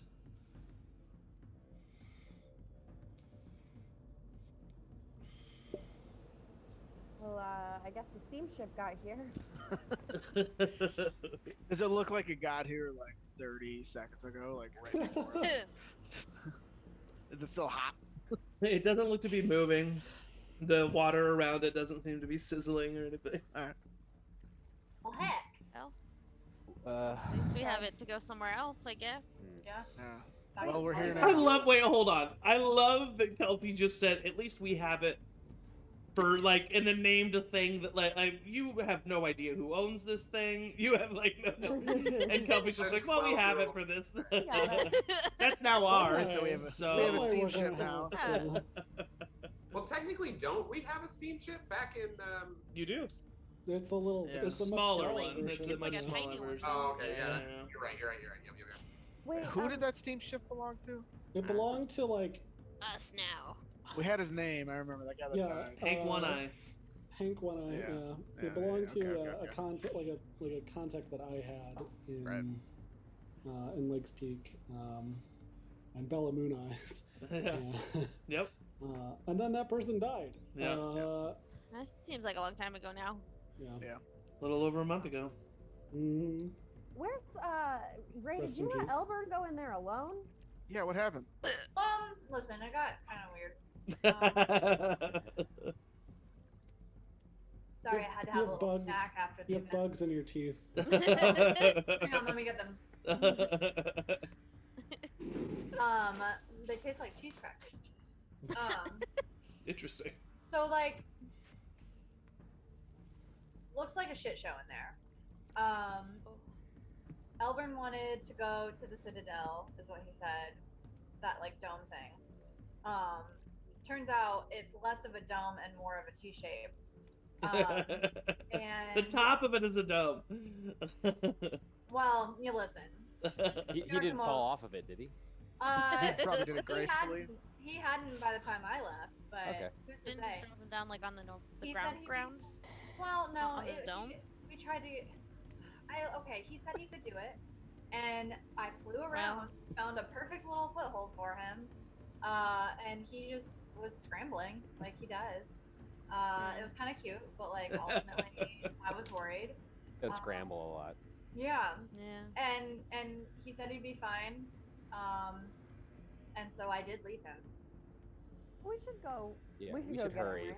We should hurry Now to try we to have- find. Well, yeah. I'm sure. We should at least go to the Citadel to talk to people to see what happened and start. Yeah, looking for they're some real people. freaked out. Well, There's yeah. people at the Do Citadel. you, Ray? Do you I'm convey? sure Elburn's gonna calm all that down. Though, right? Mm, He's the one descended. Ray, Yeah. do you convey what you discovered about the type of dragon? Yeah. So real quick, thank you, Conscience. Oh, and another Jiminy thing. Cricket. It's a real shit show down there. Burn marks everywhere. Pretty sure it's not fire blast. Looks kind of electrical. Looks a little lightning. Dragons can be electrical. Yeah, I think. Yikes. Yeah. Do I know a lot about? You actually do. I would- You do. Just I would assume I'm a nerd. yeah. There's one thing that you found interesting in school, and it was dragons. Cool. And so you do know quite a bit Same. about dragons, and you know that yes, blue dragons specifically are the most common lightning breathers. Is what I say too. What was your favorite subject in school? Dragons. I Dragon- wish. Dragon class. Dragon Um, class. Yeah, so I'm assuming that it is some sort of blue dragon Yeah. that hit this place, but I didn't investigate too much into. Do you know what a white dragon does? That's the dragon we saw. I do. It does Cold damage. cold damage. I got it. This is gonna be fun for me this week. I'm just gonna say yeah, so white dragons do cold damage, and then all the other dragons do all that other stuff that. You saw people? Yeah, there was a bunch of people camped out in the courtyard. They have weaponry. They were real freaked out when I tried to land there. Turns out, a moving shadow is just as scary as a dragon. Well, I A mean, moving yeah. flying Tiny's shadow. a I can tiny see that. dragon, but he does look Tiny. dragon-esque. Yeah, he does Yeah, but kinda like look when like a you don't dragon. know about dragons, you're not gonna, I get it. Well, I think Elburn's susceptible to lightning because he's died once by it, so maybe he's in danger. True. Of going there. And I also don't think he's the lightning best never person strikes. to send in to start talking to them anyway. Oh, Well, there's So- people. Yeah. There's people at the He's docks, fine. right? You said. Yeah, there's people at the docks. There's various people that are still just kind of like trying to work there. You see, there's quite a few people around the dock hand right now. You see that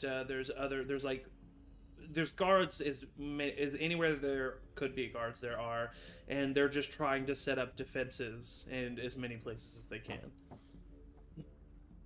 I think if we go back in, I'm gonna leave Tiny.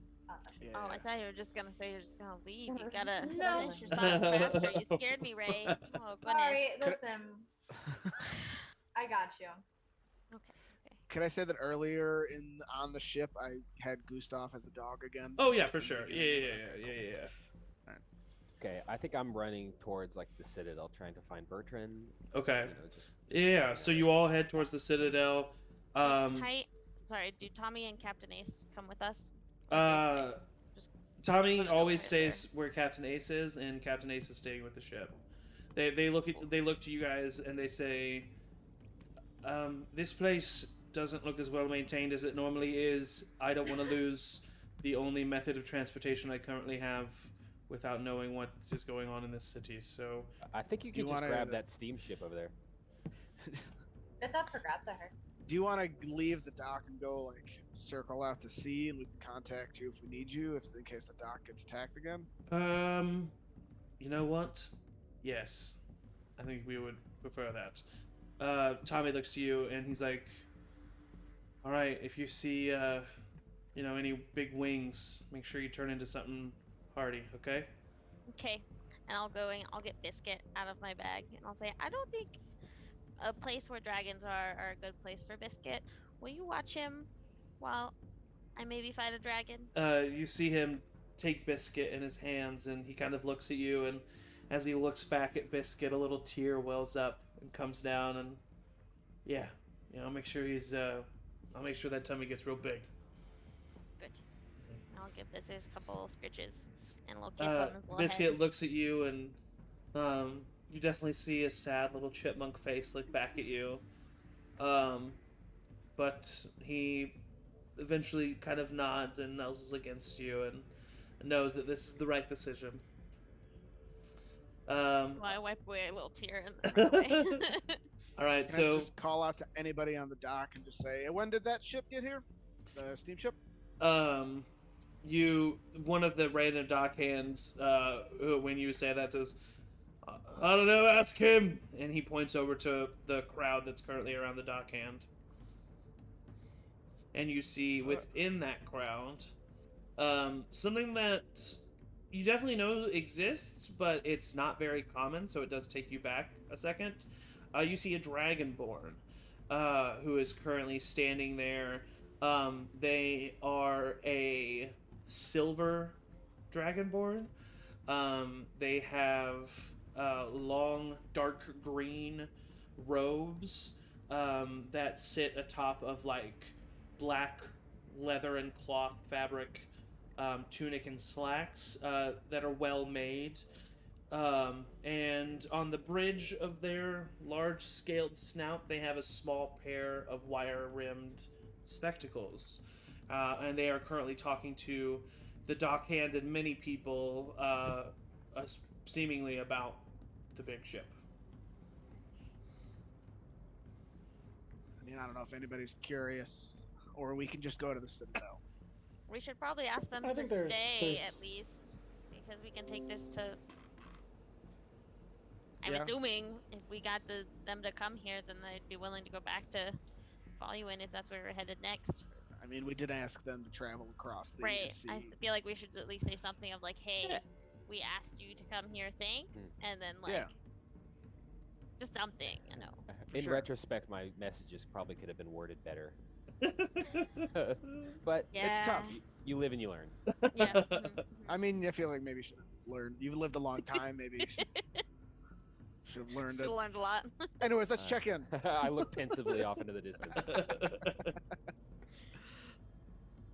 I'll walk up to the crowd. They're surrounding the dragonborn. Yeah, they're surrounding him, and as you get closer, the dragonborn's just kind of laughing and chuckling, and he says, "Yeah, so it really was just a stroke of inspiration, and it really just came to me in a dream, and I made it happen, and here it is, and it's the best ship that's ever been made, and all of you love it, and that's clear, and I think that you should, and I also love it, and so that's why I'm Gilbert?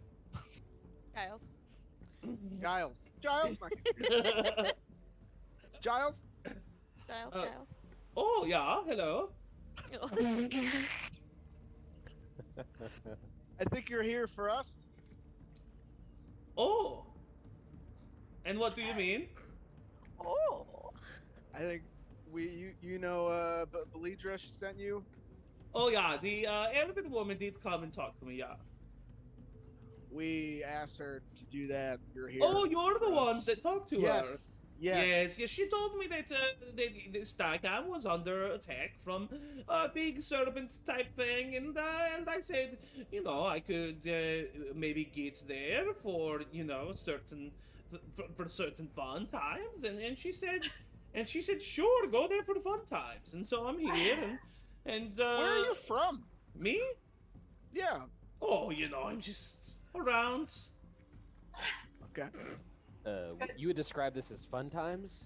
Oh yeah, yes, I love getting the boat out on the water. Always very fun, and I also love seeing new people. And yes, these people are sad, and it's all death and destruction and boo and very very sad. Yes, but it's also interesting, because it's a part of culture that I've never really seen before. You're the first person I've ever hated. Wow. Oh yeah, well, That's a like lot. D&D Wow. yachty. A D&D yacht owner. I'm sorry, I didn't mean to say that out loud. no, it's When did you arrive, Giles? When did you get in? Oh, I got in about 2 days ago, but I like to come here to the docks every day because people always have questions, yeah, and I love to brag about the ship and tell everyone what it is capable of and who built it, which is me, and how I thought of it, which is a very funny story. And if you guys want to sit around and listen to me, I can tell you all about it. Basically, one night I'll these. just look at everybody and be like, I don't think this guy's gonna be of any use to us. Yeah, no, I'm leaving. I think we just get out of here. Wait, what do you need? Do you need to go somewhere for fun times? Just or, fade back into the crowd.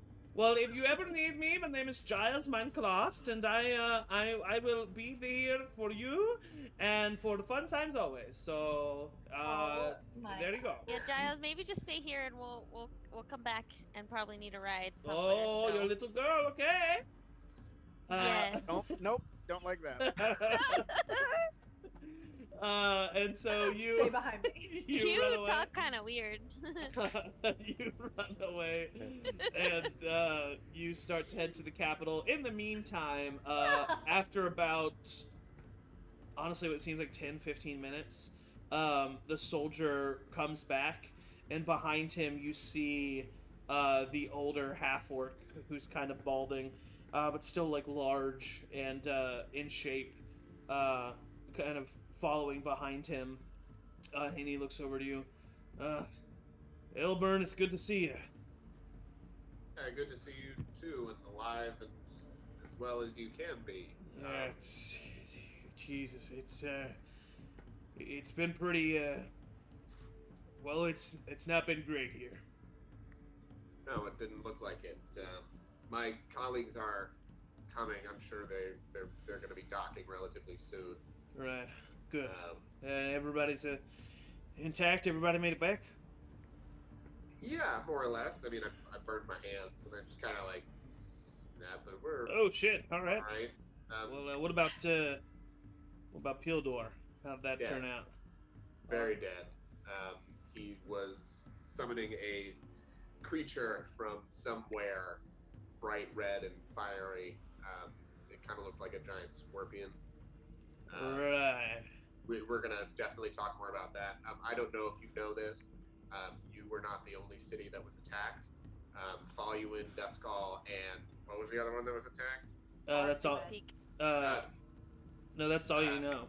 That's right. Faluin and Duscall were also yeah. attacked. There's 4. Yeah, no, we were made aware. A blue dragon attacked here. A red dragon showed up here, but then went and continued on east. We're pretty sure it's the one that attacked Duscall. And then, yes, we've heard from Faluin. They were attacked by a green dragon. These fuckers, they're supposed to be extinct for thousands of years. This is crazy. I can't believe Yeah. this is real. I can't believe I'm not dreaming. There was a 4th one that we saw. You saw a fourth dragon. There was a white one that flew over us while we were in while we were in Debus. It flew over. What direction was it going? Was it South going towards Volumen, yeah. That was going south towards Faluan. And that's when we were able to secure a ship and make our way as fast as possible to here. You're right. Well, we haven't heard anything, but that's good to know. That's definitely good to know. All right. Well, listen. I don't want to go over everything twice, so let's wait for your friends to get here. But in the meantime, there's I don't know. I'm sure somebody could use your help around here, and you kind of look around and you see that the tents are actually just like, I mean, they're makeshift infirmaries, and all of the people are just healers of, you know, magic and non-magic alike, just trying to help people. Do you remember there was another man with us? Is he an elf? Is Drigo an elf? Yeah, he is. Yeah. There was another elf with us when we got here from. Oh, right, Drigo. Yeah. Drigo. Is he okay? Was he not with you? No, he didn't come with us. He elected to stay behind. Right. Well, I've not heard from him or anything. Yeah. We tried to send, I guess, Pharaoh. Do you remember Pharaoh? The weird one. Yeah. Yeah, the weird one. He tried to send a couple messages, but did you notice if any of the dragons were affecting magic or anything when they were here? The blue one especially, it was preventing any sort of message or. I mean, that's not really my ballpark, but no, all I saw was him kicking our ass. That's fair. Was he the only thing, or were there any like ground forces or anything? No, it was just him. I mean, this city was not prepared for a dragon attack. That's not something we've had to worry about for, you know, a millennia or some sort. The ballista that we found have been made within the past couple of weeks from schematics that we found from ancient books. I mean, it's insane, the stuff that we've had to resort to. Yeah. That's tough. Well, I know you don't want to say anything twice, but I'm gonna go look for our friend Drigo out here. Is everyone here, or are we still searching the rubble? This isn't the only camp. There's one near the academy. There's one in the lower districts.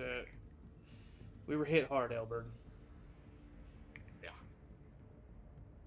Well, we'll do what we can to help.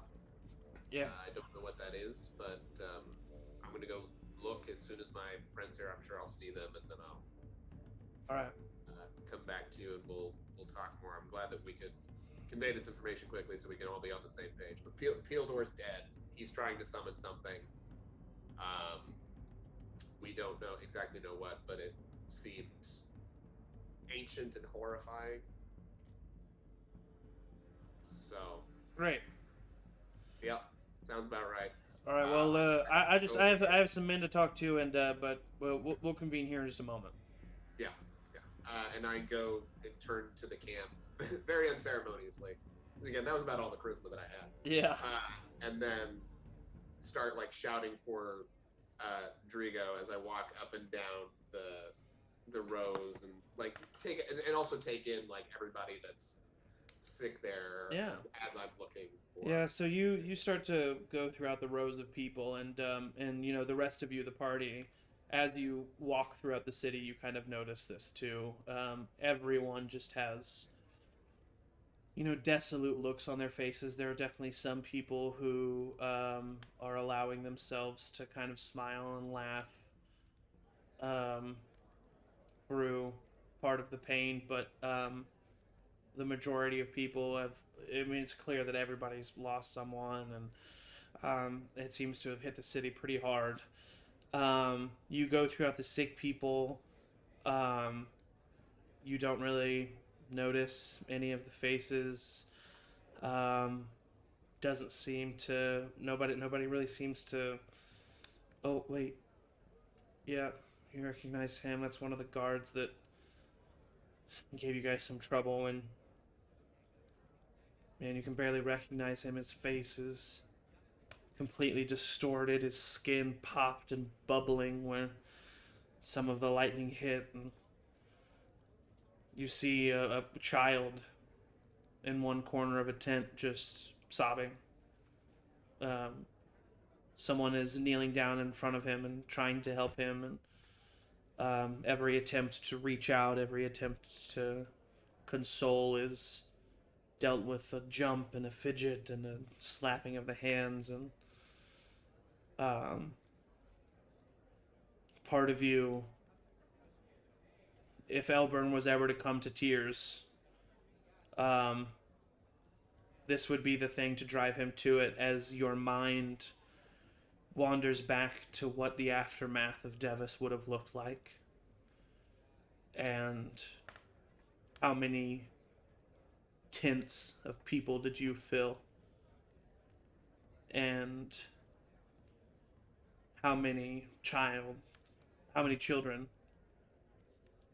did you leave crying in a corner? And it kind of stops being about Drigo for a moment, and as you focus on that, and seems like but a moment passes, but turns out to be quite several, as a hand on your shoulder kind of jolts you awake as you turn to see the face of Atticus looking at you as your party has now made their way to the capital. You fill us in on what's happening here? Yeah, it seems it was just Dragon. Yes. I asked about. Everybody's around me, right? Like they're all near me. Oh yeah, everybody's here now. I asked about Drigo. He hasn't been seen, but this isn't the only camp of. I guess you would now call them refugees, victims, what have you. I also told him all about Pildor and the thing he was attempting to summon. He's all up to speed, so all we need to do is go talk to him about. He said he had something to talk to us about. Didn't want to speak twice, but he's all up to speed. There's nothing that I left out there. I just wanted to get him and us on the same page so we can do what we can. But And as you guys are talking, and as he's catching you up, you hear the voice of Bertram in the background, as he shouts, "Oh, hey, it's good to see all of you!" And you see him kind of make his way through a crowd of people. Hey, Elburn filmed me in on a little bit of what happened with you all. I can't tell you how grateful we are for that successful mission of yours. I'm sorry that you weren't met with a grand feast, and instead this. Seems like we have more work to do. I mean, this isn't on your hands, and we're here asking for help. But what's left of us? And you see him kind of take a moment, and he shakes his head. Sorry. We're here asking for help. But it's not expected. It's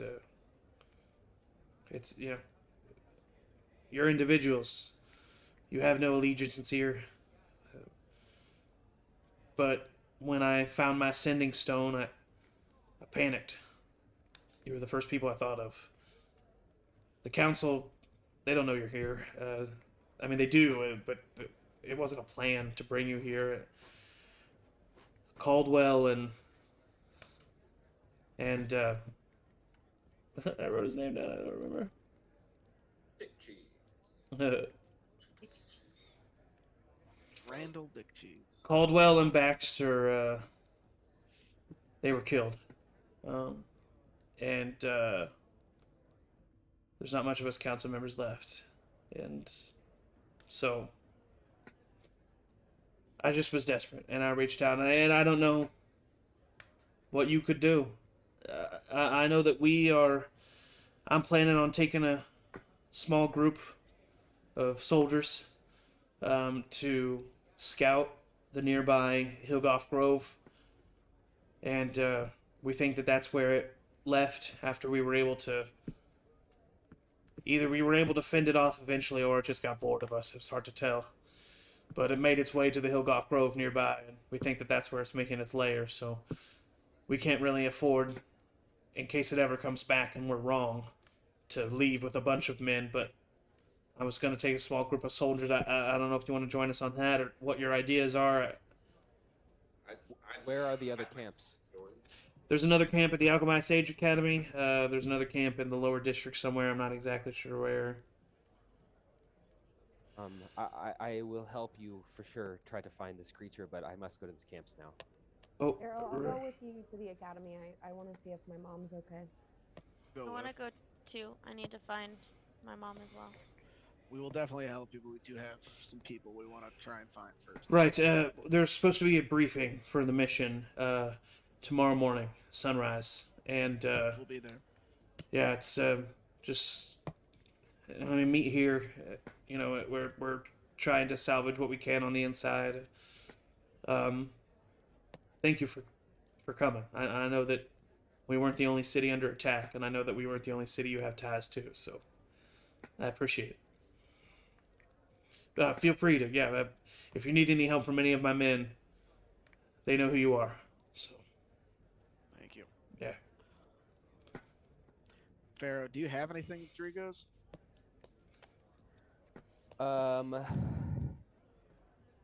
Yeah. I can maybe have Gustav, smell it and try to sniff out Drigo. While we're looking at the academy, kind of wander other places. I'm sure I've got his. Yeah, I mean, you have like a He gave me a scarf. Yeah, you got a scarf for him. Yeah. So you get out the scarf of the dark maroon cloth with slightly dark gold embroideries on the side, and you bend down and give it to Gustav, and Gustav gives it a good sniff and then looks at you, and doesn't say it with the exact words, but gets a ping of I know what to look for. All right. Talk to me when you find something. All right. I'd like to cast,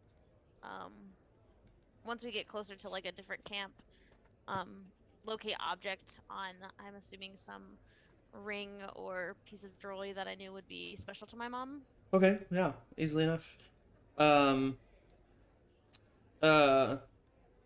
You guys are heading to the Alchemy Sage Academy one first, right? Mm-hmm. As you get closer to there, you cast Locate Object, and you don't get a ping from it. But as you get closer to the camp set up in the courtyard of the campus of Alchemy Sage Academy, and again, you just notice destruction and death everywhere. The campus itself was once a beautiful landscape, and now seems to just be charred in various jagged locations. But there is a tent kind of set up, and as you get there, Gustav kind of gets a good sniff. Roll a perception check with Gustav at advantage. I give Gustav guidance. What does guidance do? Is that just advantage? D4. To Oh, ability check. D4. You just point forward. Like, is it that one? Shouldn't drink so much. Perception. It's wisdom, right? Yeah. At advantage plus a D4. I roll a 13 twice, and a D4 is a 1. So 14, 15. 15. He gets a good whiff of something and looks at you and he's like, I think I got it. And he starts walking off. And, you, the party, starts following him. And you get to this tent where on the edge, there's just this, basket, this, long basin, this basket. And he goes up to it and starts sniffing it, and you see it, and it's just, filled with charred and burned clothes and ripped, tattered robes and stuff like that. And he seems to be sniffing and kind of barking at this basket. Drigo? Drigo! I start yelling, Drigo. You don't get a response. Do you get anything else, Gustav? Any other spot? He's just just sniffing this one spot. I walk up behind Farah while he's calling, just kind of put my hand on his shoulder. I start digging through it. You start digging through it. You realize there are no like bodies here. It's just all clothes. It's just like all clothes that seem to be ripped or torn or burned or jagged on some side. And make an investigation check. All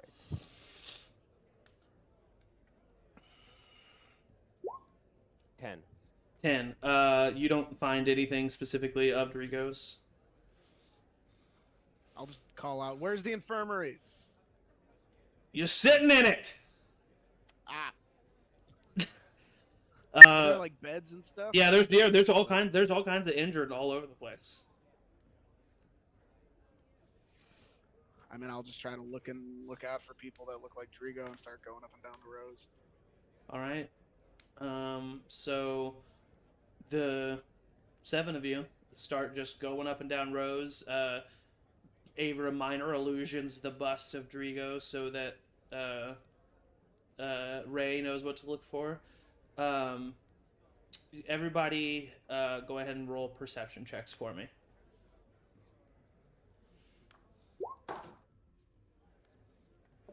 21. 16. I'm sorry. Yeah. 25. 5. 7. 21. 21. And you were 22, Elburn? Yep. So, Kelpie, as you are walking through the crowds of people, you see that there is an injured person that is not currently being tended to, lying amongst a bunch of other people who seem to be pretty motionless. And that person has long blonde hair and a masculine frame and a large bandage on one side of their face that kind of like wraps around one side of their face and then like their chest area and then their whole right arm. And you're pretty sure that it's Drigo. When I see him, I just kind of point and yell Pharaoh's name, and if he's close, grab his arm and just like run. towards He's where I probably think not close. It's Drigo a is. big campus, but Pharaoh, I would say that you hear her scream your name, Yeah, I and run so over. does everybody else. And you run up, and you see the site that I just described for Kelpie. You see what looks to be Drigo lying motionless on a makeshift cot, with half of his face currently obscured with relatively bloody bandage, his chest wrapped as well as his like pretty much his entire right arm, and he's currently laying on the bed with the bandage side up, unmoving. I rush to his side, try to figure out if he's alive or what I can do. Make a medicine check. 12. You make a medicine check, and he is alive. He seems to just currently be unconscious. I cast Cure Wounds. Yeah, Cast Cure Wounds. go ahead. All Let right. me know how much you heal him for. 12. 12. So, in this moment, you kind of remember that although it comes so naturally to you, the god or goddess given abilities that you have are something that are very powerful and something that people don't just regularly have access to. And there have been thousands of injured and hurt people in this city, and only very few people who have the power to magically heal. And so Drigo, although not hurt beyond some magical redemption, had just been a civilian casualty who no one really knew anything about and didn't have access to some of the more superior healing. And in that moment, with those 12 hit points, he and he looks up and he sees you, Pharaoh. Drigo, oh my gosh, I put my arm around him, kind of prop him up. Yeah, Drigo. you prop him up and you put his arm around him and he, Oh, oh my sorry, God, Drigo. you're here. What I'm happened? so glad you're alive. I thought the worst for many days. Have you? Just I'm stay so still. I'm so sorry. I didn't mean to scare you. I Pharaoh, a dragon attacked the city. Pharaoh, and you can see him like, kind of like, hey bro, you can see him kind of I like, was muted. you can see him kind of like coming to and realizing what has happened and realizing that time must have passed. And he looks at you. Wait, how long is it? How long has it been? How long was I out? I think it's been weeks since the dragon attacked. Oh my God. I'm so sorry. It's all my fault. You shouldn't even be in this town. No, Pharaoh, it's fine. No, I'm just so glad to. And you can tell that he like works past the pain to give you a hug, and then he kind of leans back and looks to the rest of you, and you see a big smile appear across his face, and he looks at you all and he says, "So you got the bastard, huh?" We got Peeldor. Good, good. Uh, man. You need to rest here. And you see him kind of like for the first time. Pharaoh, why is my face covered? Why can I only see out of one eye? You've been injured, but it's okay. It's okay. I'm here for you. Just take it easy. Okay. You don't need to get up or go anywhere for now. I think But- you're in good hands here. Okay, should I? Wait, I should get up. I should do something. I should tell my family that I should. Are you? Why is my face like this? Why? It's okay. Pharaoh, it's why can okay. Pharaoh, why can I only see out of one eye? Pharaoh, what's going on? I just like embrace him in a hug and I say it's okay. It's okay. Everything's gonna be okay. He hugs you back and just kind of takes a moment to breathe deeply and okay. And you see him kind of just fade back into a slumber. Yeah, I don't say anything else. I just sit there for a little bit.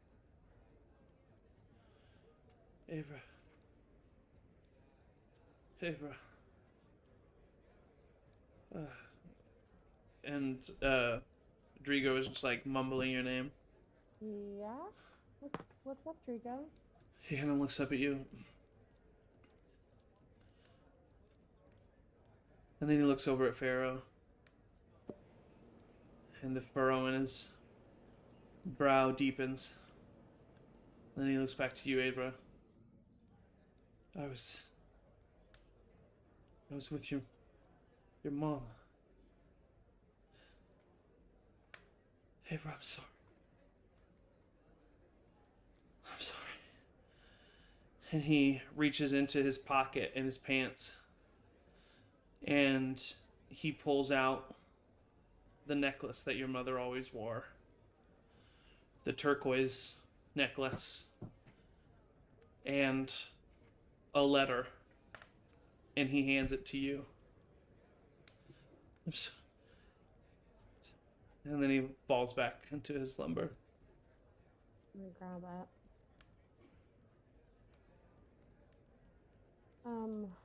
Okay. Should we try to find Kelpie's mom? Yeah, do you need what is You a okay? moment? No, I'm good. You sure it's okay not to be okay? Mhm. Atticus did teach me that. Do you read the letter, Avra? Not right now. Okay. I've been casting Prayer of Healing. It's 10 minutes. Okay. While this is Yeah. happening. And Yeah. I choose 6 creatures. I'll choose Drigo, and then just 6 other people who look kind of the worst. Yeah. You definitely notice that, like similar with what happened with Pharaoh and Drigo. It's just some of these people just didn't have access to good healers and start to kind of come to, and They all get 12 points of healing. Awesome. The nurses around you thank you profusely, and it's you heal some of these people all the way up, but healing magic is different and difficult, and so like Right. things aren't necessarily regenerated, and scars definitely still exist, but you're able to bring some of these people back from the brink, and some of the makeshift nurses who are there thank you, and yeah, so. Yeah. Emily, I'm gonna send you in Discord what the letter says. You can choose to read it when you want. I beat up Abra, take the letter, What was Where and then stab where was Abra your in the face. mom, Kelfie? Have we met your mom? No, I didn't tell you guys a lot about her or that I tried to find her before we left. I left her a note. She's a singer and a performer, and she was performing at the tavern here, but I don't know where her house is or where she would have been when all this happened. So I don't really know where to start except at just the other camps. Do you have anything of hers? I can see if Gustav can sniff her out, or I can also look. I cannot locate an object. I can see if Gustav can sniff her out. I don't have anything of hers, just some of my old toys that we played with when I was little. But I don't know if her scent would still be there Right. after a very long time. Rev would silently, because he understands having like mixed feelings about parents, but just go over and put a hand on Abra's shoulder. Yeah. Just silently. Definitely like is able to take a little bit of a deeper breath with a friend nearby.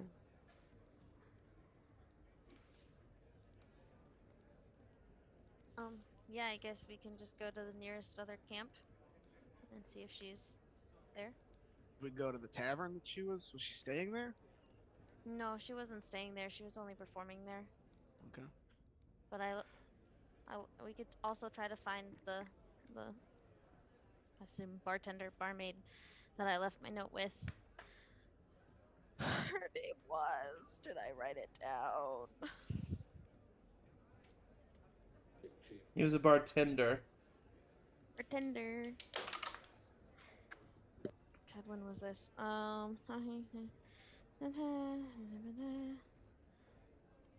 that's in Lake Peak. I'll find the name eventually, but let's go to the next camp. His name was just Fred. Was it a guy? I thought it was a woman. No, at the Brass Tavern, right? Whatever the tavern in Stagham was, I can't even remember. Yeah. The Brass Tavern. He's the father, the orc, the father of George, who owns the Brass Lake Tavern in Lake Peak. Is that not who you left the note with? For some reason, I thought it was a woman, but maybe it was him.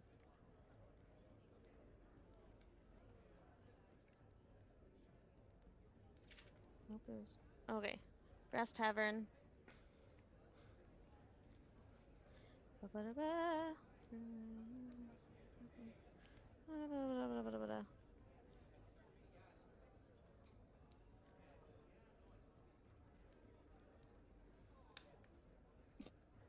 don't know. Maybe I'll find it. We'll say it was that person. I know I took notes on it. I just can't find that page now. That's fine. As you guys are making your way there, you can continue to look. I'll say that you looked throughout this camp a little bit further. Didn't find anybody other than Drigo that you recognized. You start to make your way towards the lower district. You ask around, ask where that camp is. It's in a park in the lower district. Do you try to do like a locate object or anything? Yeah, I'll cast locate object again because 10 minutes I'm sure have passed. Yes, for sure they have. So you cast locate object again, and you do not get a ping of any kind. Oh, it was the misshapen plate. That's where I went, not the Brass Tavern. Oh, yes. That was a woman. Yes. I'm pretty sure. Yes. Yeah, because I remember she said as I left that there was a song about me. Okay, wait. Rudimenter to mom, left her with bartender. Wow, I didn't take good notes. I just left a message with the bartender, and she mentioned, and I said she mentioned, Verna had written a song titled Kelfina. Yes. Okay. That was at the Misshapen Plate, and that was Yes. Yep. Got there eventually. I thought I would take more notes, but I wasn't looking for a single one line because You know, I totally get it. I didn't realize. Okay, so you make your way back to, or make your way to, not back to, make your way to this camp. You find that people are a little bit worse off here. This is not as wealthy as a town, so those of you who are healing any amount of spells you want to go ahead and just allocate towards healing, you can. You don't have to, but if you want to, you can. I cast my Channel Divinity Balm of Peace, where Oh, as an action I move up to my speed without provoking opportunity attacks, and when I move within 5 feet of a creature, they regain 2d6 plus 1 hit points. Damn. yeah, I will say this is the only the second time it's ever been Walking used. through. Yeah. Jesus touch- walk. This is only the second Touch time that. it's ever been used, but I do remember the way we did it the first time, and I said it would be used this way every time. And so in that moment, you take in a deep breath, the scar begins to glow, and throughout the deep breath, time around you just stops. And you walk amongst the group of people. You can see them, even though time is moving so slowly, and you can see them start to inhale from the deep breaths that you give them. And then you get that 30 feet away, and time begins to move again as you land in your location, and everyone is healed the amount that they need to be. You start to make your way looking throughout the camps. You don't notice anybody of. You don't find any female halflings. You don't find anybody you recognize. And the locate object never pings. Mm-hmm.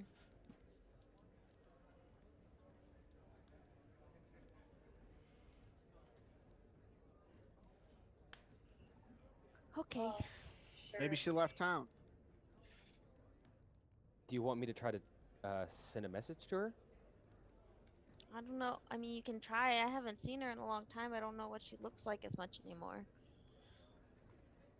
I mean, if you describe just, her general features, maybe it'll still work. We can try if you're willing to try, yeah. Of course, for you, Kelpie. So you try the same aspect of Kelpie describing to Avra how her mom looks so that Avra can create the minor illusion as she adjusts it here and there. Kelpie, make a general intelligence check to see how much you remember your mother. And it's your mom, so make it an advantage. Okay. Super helped. I got one higher. And is this... Let's saving throw around Atticus. So then that's a 15. 15, and then Pharaoh, make just a general wisdom check to see if you can land the right target. 11. 11. Okay. You try and send the message, and it's different than if it wasn't a response. It feels as if the spell itself is unsuccessful. Sorry, Kelpie. I don't know if we just have. Maybe it's just I'm not familiar enough with her. Doesn't mean that she's not here or is injured or anything, but That's okay. And I assume I would have probably been looking for the bartender as well, and I didn't see her anywhere. Nope. In our lookings, did we pass by the misshapen plate? Like, No, but you know that it is nearby.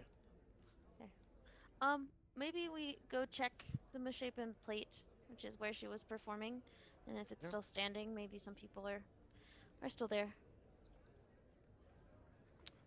I think right now our best bet is to just assess the situation. So, yeah. Okay.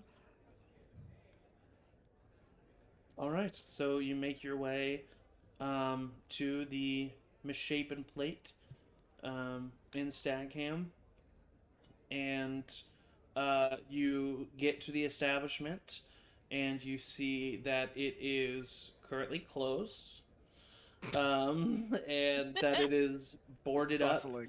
and that it is boarded up, and that it looks like the building itself like took some damage. It's not completely collapsed. No, it's not completely collapsed. It just looks like it took some damage, and there's a lot going on right now, so they're just kind of like not there. running it. Yeah, unfortunately. Can I bust the door down? I mean, yeah, you could. Is Do there we a want way? to check if there's anybody in there? Yeah. Yeah, I mean, you like it's just dark inside, and it just looks like it's not running right now. You said that it had been damaged, though. Yeah, in one of the walls, it's like they boarded it up, but it's kind of a joke because one of the walls has been like caved in. I was gonna say, is it easily accessible from Yeah. the caved-in wall? I'm still gonna bust the door down. Sure. I mean, you bust the door down and it cracks open. Come on, Ray. Hey, You could have just walked in. I I know. think it's been through I enough. know, but Kelpie's it's been dead a mother is day, on we it. No, won't- I'm just kidding. Yeah, I was gonna say. Underneath Door the opens. You Oh, knock the no. door into Kelpie's mom, Yeah. who And then it kills thanks her. to Yeah. failed She death was saving exiting throws the for door. damage, so. God Exactly, damn yeah. it. I'm so Yeah. sorry. It has nothing to do with No, yeah, you have the misshapen plate. It seems that you're not the first person who thought of this. There's like tables and chairs, but doesn't like it's all like pretty disheveled and like there's nothing behind the bar. It looks like all the bottles of liquor and stuff have been taken. Oh, damn. Yeah, was I mean it's been 2 weeks. It's been like 2.5, Yeah. 2 weeks since the attack. So Hello? you don't hear anything. I'll walk inside and kind of look around, and then just sit down, kind of in the middle of everything, and start crying. 'Cause I don't know what to do next. Well, I I'm gonna take a- go I, up to like- Kelsey and scoop her and hug her. I was about to go like there, but then I come in with a big hug too. I Yeah, scream you know, very like- loudly that crying is inferior to everything. and I Thank everyone. smack Elvern in the shoulder. Yeah. You know, there's like I- therapy dogs. If you're like huddled, they'll come and like Yeah, bust over your yeah, arms. That's yeah. what Gustav's trying Nice. to do. Oh no, I love that. So overhearing that Kelpie, like, I was not a part of your crew when this was happening, but knowing that you said that you left a letter, like, I'm gonna kind of make my way around, like, the back area of the bar to see if any sort of like notes or like stationery or anything pops out. Make an investigation check. Oh, 9. You This find is tired today. you find a small piece of paper that is in a drawer that seems to be kind of a drunk drawer, and the piece of paper has just been like ripped, and it just says on it, tell little one about Duskull.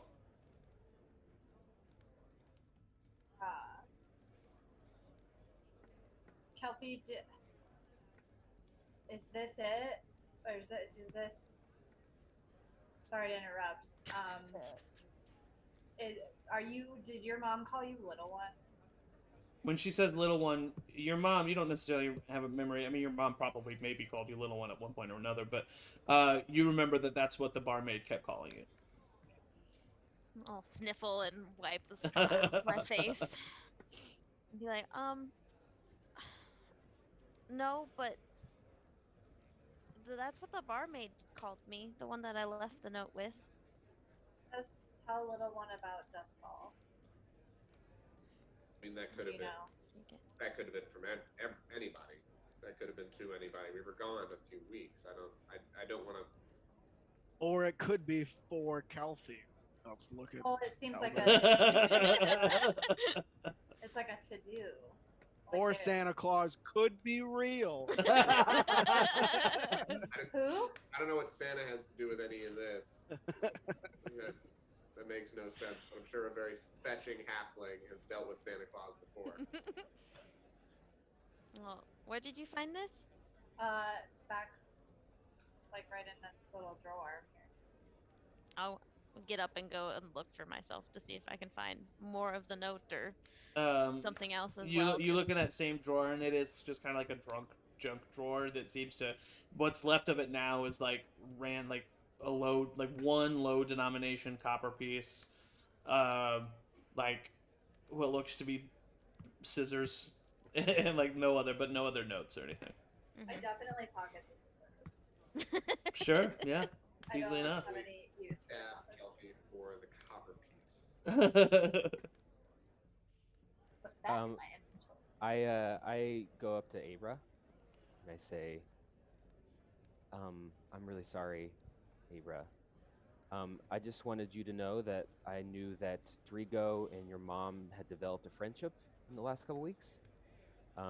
I didn't tell you because I knew that your relationship with her was a little bit, not steady or so. But and I'm sorry for keeping that from you. But I know that she probably found some joy in the last couple weeks.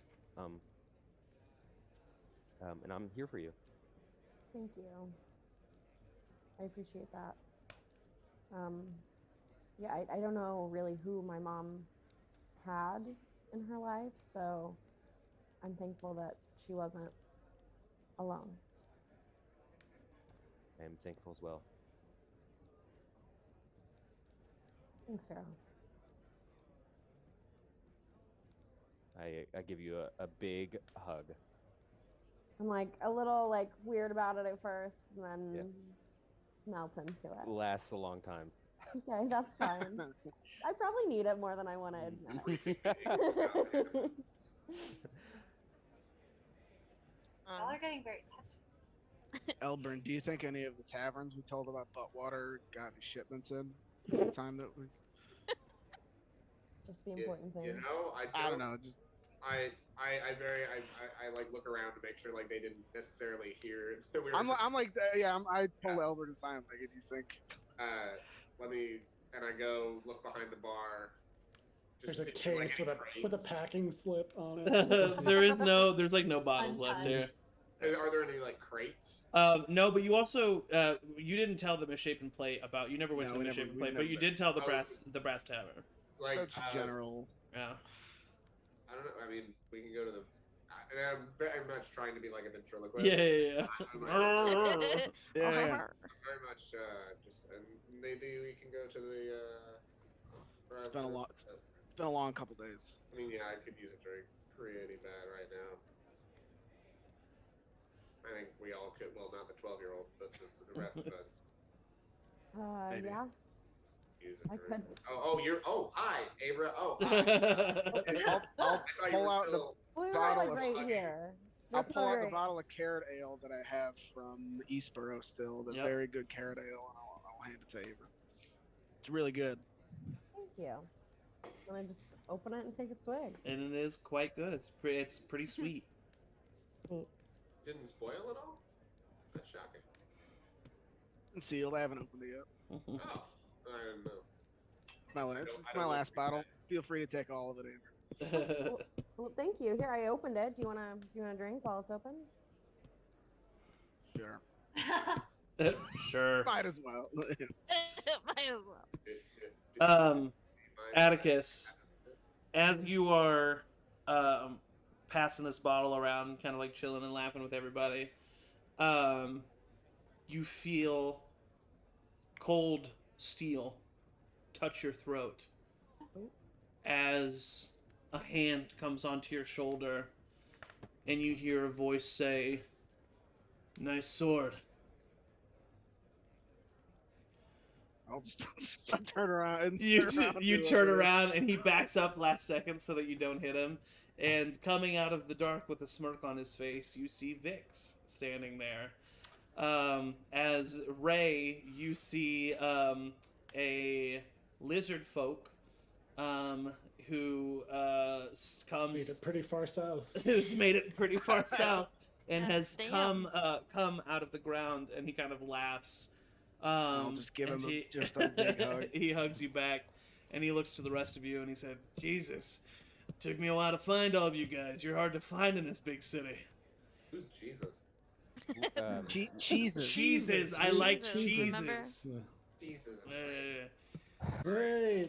Late Peak 6 plus Vix plus Ray. We're all back together again. Yeah, you're a long way from Yeah, home. who's this? Who's that? Who are you? My name's Vix. I'm Ray.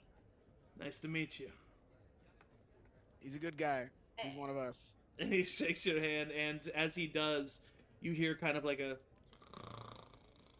from behind you, and you turn around to see, you know, the Visnian that Kelpie has turned into a few times, which is basically the raptor with like the feathers on the. You see another one of those, kind of standing over your shoulder. It's actually in the doorway of the collapsed wall, or what the doorway that has been created by the collapsed wall, and it kind of like playfully snips at you.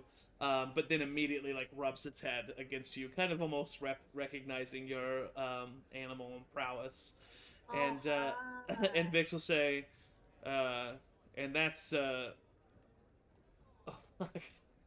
Oh god. I just looked it up. Ecor. Yeah, oh yeah, and that's Ecor. That's my guy. His name's not oh fuck. Yeah, his name's Or- so fun. I'm instantly transfixed by the sand and forget that humans are around or any other sort of being. Hello. What is it, Igor? Hello? And Ecor. Ecor. And from the side of Ecor, kind of stumbling into the collapsed building, you see a knight dressed in full plate armor with the helmet kind of tipping over his head, and then he lifts it back up, and you see the long, flowing, elegant cape of Franklin standing in the doorway of this collapsed building, who, as a gentle reminder, was the seemingly head guard of the guards that were guarding the mayor's estate in blue coat, I in wrote Lake down. Peak. Yeah. And he's looking at the rest of you and he says, "Oh, for God's sake! Thank goodness we finally found you. I am tired of walking around this entire city." How long Why has is he been everybody open? looking for us? Yeah. Yeah. What are you doing here? Vix kind of laughs and says, "Oh yeah, he came with me. I've been looking for you guys for a while."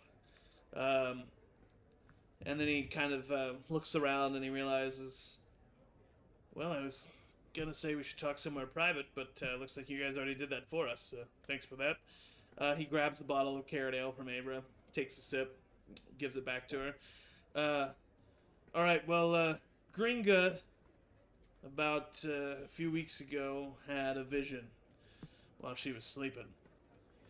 She had a vision of 5 dragons entering our world of Erubrion and causing death, destruction, and mayhem. At first, I tried to convince her that it was just some kind of vision and that, you know, it's dreams happen, but she had it every night for 3 nights in a row. And so, she wanted me to look for you, so I went to Lake Peak looking for you.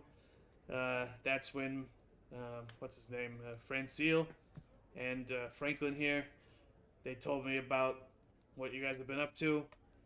Said that you're probably making your way to Stagham, or that you were at Stagham on your way to Devis. We're probably coming back to Stagham. I don't know. I just knew we had to get here to Stagham. So we were on our way to Stagham. As we were on our way to here to Stagham, dragons attacked. Turns out the vision was right, I guess. So, Well, there's only 4 dragons. If there's a vision of You 5, s- there's It 5. seems that Yeah. All there's probably signs. 5. so we decided, obviously, to just keep heading here because, well, I thought I could be of some use to you. And It's always he nice to see familiar faces. and Franklin speaks up at this moment. He says, "And I spent the majority of my peak years guarding a man that undermined everything I believed in. So I was looking for an escape." How old are you? Yeah. How old am I? Yeah, just curious. 38 When were years your old. peak- You're how old? 38 years old. You think you've passed your peak years? No, but I think He's I've 1,000. I think I've passed the majority of them. I'm a human man. How long do people live in fucking I'll live to be about, I don't know, hopefully, if I eat well, around 60, 70 years old. 6. Do you eat well? I'd like That's to think pretty so. low. It's all downhill after 30. Yeah. Wow, you've had a long downhill, man. Are you in Mariana's Trench at this point? Like, where are you at? Deep Am sea I diving in through the misery. underside of the earth? Like, Oh, that's a T-shirt. I'm deep I sea mean, diving clearly in misery. things, That's a T-shirt. That holds true for Elburn, especially. But you know. But, so, Okay. regarding the vision, have any of you ever heard of Shar? Haven't sometimes you I do Um, that when I Have go we? to I had work. an ant shard. Sounds familiar. Rev, Pharaoh, and Atticus, and Elburn. Yeah, Make- we eat a lot. Make history or religion checks, and Ava too. Kelpie, at least you're not alone. It used to be just Kelpie that was not rolling these It's true. checks. I know. Now it's just me. And Now she's Yep. not the only forest dwelling. Yeah. Literally grew up under a rock. 16 for Eric. What'd you get, Pharaoh? 19. Yeah, I was a 16. Oh, I 16. was 19. 19, 5, Rev. 18. 18. 13. So the 18 and the 19 and the 16 all know that Shar is known as the goddess of Brown stains. she's the goddess of darkness, known for being a goddess of death and trickery. She was banished by the gods for trying to unite the gods against the Great Ones, and was therefore banished by the Great Ones. And that's pretty much what you know. And then Vic says, well, in the vision, basically, according to Gringa, the reason why these dragons here, if her vision is correct, is Shar's come back. And the 5th dragon, the one that you probably haven't seen, it's apparently hers. And it brought back the other 4 dragons. That seems bad. Yeah. Yeah, I Knowing don't what like I know that. about dragons. Yeah. What I know. I will I think say. I think Angie knows. Yeah, I will say, with what you know about dragons, you know that dragons haven't existed for a very long time. However, there were rumors that up in Grasp, there were eggs that existed, one of each color of dragon, that a famous curator who you don't know the name of, he just existed as kind of a legend, a myth of a man, had found over thousands of years, and they were all dormant and unfertilized. But if anyone ever talked about dragons coming back, it would be those eggs would usually be in the conversation. And if Frey brings that up to everybody else will kind of be reminded of Belidra. And the whole reason she was originally on the ship with Captain Hullix is because she said that she had heard rumors of dragon activity up in Frostgrasp and was hiring Captain Hullix to go up there.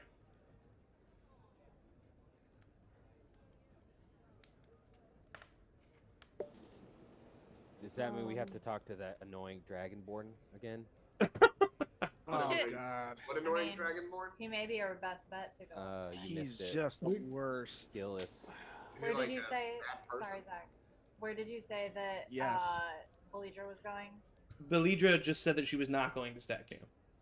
You Oh, do that's know okay. that she was from Faluin, and she said that she had family, so you can presume that she headed to Faluin. But where was she going for the dragon activity? Oh, sorry, Frost. Frostgrasp, Frostgrasp, up okay. in the north. Yeah, sorry about that. No, that's cool. But thank you for. Yeah, Now I know. Yeah. Uh-huh. which is actually on a separate continent, one that you guys have not been on yet. Yes. Well, Flex. Yeah, so Gillis was the person that Belidra knew, and he's a dragonborn, so she's obviously in tune with these dragons. She's like Is really that what a into dragons. dragonborn is? Are dragonborns in tune with dragons? It's in the name. I don't know. I don't know. I don't know a lot about them either, so I don't. Sounds being a You actually know that, well, you wouldn't know this, Kelpie, but anybody who knows basic history of Erubrion would know that the Dragonborns were actually brought here to help defeat dragons in the Dragon Wars. They're actually a different plane of existence creature that was brought here, and they find it very unflattering when compared to dragons. Which is ironic. Because they look like dragons. I think the fact that there's a fifth dragon is really like I feel the need to. I'm telling this to the group. Like I don't. We found Drigo. We know what state the city's in. I think we have to figure out where the fourth, that white dragon was heading, and then find out what that fifth dragon is. And All right, so it seems like we got three options. I'm not Bertram. I'm Vix. All right, so it looks like we got three options. Either we head to Frost Grasp and see what answers we can get.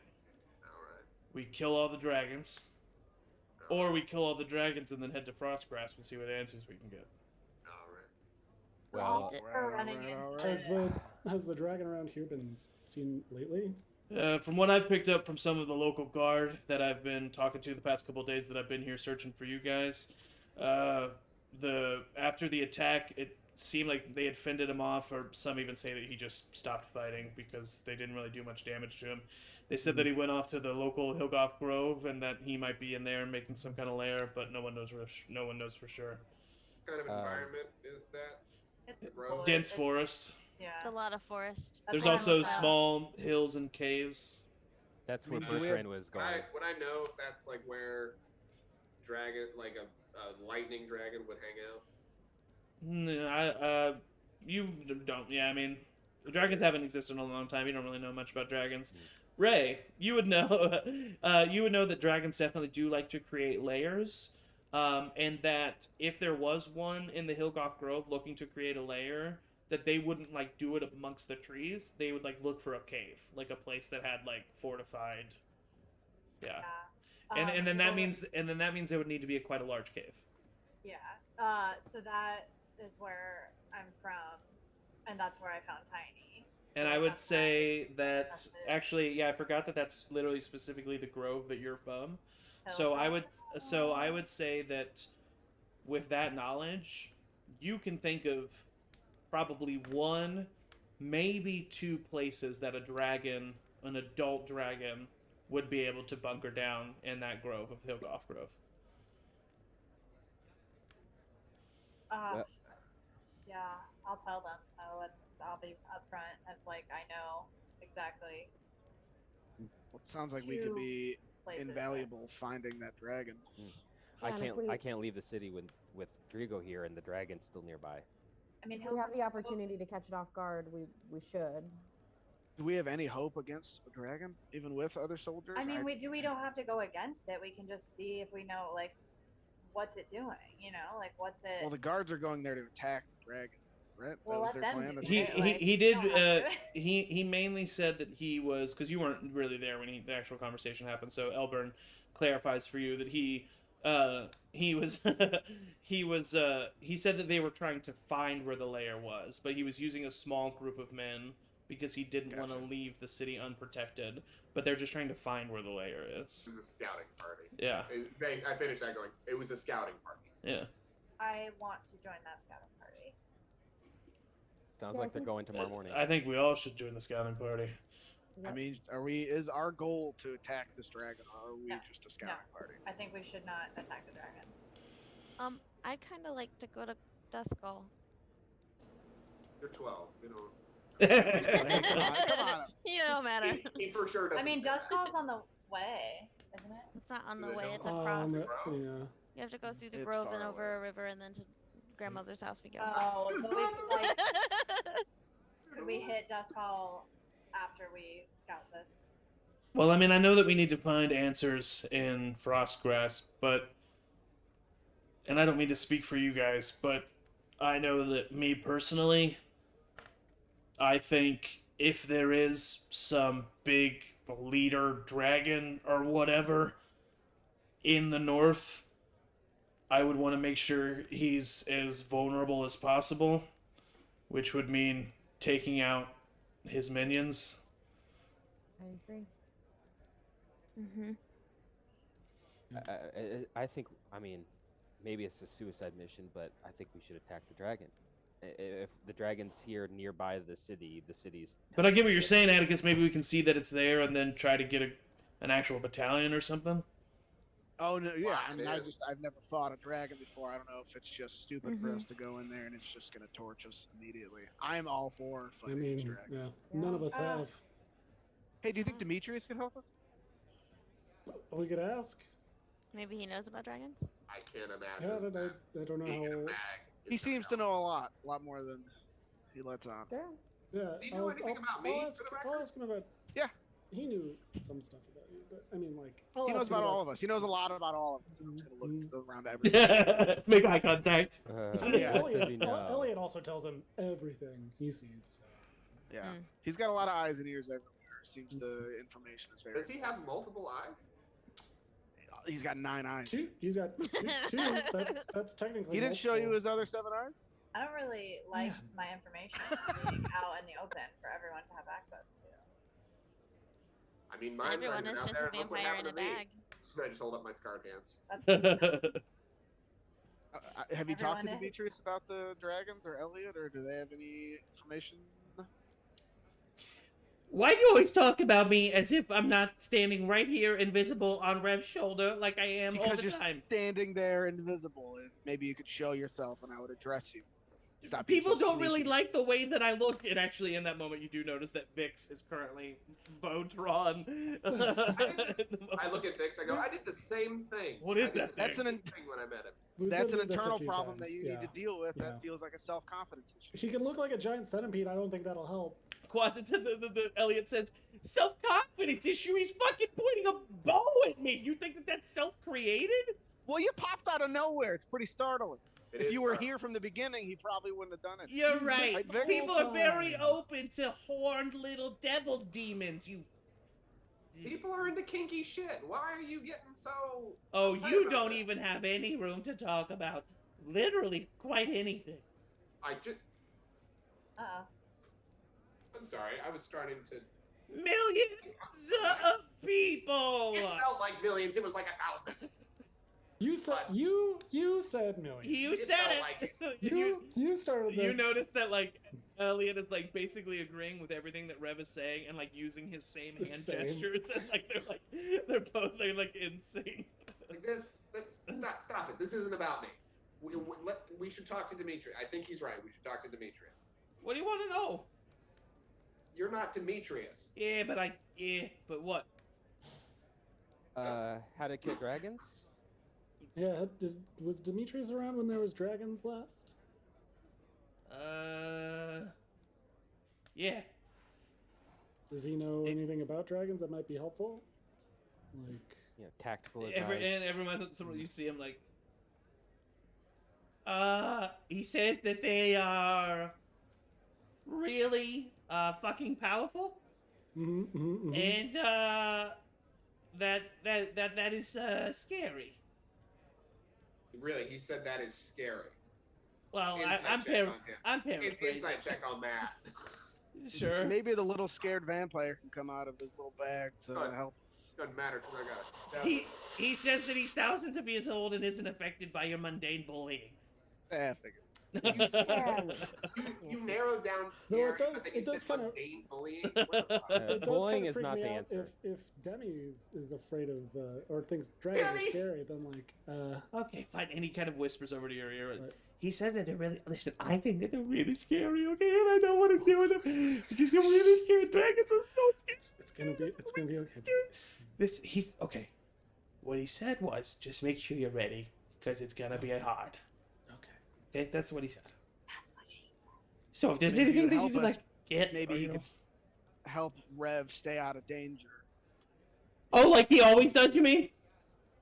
Okay. Yeah, but maybe do a little bit of extra because we're going to fight a dragon. Yeah, maybe your god can do a little bit more too. Whoa! That I'll check in with him. Okay, maybe you should. Maybe I will. Okay, then good. Okay, well. All right, good. Left your Good. family behind. Jeez, Hey, my family's safe, aren't they? Are they? Are they? Are they? Are they? They they? are. I actually just talked to them. Yeah, we did check. Yeah, if that's who you're talking to. Oh.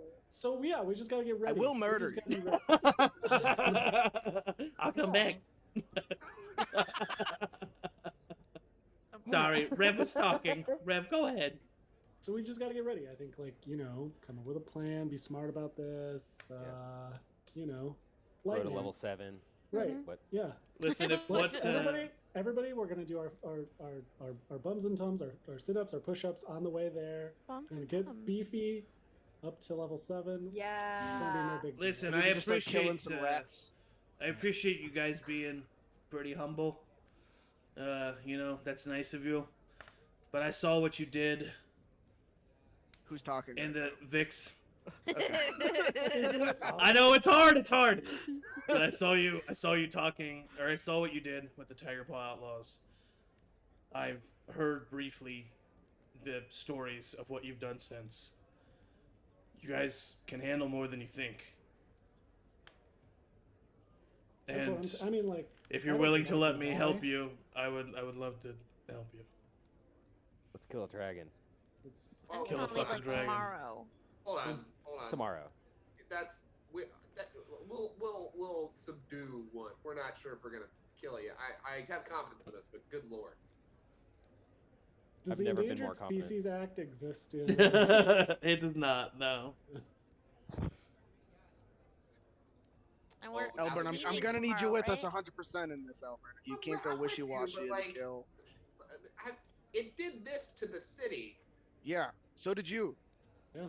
Oh. We could probably kill you too. Oh. And on that note, we are going to end the Oh my session God. for the evening as our party reunites with Vix and Franklin and connects and plans on what to do next time. Are we I'm just gonna ask you all here on stream, are we all good for next Sunday? Yay. I think we are, right? The 29th? Yeah. All right, we will be back next Sunday. Emily, I'm gonna leave it up to you. Do you want to end? Do you want to end with the letter, or do you want to not say what the letter says? Yeah, so I would have I already read it, but I would have read it before I went to bed at night.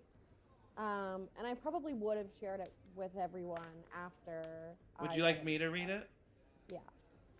So the letter to Avra says, "Dear Avra, I know you hate me. I know you will never forgive me for the way I raised you, or lack of, I should say. I always loved you. I know you might not accept that, but it's true. I just also loved my work. I didn't ask to become pregnant. It was so much for me to handle. It's not an excuse or an apology. I just want you to understand. I never meant to hurt you. I was thinking of no one other than myself and the temporary pleasures of my work. Now here I am, fired from the academy, betrayed, and alone. What good did all of my knowledge bring me? I should have made more friendships, won more hearts, crafted more smiles. Instead, I sought only to encourage my growth and the growth of those superior to me. What a waste of an opportunity. I pray to whatever gods or goddesses that will listen, that it is not too late to make memories with you. I hope that you receive this letter. I will give it to Drigo, who has visited me from time to time. He is a good man, and very in love with that pharaoh. He helped me realize that second chances are never too far gone. He told me that if he and Pharaoh can connect the way that they have after over a century, that meant there was hope for us. I will earn your trust and your friendship, Avra. You have become so smart and so capable, and yet you learned it all by yourself. I know it might not mean anything to you, but I'm incredibly proud. Your mother, Leona. P.S. Your father is on the Council of Stagham. His name is Caldwell Fletcher. He is not Pildor Swiftdream or Xavier or whatever bastard that name that man uses. I just wanted you to know that. Caldwell is a good man. Hopefully you have more of him than me and you. I only tell you this in hopes that my honesty may buy you more time. It may buy more of your time. And that is the end of the letter. Didn't you say that he's dead too? I did. Cool. Yeah. Good times. Yeah. Good day, So, Abra.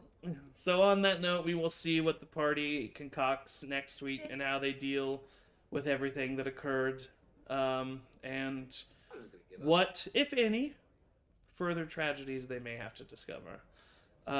In the meantime, thank you so much for watching. Stay tuned to all of our social medias at Charmed Persons for updates and further things.